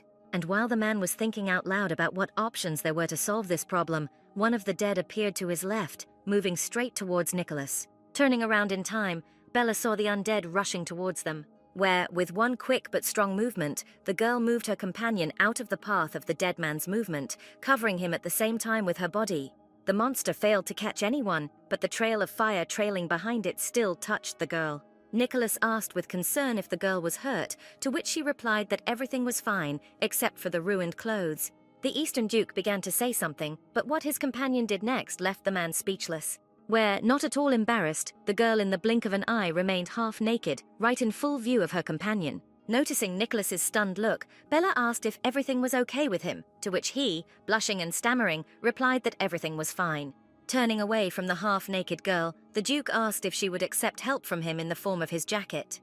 To which the girl, grinning, replied that the man's size was not quite the size that would suit her, where 3 people like her could fit into his jacket. Nicholas tried to somehow be indignant or justify himself, but the girl no longer heard him and turned her attention to the active movement on the right. Having said that this time there were much more dead people flying, the girl also attracted the attention of her companion to the huge flock that was approaching them. It was obvious that the monsters decided to attack after discovering the location of the intruders, and the man, saying that this time he would not be able to leave, prepared for battle. But suddenly the dead exchanged some incomprehensible sounds, and at that same second they all turned around and quickly headed in the opposite direction from the young people, leaving the latter in complete bewilderment. Suddenly, a flying object appeared in the sky, emitting a strong glow, to which Nicholas drew the attention of his companion. A strange object appeared gradually and became closer to travelers in the afterlife, and young people, trying to look at it, speculated whether it was a carpet or some kind of flag. But suddenly a certain male voice sounded, saying that he had finally found his bride. Having heard which, the girl immediately recognized who it belonged to and understood everything that was happening. Suddenly, everything around turned black, and Bella smelled a strong, burning smell. Trying to rub her eyes and coughing, the girl concluded out loud that only one person could call her a bride and was capable of such a thing. Looking around, Bella tried to understand whether she had already entered the realm of Blandus and how he was able to use his power. And suddenly, in this pitch darkness, a bright ray of light fell on her face. Having taken just one step, the girl suddenly found herself in a beautiful flowering meadow where a tent was erected nearby. Without thinking twice, Bella headed towards this tent, as to the only building here. There, on one of the carpets, the girl saw her companion on the journey to the world of the dead. Asking if he was okay, the girl quickly rushed towards him, but the young man, with whom there was clearly something wrong, suddenly shouted loudly so that Bella should not dare approach him. Stopping a step away from the man, his companion sat down on her knees and asked again if everything was okay with him. But at that very moment, the Eastern Duke, with a sharp movement, grabbed the girl by the hand, causing her pain. Not even a second had passed before Nicholas had already thrown his companion onto the carpet and bent over her. And only now the girl saw his brightly burning eyes and fierce face, from which one could understand that now in front of her was not exactly the Nicholas with whom she was familiar. And the distraught Duke of the East suddenly tightly squeezed the body of his victim and let out a piercing scream, after which Nicholas sharply leaned over and pressed his lips into the lips of the girl lying under him. Trying to somehow resist such an incorrect pressure from the man, Bella managed to lean on one hand, raising herself a little. But at that very moment, the feral Duke suddenly grabbed the girl by the neck with force. And suddenly Bella felt a sharp pain and tasted blood in her mouth. With an effort, the girl was able to break away from the unusually tight embrace and break off this bloody kiss. She reproached her companion for his unworthy behavior, but judging by the expression on the latter's face, it is unlikely that this reproach meant anything to him at all. In one swift movement, the man knocked the girl down again, immobilizing her with his hands. It was the first time Bella had seen Nicholas like this, and the first time she had seen a person's pupil color change in this way. And while she was celebrating all this, the bloodthirsty man suddenly sunk his teeth into the girl's hand. It was so warm and so good when their bodies touched, and it was very pleasant to feel this tenderness. But at the same moment, the pleasant picture was replaced by a picture of a sting, where a familiar voice shouted that if only she knew that he was alive. But he didn't want to hear that voice. He wanted to dive deeper into those pleasant hugs and touches. But suddenly, a familiar female voice calling him by name will bring the man into consciousness, where, having woken up, Nicholas saw his companion in front of him, who, smiling mysteriously, asked how he was feeling. Rising up on his elbows, the man replied that he felt very weak in his body and remembered almost nothing. Suddenly, the Duke noticed that the girl had a wound near her mouth, as if someone had bitten her. Having finally assumed a sitting position, Nicholas, realizing that the wound was most likely left by him, quickly asked what he had managed to do with Bella while he was in his madness. However, smiling sweetly, the girl replied that everything was fine with her and the man had not done anything bad. Then, taking the man by the hand, Bella noted with complete seriousness in her voice that, unlike her, Nicholas's condition was not the best. Only now did the Eastern Duke feel that his whole body was hurting, as if he was rolling down the mountain on the stones. And while the girl was asking if he was in pain now, Nicholas discovered the lack of clothes on him, looking around and asking the girl about the fate of his clothes. Smiling again and pointing at herself, Bella said that she had to borrow the Duke's shirt for a while. Not understanding anything at all, the young man asked about the reasons why the girl needed his shirt, to which the girl responded with a question as to whether he really did not remember anything.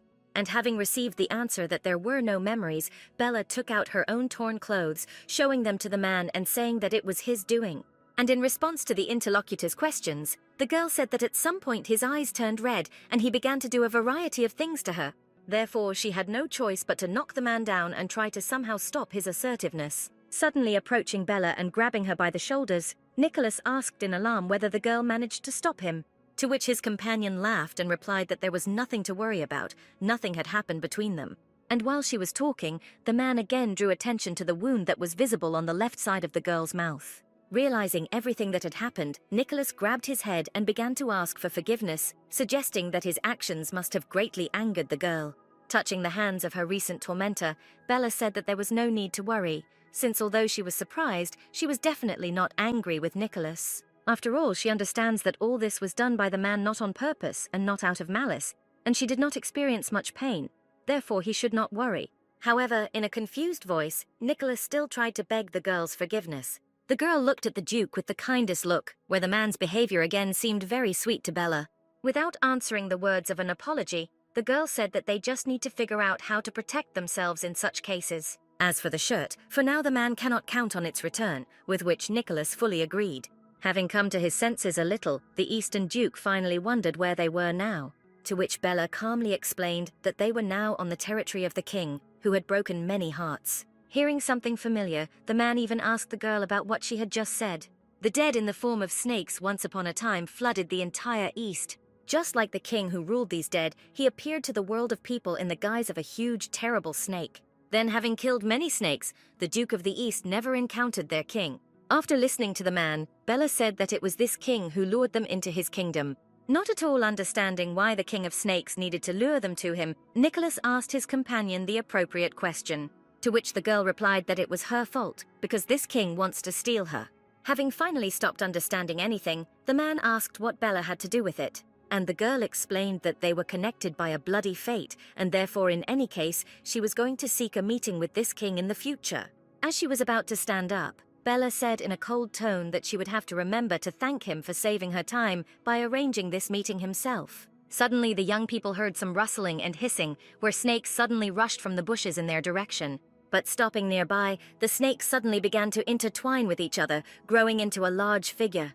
And when the transformation was completed, a dark-haired man appeared before the travelers, who, spreading his arms to the sides and greeting Bella, said that he missed his bride very much. Nicholas was simply stunned when he heard this man emerging from a ball of snakes call his companion his bride. The bride herself said that the king should not advertise his life so much, since he could be found, no matter how hard he tried to hide. The king replied that he did not want to stage a performance, but only wanted a little attention from his bride. But in an absolutely indifferent tone, the girl said that no matter the king's tricks, she would never turn her attention to him. And the man suddenly asked the girl to speak to him even more rudely, and scold him as before.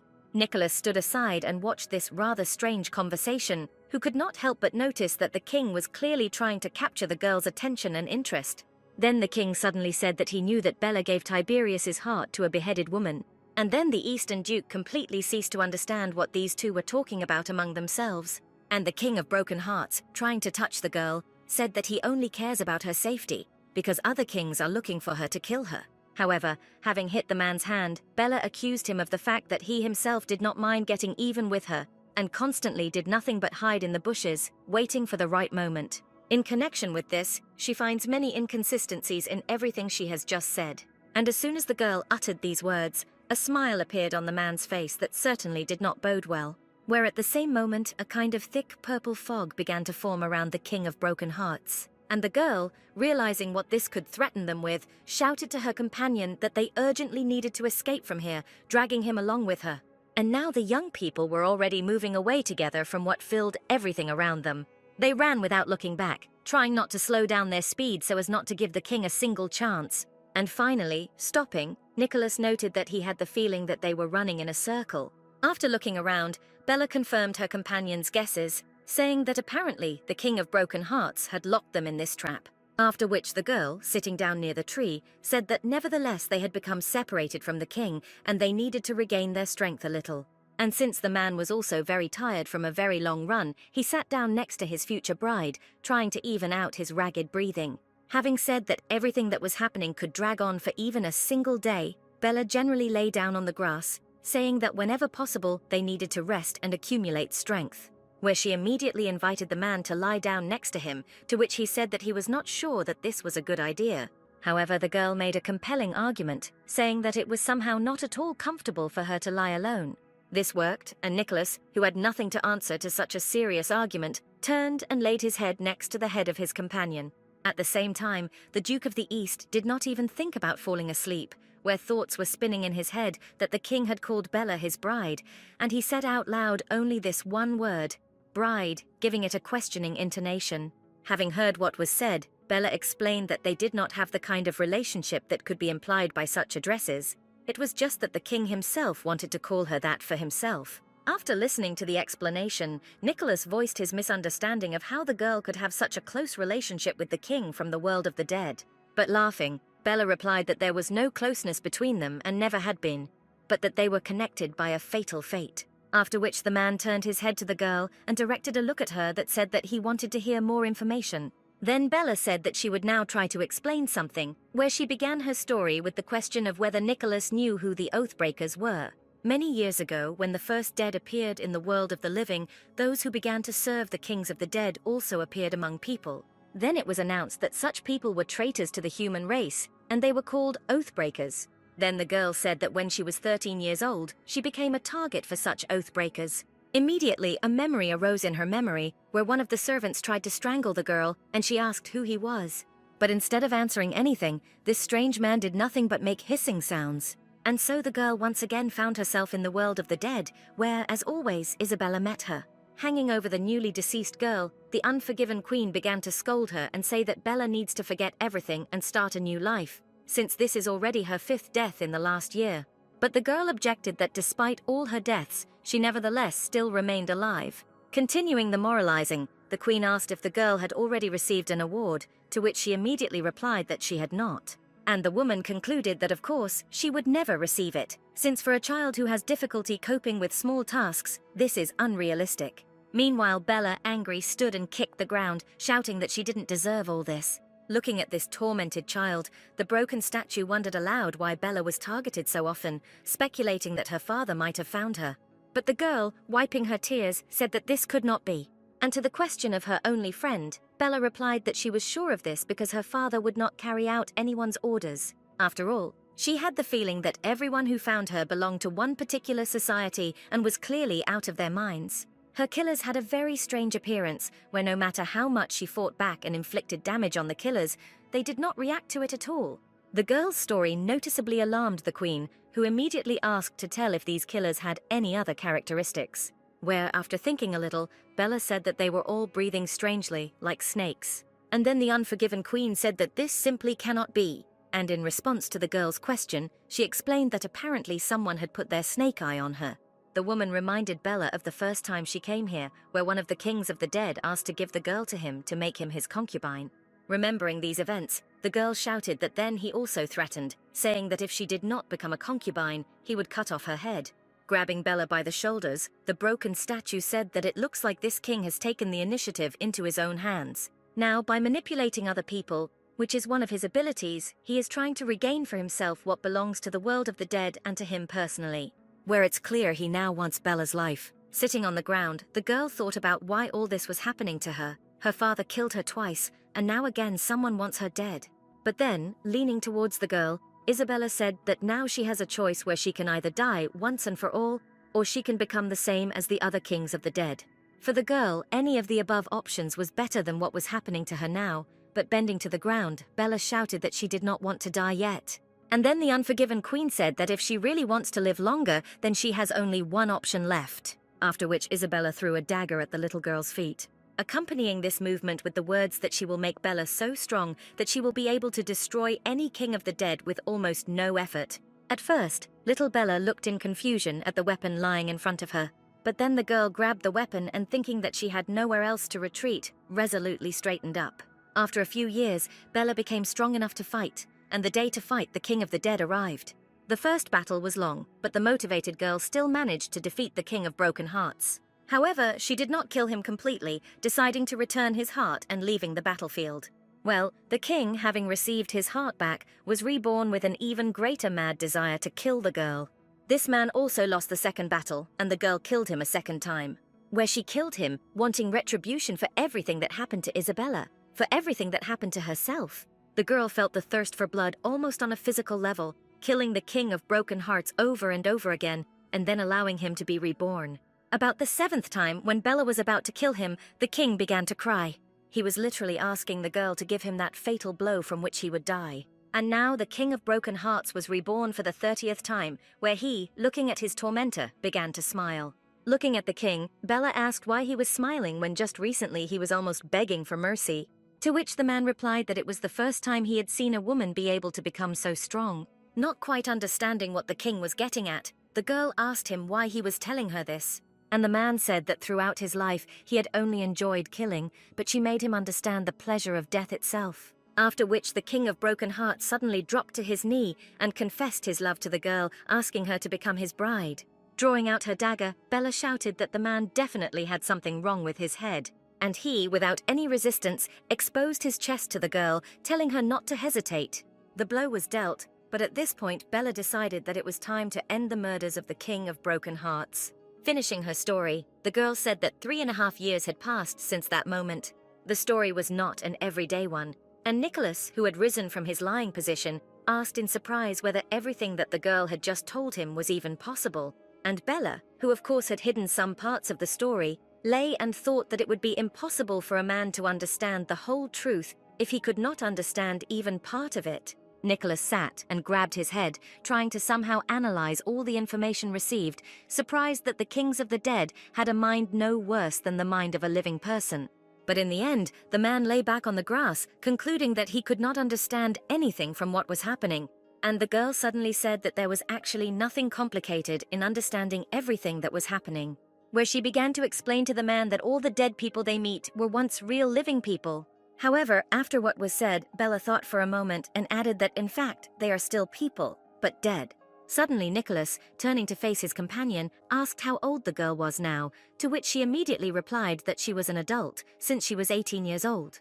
But the man supplemented his question by saying that he knew the girl's usual age, and he meant her age taking into account the time she spent in the world of the dead.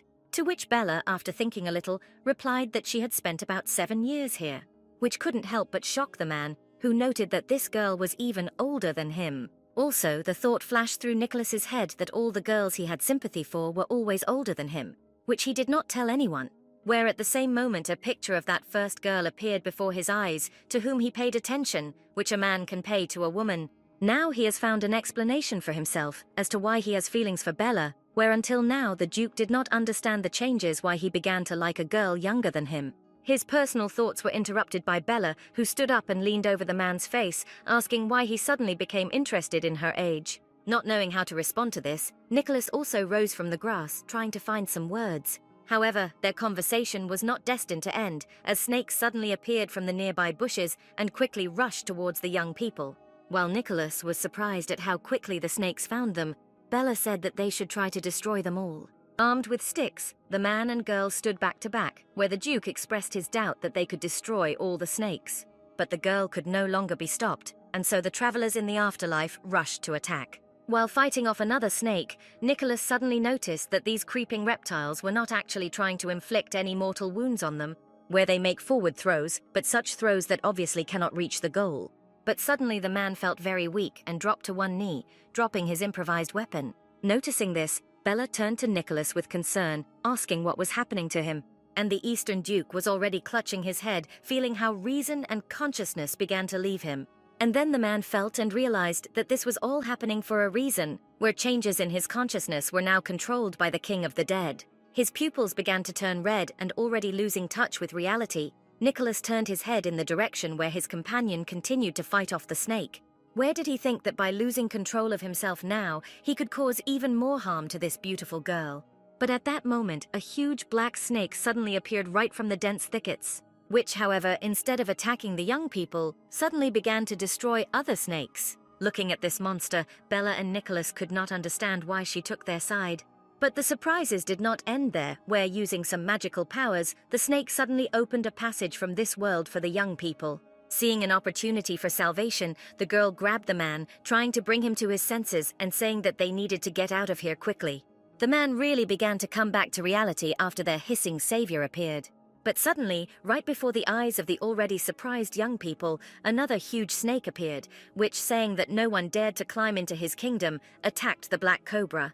And literally with the second movement, the second snake, which was the guise of the King of the Dead, literally tore the uninvited guest into pieces. Where, as soon as the braids of snakeskin had scattered in different directions, some woman found herself on the ground instead. Nicholas, who had been helped to his feet by Bella, turned to look at what was happening behind them. And then that strange dream that he had recently arose in his head, where some woman screamed that if only she knew that he was alive. And when the pieces of snakeskin fell to the ground, the man was finally able to see the face of the one who had just saved his life. In the laundry room, Tom sat and told Evie, who was listening with great interest, stories about the former Duchess of the East, Olivia White, who was famous for her stern disposition, where even the princes were afraid of her. The little maid asked how this girl was able to achieve such influence, to which the boy replied that it was all because of her strong character. After all, she was one of the first to defeat the dead, and she also easily suppressed the uprising in the East. After thinking a little about everything that had been said, the girl suddenly made a stunning conclusion for herself, concluding that the current Duke of the East, apparently, is the son of this woman, which was immediately confirmed by her interlocutor. And since they were talking about the current Eastern Duke, Tom asked the girl with interest about the relationship between the Deputy Duke of the South and the Eastern Duke, to which the little maid replied that she knew nothing about it, and the boy did not need to pester her with such questions. To which Tom was very surprised that the girl had not heard anything about what happened yesterday in the palace. And a day earlier, in the palace, in the place where the open fault was located, the following events took place. At some point, the Duke of the East appeared from the rift, wearing no clothing above the waist, and who asked one of his soldiers to bring his cloak. Taking the clothes, the man suddenly turned around and headed back to the world of the dead. And when he appeared again, everyone present's eyes and mouths opened wide in surprise, because the Eastern Duke appeared together with the deputy of the Southern Duke, to whom he gave his clothes. Having finished his story, Tom noted, not without joy, that given such events, many now think that these young people have very close personal relationships. But the skeptical maid said not to rush to conclusions, since perhaps due to some circumstances, her mistress simply needed clothes. After which the girl took a basket of laundry and finally told her interlocutor that even if there was some kind of relationship, no one would tell him anything for sure.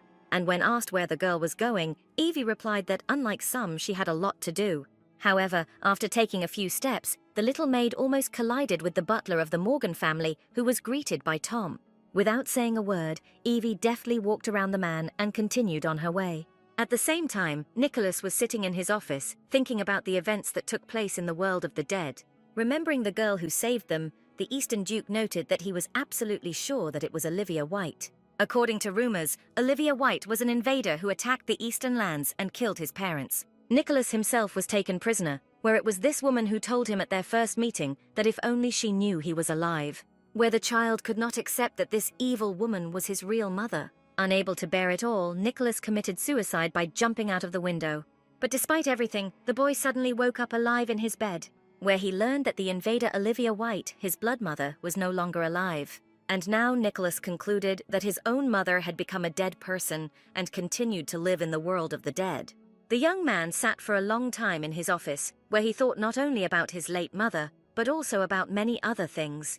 Where, for example, the Eastern Duke never believed that Empress Susan Doherty was chosen by the gods. After all, the power and strength that was granted by the Empress to the dukes of the lands, although it seemed divine, was in fact not at all sacred, because every power was followed by some kind of curse that consumed everyone who used the power. He could feel this fully for himself when the King of Broken Hearts tried to control him. Nicholas kept a kind of diary about all the events that happened, recording in it all the most important things. And in his written reasoning, the Eastern Duke made one interesting conclusion, where the abilities possessed by the dukes of the lands and the powers of the kings of the dead were strangely similar. After all the power that several people now possess in the world of the living originated in the world of the dead. Therefore, it is impossible to predict what might happen if the world of the dead is conquered. Putting his pen aside, Nicholas leaned back in his chair and completely different thoughts visited his head. Did his companion Bella Morgan, a girl who practically grew up in the world of the dead, know all this? Which has obvious non-trivial abilities and also has information that is not available to anyone else. The young man's thoughts were interrupted by the heavy rain that began outside the window, which cast doubt on the possibility of another night walk. At the same time, in her chambers, Bella looked with regret at the water pouring from the sky outside the window, noting that apparently her usual nightly date would not take place today. Turning to her little maid, who was lounging contentedly on the bed, the girl said out loud that she was going to rest today anyway. But Evie, who knew her mistress's psychology very well, noted that Bella was still upset. To which the girl replied that this was not a disorder, but a concern that her companion might still come on a date and get wet. To which the little maid said that since Nicholas was now the groom's father, then, as a decent bride, her mistress should take care of him. But after thinking for a second, the girl suddenly asked whether, according to the rules of etiquette, she should now call Nicholas Mr. Smiling at her little maid's words, Bella replied that she could just call him Mr. White. But the girl insisted on her own, saying that if he nevertheless became her mistress's husband, then she would have to call him Master. The conversation was interrupted by a gust of wind, which noisily opened the windows. Telling Bella not to worry and to continue to rest, Evie headed to the window to close it. But as she came closer and looked outside, the little maid froze in place, making some inarticulate sound, after which she said only 2 words, Mr. White. The already falling asleep girl suddenly regained her vigor and her eyes opened wide. The name the girl called sounded like a command for Bella to take action, where she instantly jumped out of bed and ran to the place where Evie stood, where, looking out into the street, the girl really saw Nicholas standing nearby and completely wet. Without missing a second, the girl loudly called out to her partner on trips to the world of the dead. After which, without waiting for an answer from him, Bella jumped over the ledge in her usual way. Well, the Eastern Duke, hearing his name, turned his head, and seeing how the girl was overcoming the cornice, he quickly rushed towards her. He arrived just in time when Bella had almost reached the ground, where the man caught her in his arms. Laughing, Bella asked the one who he thought had just saved her what he was doing. To which the man answered in confusion that the girl was falling and he caught her, but Bella objected, saying that she was the one going down like that. With that said, Nicholas lowered his future bride to her feet, where she, noting that it was raining heavily, asked why the man was not at home. To which the Eastern Duke explained that he was afraid of the girl being in the rain all alone waiting for him. That's why he came. But Bella reproachfully said that nothing bad would have happened, where she would have stood for a while and left. Then, looking at the wet man, Bella invited him to come to her in order to dry off and warm up. The fire in the fireplace where Bella lived was lit quite quickly, and a pleasant warmth filled the room. The little maid who was most surprised by what was happening was recalling her recent words about her mistress's marriage. While helping Nicholas get rid of his wet clothes, Bella also asked Evie to bring a towel. Where, a moment later, the little maid was already handing the man towels, where he greeted the girl. To which Evie, bowing, said that she was also glad to welcome the Duke as their guest, calling him Master. After some time, the young people were already warming themselves up by the pleasant fire in the fireplace. Smiling, Nicholas asked if that little girl was really Bella's maid. Where, recalling events a few minutes ago, the man remembered how she, taking the pillow, said that she would sleep in another place, and then the young people would be able to have a good time. Where no amount of persuasion on Bella's part helped, and the persistent girl said that she was old enough to understand everything that was happening. That's why now Nicholas and Bella were alone in the room. Answering the question and covering the man's body with a towel, the girl replied that Evie was more of a friend to her than a servant. Just to help, she temporarily tried on such a role. Then, taking out a second towel and throwing it over Nicholas's head, the girl said that she would now dry his hair. And while she was drying the man's hair with massaging movements, Bella asked if he knew the woman who saved them in the world of the dead. After thinking for a while, Nicholas replied that he knew this woman. But then the man said that he would not say who it was, and when asked by Bella, he explained that she also did not answer all his questions. Thinking that sooner or later her future groom would tell her anyway, the girl said that she was done with her hair. Having removed the towel from her head, Nicholas suddenly said that in fact, he had been thinking about the world of the dead all day today, realizing that he knew absolutely nothing about it. But he is convinced that his companion knows a lot, which is why he came to the garden today to ask. The explanation of the reason for the man's appearance in such weather did not greatly please the girl, who believed that she herself was the reason.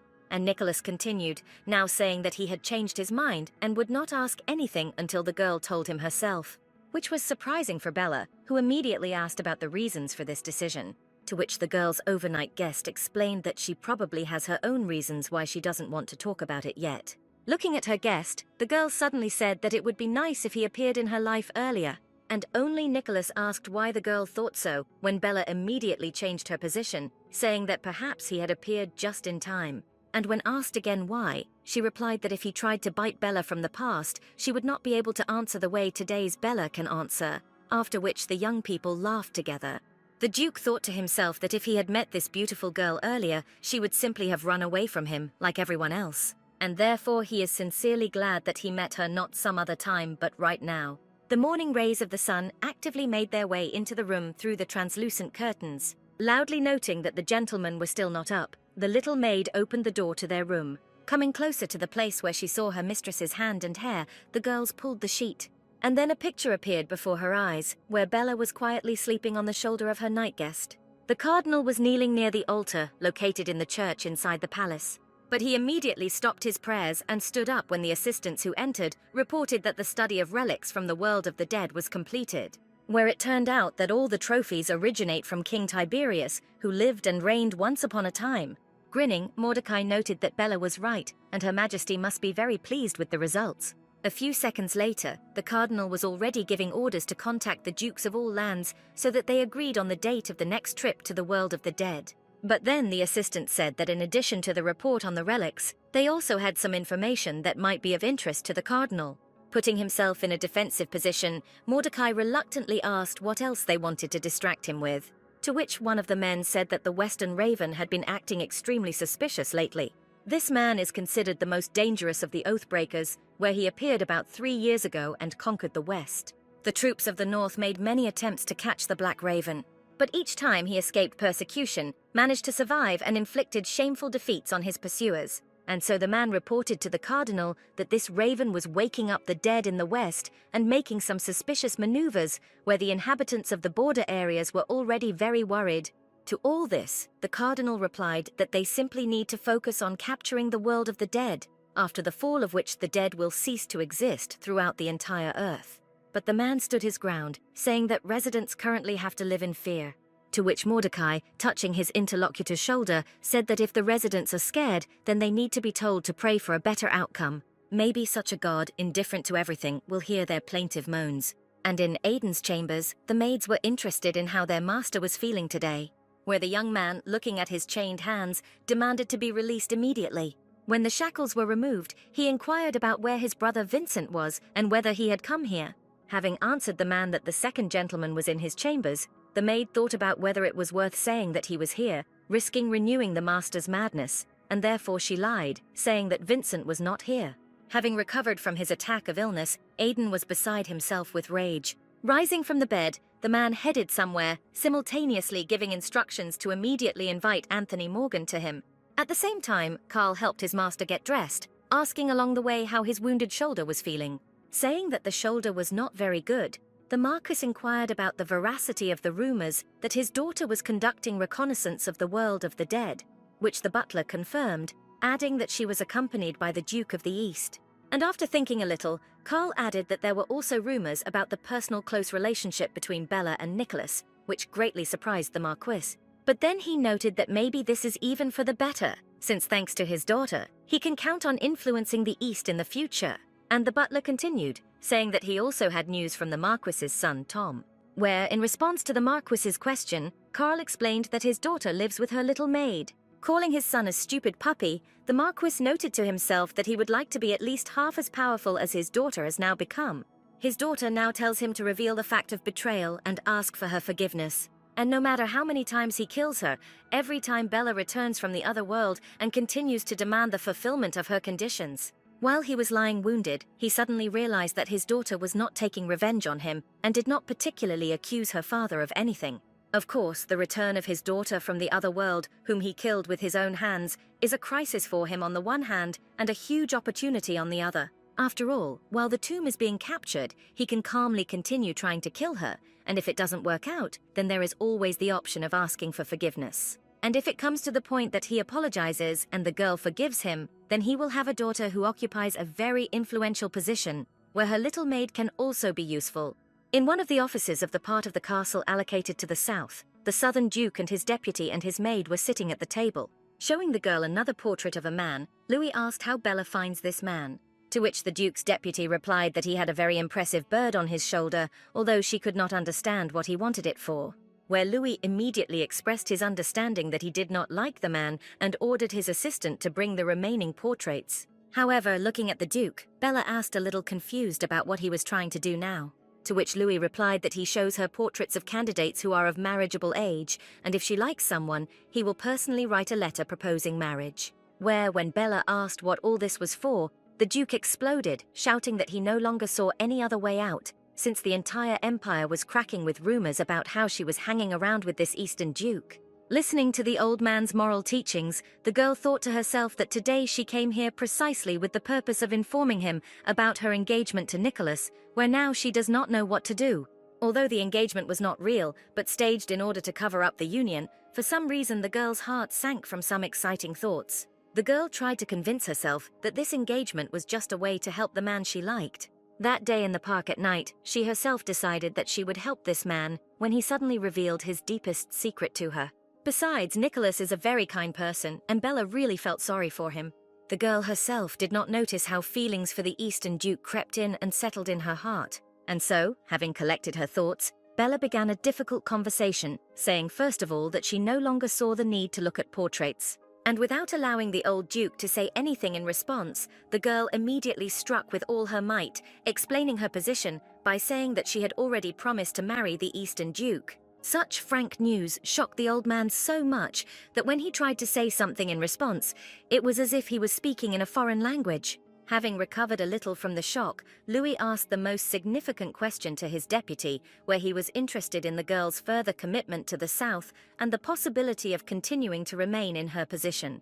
To which Bella replied that fulfilling a duty and a romantic relationship are completely different and in no way intersecting definitions. And since her beloved Eastern Duke is not subject to selfishness, she will calmly continue to occupy her post in the Southern Army. Listening to everything his deputy was saying, Louis suddenly said that Bella was very frivolous. Having made another attempt to dissolve the marriage that had not yet taken place, Louis shouted in his heart that the girl should not be fooled by his handsome face, but should see how cruel this man is. And the girl sat and looked at the elderly man with her good-natured gaze, thinking that this was very much like fatherly care. Although this was pleasant for Bella, she started all this not for her own sake, but for the sake of Nicholas, where she also wanted to dispel the bad reputation about him, where the girl's goal was to make sure that these two men lived together in harmony in the future when she left them both. Louis sat waiting for some kind of reaction to the arguments he voiced, and the reaction followed, where Bella said that the Duke did not need to worry since Nicholas would never hurt her. Rising sharply from his seat, the Southern Duke loudly asked why the girl was so sure of this, to which Bella replied that in that case he would have already caused her harm. The Duke's deputy then added that the Eastern Duke was actually very gentle with her. And concluding her speech, Bella told the man that if he did not object, then she would like to complete the mission of conquering the tomb in alliance with the East. This was another shock for the old man, who asked the girl if this young man was really ready to help the South. To which his interlocutor, smiling sweetly, confirmed that the Eastern Duke was now on their side. Nicholas once again sat in his office and once again turned over thoughts in his head regarding recent events. where he remembered yesterday's wonderful evening, which he spent in the company of the beautiful Bella, where he told the girl that he was from the easternmost part of the East. This is where his real homeland is located. Bella replied that she had heard about a place that is considered one of the most beautiful in the entire empire, after which Nicholas plunged into memories of his home, mentioning endless snow-capped mountain ranges, spacious green valleys and dense forests. And while the man was talking about his homeland, he did not notice how the girl's eyelids gradually dropped lower and lower, and now she was already sleeping on his shoulder. Nicholas sat motionless for a while, wondering how this girl sleeping on his shoulder treated him, whether she was just friendly or whether there was something more going on. But then he too fell asleep. Remembering these thoughts, the Duke noted that, in fact, he was the first to set boundaries in their communication. Gradually, the young man came to the conviction that he should not fall in love with this girl even more, since his curse would prevent them from being together. But remembering the events in the shelter of the King of Broken Hearts, Nicholas noted that, on the other hand, Bella was the only girl who was able to pacify him during an attack of madness. Blushing from his own thoughts, the already quite deeply in love man caught himself thinking that in this case, there would be nothing terrible if he gave free rein to his feelings. Then, his first assistant came into the Duke's office, who, saying that he had just learned about the gentleman's return, asked whether Nicholas was with the Deputy Duke of the South. Believing it necessary to promote their close relationship with Bella, the man replied that he really spent all this time with her, and then Felton asked about the specifics of their relationship, to which Nicholas did not hesitate to answer that they were planning to get married. This news truly surprised the first assistant, who even asked if he understood the word marriage correctly. And Nicholas replied in a calm and measured tone that the assistant heard everything correctly. Moreover, since yesterday, the East and South have been in a military alliance. After which the Eastern Duke gave orders to prepare assistance for the South, on guard behind the rift, where Felton, having accepted the order, retired to carry it out. A few years ago, Isabella threw a dagger at the feet of a girl crying while sitting on the ground in the world of the dead, where she promised Bella to make her so strong that she could destroy any king of the dead. Not believing what the unforgiven queen said, the girl asked if she could really become strong. To which the broken statue replied that Bella is already very strong, and if she doubts it, then evidence will now be presented. With her magical power, Isabella raised the dagger into the air, where the weapon, turning its tip towards the girl, suddenly quickly flew straight towards her, where the latter could only cover her head with her hands. However, the pain never came, and the woman hanging in the air told the girl to open her eyes without moving. Bella, having obeyed her afterlife teacher, opened her eyes and saw how the dagger froze in the air a few centimeters from her head. It was the same as on her first visit to the world of the dead, where time stood still, and the monsters around her froze in place. Now the girl understood that if she moved, then she would continue her movement and weapons, like the dead then. And so the unforgiven queen, who was nearby, said that this is the girl's strength. By the very abyss she touched, Bella was given the ability to stop time and reflect. After which Isabella confirmed the girl's guess that until she moves, the whole world will not move, and therefore she needs to think about how to evade the weapon in order to escape. And then little Bella began to think where the first thing she answered was the very close distance at which the weapon was located, where the girl concluded that in this case, she definitely wouldn't have time to catch him. There remained the option of dodging, where, after looking a little closer, Bella saw that the trajectory of the dagger was deviating to the right, and if she sharply deviated to the left, she would be able to survive. And the broken statue at that moment said that if the girl is ready, then she needs to act, where she must move faster than the dagger. And so little Bella concentrated, preparing to evade the deadly trajectory of the knife. A sharp movement to the left, and the dagger quickly flew past the girl, piercing the stones behind her. Not believing that she had succeeded, Bella joyfully shouted that she had dodged. But suddenly a sharp pain in her leg forced the girl to sit down, where her mentor said that she did not believe that the girl managed to sprain her ankle, which indicates the need for proper physical preparation.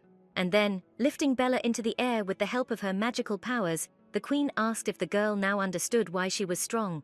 To which Bella responded with doubt, saying that she was not sure that these abilities would remain with her forever. And Isabella explained that this ability will always be with the girl, where her enemies will not know about it until their heads fly off their shoulders. Returning her student to Earth, the unforgiven queen told her not to worry, as she would prepare her. After which the woman told the girl to pick up the dagger, and as if by magic, it flew to Bella. Looking at the weapon in her hands, the girl lowered her gaze and asked the statue why she was doing this to her. Not understanding the meaning of the question, Isabella asked her interlocutor to clarify what she meant. With tears in her eyes, Bella shouted that she meant help from the queen, who would have found it easier to kill her outright rather than mock her.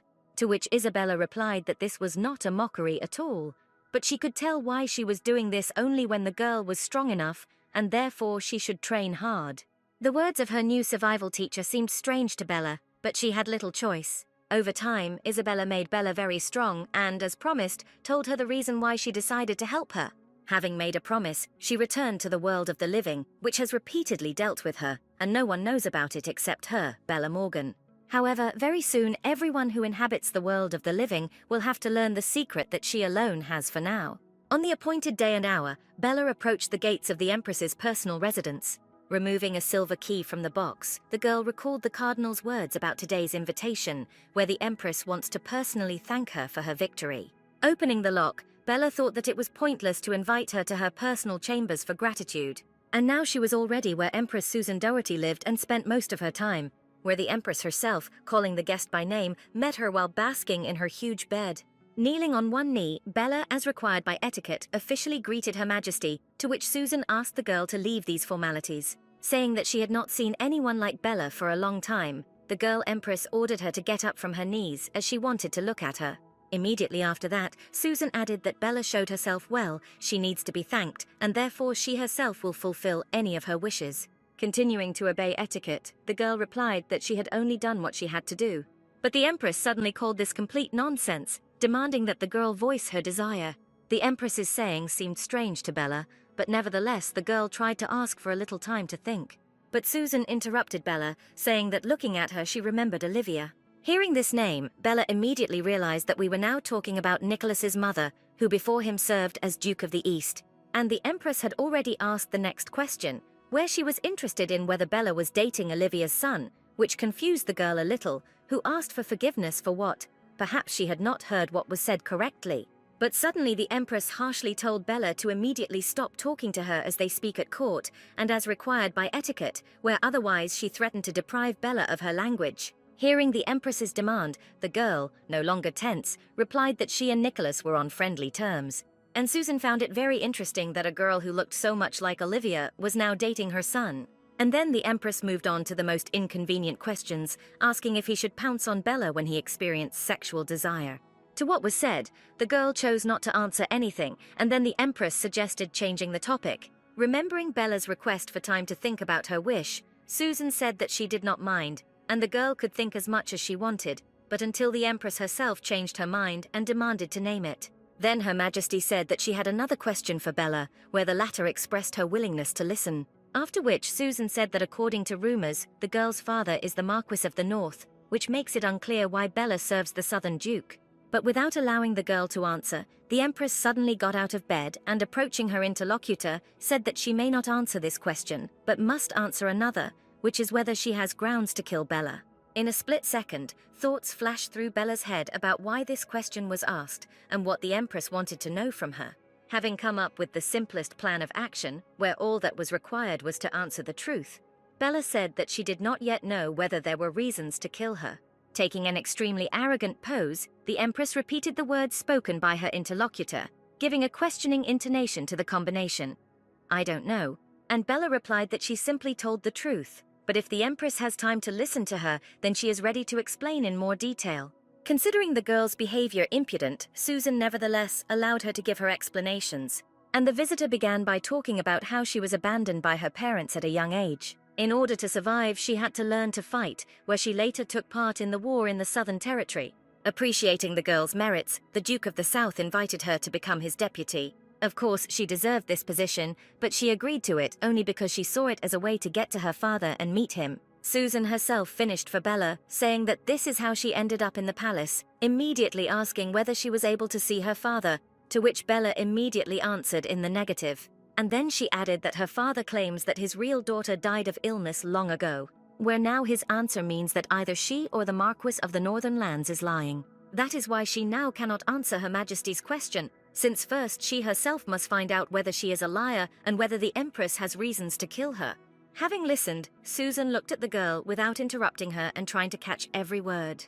And Bella, finishing her explanations, said that if the Empress waits until she finds out everything, then after some time Bella will answer the question posed. However, in response, the girl only heard that Susan saw exactly the same impudence that she expected. Turning her back to her interlocutor and heading back to her bed, the Empress said that the girl's words essentially simply meant a request not to interfere, which was none of her business. Where Bella herself mentally noted the high insight of her interlocutor, who was right that the girl did not want anyone, including Her Majesty, to meddle in her affairs. The girl said out loud that under any circumstances she would not go against the will of the Empress, and Her Majesty, sitting on the bed, silently and with a bored look, listened to her guest. But suddenly Susan said that there are only two types of people, where the first are those who play, and the second are those who are played. And then, looking intently at Bella with her icy eyes, the Empress asked what category her guest belonged to which Bella closed her eyes and replied that she was most likely in both categories. After a moment's pause, Susan suddenly said that Bella really reminded her very much of Olivia, and Bella noted that Her Majesty very often mentions the former Duchess of the East, to which Susan replied that she was simply interested in that woman more than the others. And the Empress's guest was already asking a new question, asking whether she and Olivia were friends. For a few seconds, the Empress was lost in thought, coming out of which Susan said that Olivia was her property, but that there was an increased demand. When she died, the Empress became very bored, but now Bella will become her property, where she no longer has to lose a single battle so as not to disappoint her Empress. Then Bella asked probably the main question in this part of the dialogue, where she was interested in what would happen to her if she lost. To which Her Majesty coldly and succinctly replied that in this case she would simply have to be killed, because the Empress's interest should be constantly warmed up. But then Bella said extremely unexpected words, where the refusal to be her property reached Susan's ears. The Empress tried to object, saying that this was not a request on her part, but an order. But the restless girl again went against everything, saying that she rejected such an order. The Empress had no choice but to ask that the girl clearly wanted to die, to which Bella succinctly answered no. No longer understanding what was happening here now and where their conversation had gone, Susan, with a confused look, asked what the guest was trying to achieve. To which the girl, with her characteristic innocence at times, replied that she just wanted to live, but not as someone's property or toy. Once outside the gates of the Empress's private chambers, Bella breathed a sigh of relief, at the same time reproaching herself for her recklessness in refusing Susan's order. However, Her Majesty showed generosity, since everything happened without prying eyes, but nevertheless, the Empress demanded that Bella prove her worth. Leaving the meeting place with such an important person, Bella, looking back, concluded that the speeches of this woman were the speeches of a tyrant ruler. Moving away from the Empress's residence, the girl grinned and thought that her father would really like Susan's threats to kill her. The next day, Bella was on her way through the Southern Army Training Center. Suddenly, one of the soldiers, asking for forgiveness, said that they were waiting for the arrival of the lady. Noticing that the soldier's behavior was very different from what it was before, the girl asked what was wrong with them. To which the man standing in front of everyone said that now they had officially learned about her appointment as Commander-in-Chief, and if they had known earlier, they would not have shown such disrespect. To which Bella noted that it doesn't matter whether there is information or not, this is not a reason to show disrespect to a person. Then, having examined the crowd of men standing in front of her, the girl concluded that she still had to serve with them. Therefore, softening her facial expression and intonation, she said that she accepted the soldier's apologies. After which she went to the map, saying that everyone should already know about the appointment of a new trip to the world of the dead in 10 days. Well, starting tomorrow, it will be the turn of the warriors of the south to stand guard near the rift. Having said that she would go to the world of the dead on her own, the girl also informed the soldiers that the soldiers of the east would provide assistance on guard, which in her opinion should have given the soldiers some relief. However, for some reason what was said did not cause any joy on the faces of the southern warriors. Not understanding what went wrong, Bella asked her to explain why they were not happy to help. But the man talking to her said that everything was fine. After which the girl said that this was all the information that she was going to bring to them, and therefore everyone could be free, where she was the first to leave the premises. The soldier who had a dialogue with her in the training center caught up with Bella already in the corridor. Hearing her name, the girl turned around, not understanding what else this man could need. Having caught his breath, the man introduced himself to the girl as Alan, one of the heirs of some famous count.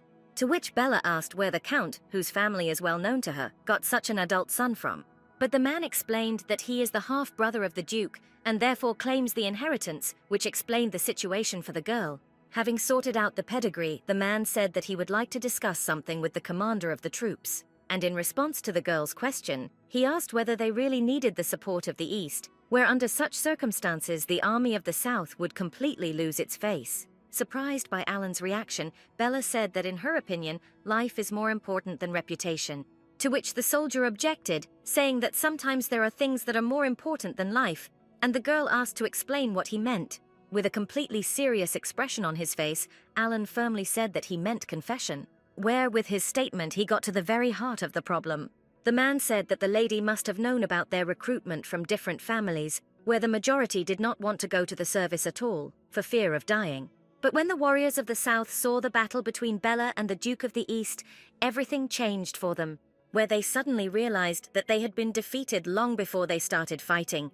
The man, bending down, noted that the girl knows the feeling when your family abandons you, and then you cannot prove your importance. Of course, Bella knew this feeling more than anyone else. Alan said in a firm voice that they all needed a chance so that they could return home with their heads held high. After which, bending even lower, the man asked the commander-in-chief to refuse support from the East so that the soldiers of the South could complete the mission themselves. The girl, listening to the soldier, noted to herself that all these abandoned children want some kind of recognition more than others. Looking at the man bent to the waist, Bella found a great resemblance between him and herself. When night fell, the girl, as usual, was already in the park, where she occupied one of the benches in anticipation of her betrothed. Noting that the girl was ahead of him today, Nicholas, being in a delightful mood, asked how Bella was doing. And while the man, having asked permission, took a place next to her, his bride said that she really had a lot to do, where she met first with the Empress, then with the warriors of the South. Having heard the mention of a meeting with Her Majesty, the Duke of the East asked how this significant meeting went, where Bella began to talk about the event of interest to the interlocutor.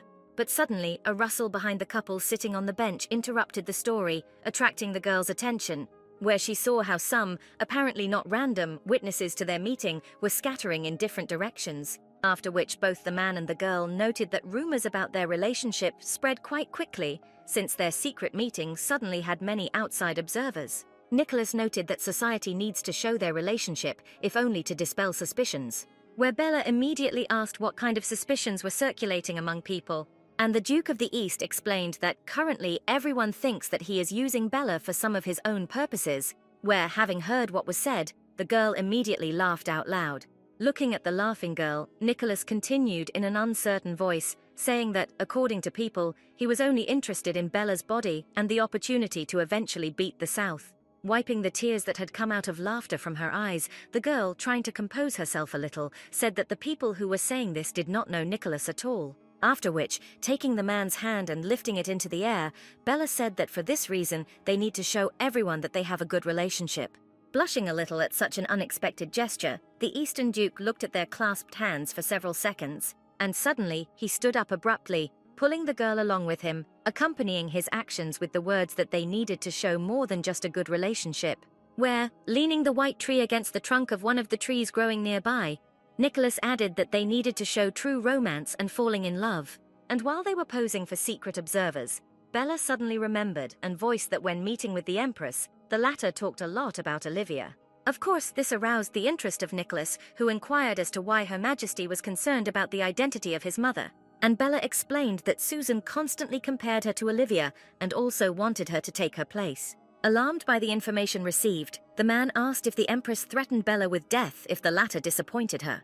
To which the girl responded positively, immediately asking how the man knew this. And Nicholas explained that the Empress sometimes does this. When she turns her attention to someone, she drives her into a corner and tries to tame him. The girl was not entirely clear what the Eastern Duke meant by the word tame, where, in response to the corresponding question, Nicholas replied that Susan would put pressure on the chosen target, treat her like a toy until her interest waned. Then Bella asked if the Empress had done this to his mother Olivia. To which the man replied that not only with Olivia, since Susan had many such toys, most of which died, and only a few managed to free themselves from the games of the Empress, of which Nicholas himself is included in this small number. This unexpected confession left the girl in shock, where she even exclaimed in surprise. Nicholas said that Susan once drew attention to him, saying that he would now take Olivia's place, after which she gave the order to destroy the rebels in the East, where he was forced to kill people who were his fellow countrymen and lost their home due to the selfish interests of the Empire. When several bloody orders were carried out, the Empress lost interest in the man. And when he saw how she mocked her new toy, he suddenly realized that he would free himself from her power. When Nicholas finished the story, Bella asked how many people knew about this, to which the man replied that only a few. But after thinking a little, the Duke suggested that he might also know the North, since the ancestors of the northern aristocrats died at the hands of the Empress. What Nicholas said about the North made the girl think seriously. Quite a long time has passed since her meeting with the Empress. Therefore, almost every person in the Imperial Palace should already know about this meeting.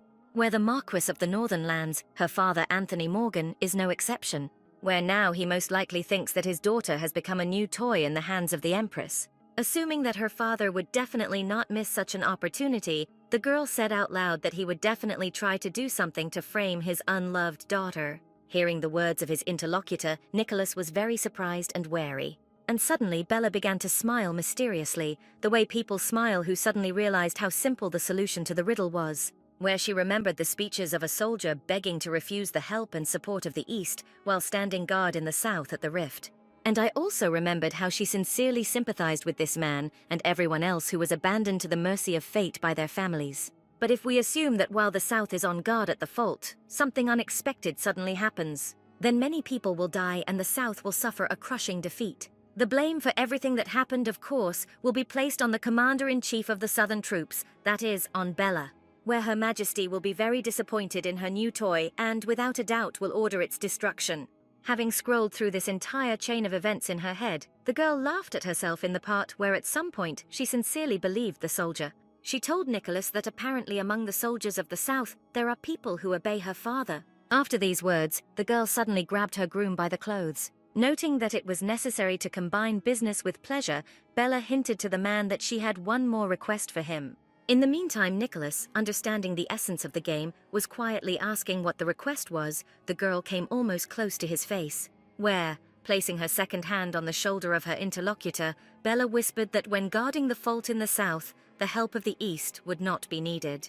And then the day came when the army of the Southern Lands stood guard on the rift. As he watched the East being relieved of its guard, Alan thanked the Commander-in-Chief for listening to his words. Feigning complete serenity, Bella turned to the man and said that after thinking about what he said, she came to the conclusion that he was right. After which the girl opened the huge bag that she had brought with her, from where Evie immediately looked around with interest and noted the serious size of the fault. Alan asked who this girl was, to which Bella replied that she was her maid, who could be ignored. After which the man, having bowed and received the approval of the Commander-in-Chief, announced his removal to the post. While the soldiers took their positions, Bella and her little maid were arranging the things they had brought with them. The girl asked Evie if she needed help, to which the little girl proudly replied that she could handle everything herself. And a few minutes later, the maid had already set the luxurious table, inviting her mistress to a meal. And as soon as the girl raised her mug of tea, the main gate to the room opened, attracting her attention, where the soldiers of the North unexpectedly entered the hall, led by the Duke's younger brother, Aidan McGrath Doherty. Not yet understanding what was happening, the girl who was entrusted to guard the rift suddenly rose from her seat. Heading towards her old enemy, Bella asked why the North came to the rift. In his own manner, Aidan, telling the girl to address him properly, threw some papers at her. Having caught one of them, Bella was able to familiarize herself with the permission that was given to the North to explore the world of the dead. Without waiting for any reaction, Aidan continued on his way, once again pushing his enemy, and Bella could only watch silently as the men moved forward towards the rift. And while she watched them go, her little maid spoke very unflatteringly towards Aidan. Well, Aidan himself and his retinue, without stopping at all in the room, headed straight to the world of the dead. 3 days later, in the room where there was a rift, life was in full swing, where the guards were greatly diluted by the Northern Army, which filled the room with various boxes, barrels, and building materials. For the 3rd day already, watching how the soldiers did nothing but carry planks to the world of the dead, the little maid laughed and said that apparently the North had decided to build a village there. Her humorous assumption was quite seriously supported by her mistress, noting that materials were simply being carried there non-stop for the 3rd day in a row. And Aidan stood and supervised the work, giving instructions left and right about what to carry where. Watching him, Evie noted that Aidan didn't sit down for a second to rest, which Bella agreed with. Well, when the little maid started talking about how she used to think that this abnormal man was only capable of yelling for no reason, Bella told the girl to keep quiet about this. But Bella noted to herself that she also thought that this clearly spoiled young man was not capable of anything other than rudeness. Now her enemy looked more than serious, and there were even notes of despair. Suddenly, as if sensing his gaze, Aiden turned around and met Bella's gaze, where from his facial expressions and gestures, one could immediately understand his entire attitude towards Bella, which he and the little maid noted, not without humor. After which Evie said that under any circumstances, the main thing is that everything passes without incident at the rift, to which her mistress expressed the wish that this continue. But suddenly Viv felt someone's shadow covering her and turned in the appropriate direction, where, upon seeing him approaching, the little maid began to actively tug at Bella's clothes, attracting her attention, where, as it turned out, stood the Marquis of the North, who said that he had come to drink tea with the girl and asked permission to sit down. Having received such permission, the man sat down, and Bella, pouring tea, asked what brought her father here. To which Anthony suddenly said that the reason for his visit was the desire to invite his daughter to that house, that they had spent several happy years together. Of course, such an invitation alarmed the girl, since no good could be expected from her father, who had already tried to kill her several times. Crossing her arms over her chest, Bella nevertheless replied that she would not refuse the invitation. After which she said that in general, those who want to apologize do not plot any intrigues behind their backs. Putting the most friendly mask on his face, the Marquis replied that he did not understand at all what the girl was telling him now. But Bella didn't bother explaining, saying that she would let things go as they were now. After all, she hasn't even had the opportunity to demonstrate something to her father yet. Having generally lost the thread of the conversation, the man asked what the girl meant and what she had not yet shown him. To which Bella, with her characteristic calmness, replied that her father had not yet been able to witness how she fought. And then, giving Anthony a not-so-kind look, the girl asked him to be sure to watch her this time. 2 days later, at the place where the room with the fault was located, Nicholas jumped off his horse. Looking with horror at everything that was before his eyes, he approached the little maid, who was sobbing non-stop. After all, in the place where just 2 days ago the South was on guard, and the North was building something inside the rift, there were complete ruins, where in different parts of the destroyed building, half-dead soldiers, the remnants of the Southern Army, were somehow moving. Shouting out her mistress's name, the little maid rushed towards the piles of stones, and unable to contain his emotions raging inside, Nicholas shouted the name of his beloved with all his might. About an hour before all that was left of the room was a pile of stones, everything there was going on as it had been for the last few days. Watching the Northern Army, Bella made an assumption about what they were doing in the world of the dead. Noticing the girl's presence, Aiden angrily shouted at her to get away from here and not disturb him, to which Bella replied that she did not obey the orders of the brother of the Northern Duke. Calling the girl the mistress of the Eastern Duke, Aiden demanded that she moderate her impudence. To which Bella replied that if the man allowed himself to be insulted again, he would dramatically lose hair and teeth. Burning with rage, Aiden looked at his enemy, trying to find some answering words and literally preparing to confront him with force. But then his impulse was stopped by Tom, who, grabbing the man by the waist, tried to calm him down. Aiden tried to tell the boy to let him go, however. He responded by explaining that he had instructions from his father to stop him every time so that no trouble would happen.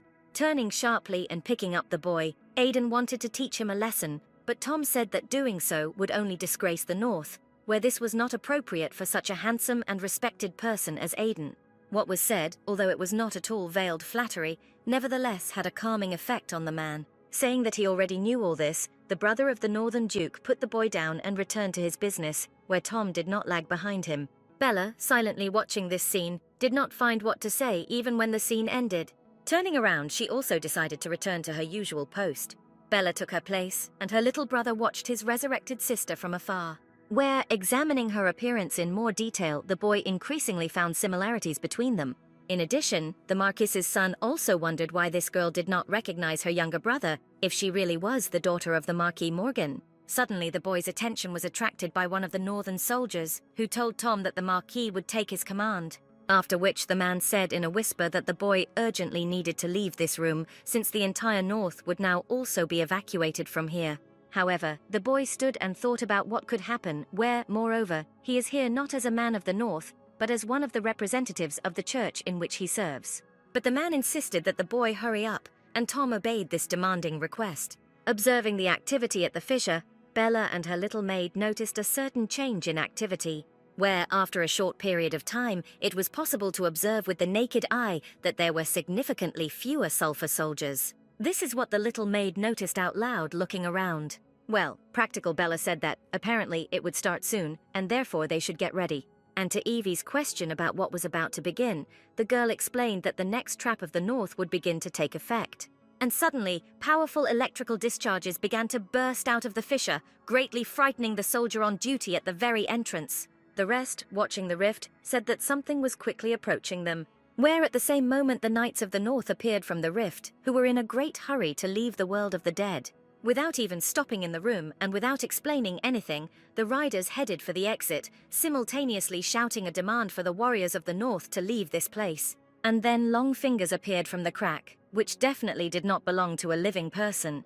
And a second later, the room began to be filled with the flying dead, who burned everything in their path. Rising quickly, Bella noted that the North had brought with it hordes of the flying dead. Now everything fell into place where the North was in a rift, including with the goal of bringing the dead with it at some point. Where now, under no circumstances could it be allowed for even one to leak out of this room, which could lead to the fall of the entire world of the living. And in this case, Bella will certainly not be able to avoid death at the hands of the disappointed Empress. As expected, Bella's father came up with a trap that was designed for the Empress's hobbies. There was nothing to do, and after warming up a little, Bella asked the little maid if everything was ready. To which Evie replied that she prepared everything in advance because what lies inside is very expensive. To which Bella, laughing, agreed and said that this thing is another reason why they don't have money. While they were talking, one of the dead noticed the girls. And then the monster quickly began to dive at Bella and her little maid. But suddenly, with a whistle, the blades, which were interlocked with each other and emitted a blue glow, began to cut. Where, as it turned out, the deputy of the Duke of the Southern Lands pulled out her secret weapon, with which she stopped the attack of one of the dead. Deftly handling the unprecedented weapon, the girl noted out loud that this was the reason it was so expensive. Without hesitating for a second, the girl rushed in the direction where hordes of the dead were circling in the air.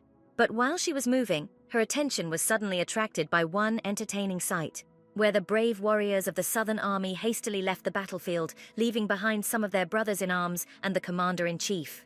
But then she saw that the same Alan who asked her not to involve the East in the guard did not run away, but was standing in the room ready to fight, which surprised her a lot. Having caught up with him, the girl said that now she had no time to explain, everything would become clear as the battle progressed. However, there is always time for an apology, which she asked the soldier for misinterpreting his intentions. Alan, not understanding what he was talking about, asked the appropriate question, to which the girl quickly replied that she mistook him for a spy. Surprised by such words, the man turned to the commander-in-chief, looking at her questioningly, and the girl said that she would clear everything up now. Reminding Alan of his words that he wanted family recognition, Bella said that he did not need it at all, to which the man did not know how to react. And Bella continued, saying that there is no need to live trying to live up to someone else's expectations, since in this case, you will not be living your own life. Where, in the same way, a man does not need to prove anything to anyone because there will always be those who will love him for who he is. After everything he had heard, Alan began to turn to the girl to say some words. But there was no time, and Bella interrupted him, saying that now she must have time to give him instructions for action in a nutshell, where she explained that now all these dead people will begin to fall to the floor, and Alan's task is to attract those who remained and not allow those who fell to rise again. After which the girl left the man and headed to where the dead were most numerous. Soaring into the air, the Duke of the South's deputy used her ability and stopped time. The girl saw that most of the dead were flying almost under the ceiling of the room, and the remaining soldiers of the Southern Army concentrated in one place in the room. Consequently, apart from the small area where the people were located, the battle space remained quite large. Having determined the tactics and area of her actions, the girl activated her weapon and began an attack, which started the passage of time. The northern warrior who looked through the window could not hide his surprise when he saw huge interlocking blades wielding around the room. At the same time, not far from the place where Bella began exterminating the dead, the northern marquis, looking back, noted to himself that something had clearly not gone according to plan, since not a single dead person had yet left the room. Beginning to become enraged, all he could think about was that his plan would fail completely if not a single dead man came out. And then his attention was attracted by one of the northern soldiers who arrived in time. Somehow trying to bring his breathing back to normal and speak at the same time, the soldier reported that the dead, as planned, had emerged from the rift, but the Southern Army was holding them back on its own. Anthony simply could not believe that a handful of insignificant warriors were able to hold back such a powerful attack from the dead. Here Aidan intervened in the conversation, asking why the dead suddenly showed up there. The Marquis tried to somehow calm the nervous gentleman, But the brother of the Northern Duke had no intention of doing this, demanding to know what was happening there. And the Marquis noted that if Aiden intervenes in the battle now, then his plan will definitely fail completely. And the self-confident prince was already giving the order to his army to return to the room with the rift. Arriving back first, Aiden opened the door slightly to look at what was going on inside, where in the very center of the room he saw Bella, who was skillfully waving some kind of unprecedented weapon that emitted bright flashes of light. Where it seemed that for the girl it was just some kind of game, it was so easy for her to destroy the dead. Seeing how his daughter fought, the Marquis noted that his plan to destroy her did not involve such strength. Where at that same second he remembered Bella's words that this time he should see how she fights. The man stood and marveled with his mouth open at how this strong woman was crushing monsters left and right. And suddenly smiling, Anthony concluded that this was his child who carried his genes. But then the younger brother of the Northern Duke came forward, who, pulling gloves on his hands, muttered something angrily under his breath. And when the gloves were on his hands, he shouted with wild eyes that he could easily outdo everything that the deputy of the Duke of the South was doing now, and began to draw his weapon. Continuing the battle, Bella suddenly saw Aiden rushing towards her, surrounded by flames, where the expression on the man's face, to which the girl paid close attention, did not bode well. And having collected the required amount of energy, Aiden dealt a crushing blow, from which the entire room began to shake, frightening the fighting southern warriors and even their commander-in-chief. Realizing that this was the end and dodging boulders falling from the stream, Bella loudly gave the order to the southern army to urgently leave the room, where if an outside observer were nearby, he would have witnessed a terrible spectacle in which the entire building was engulfed in bright clots of energy. The action of which at some point reached its climax, where the entire room literally shattered into small pieces.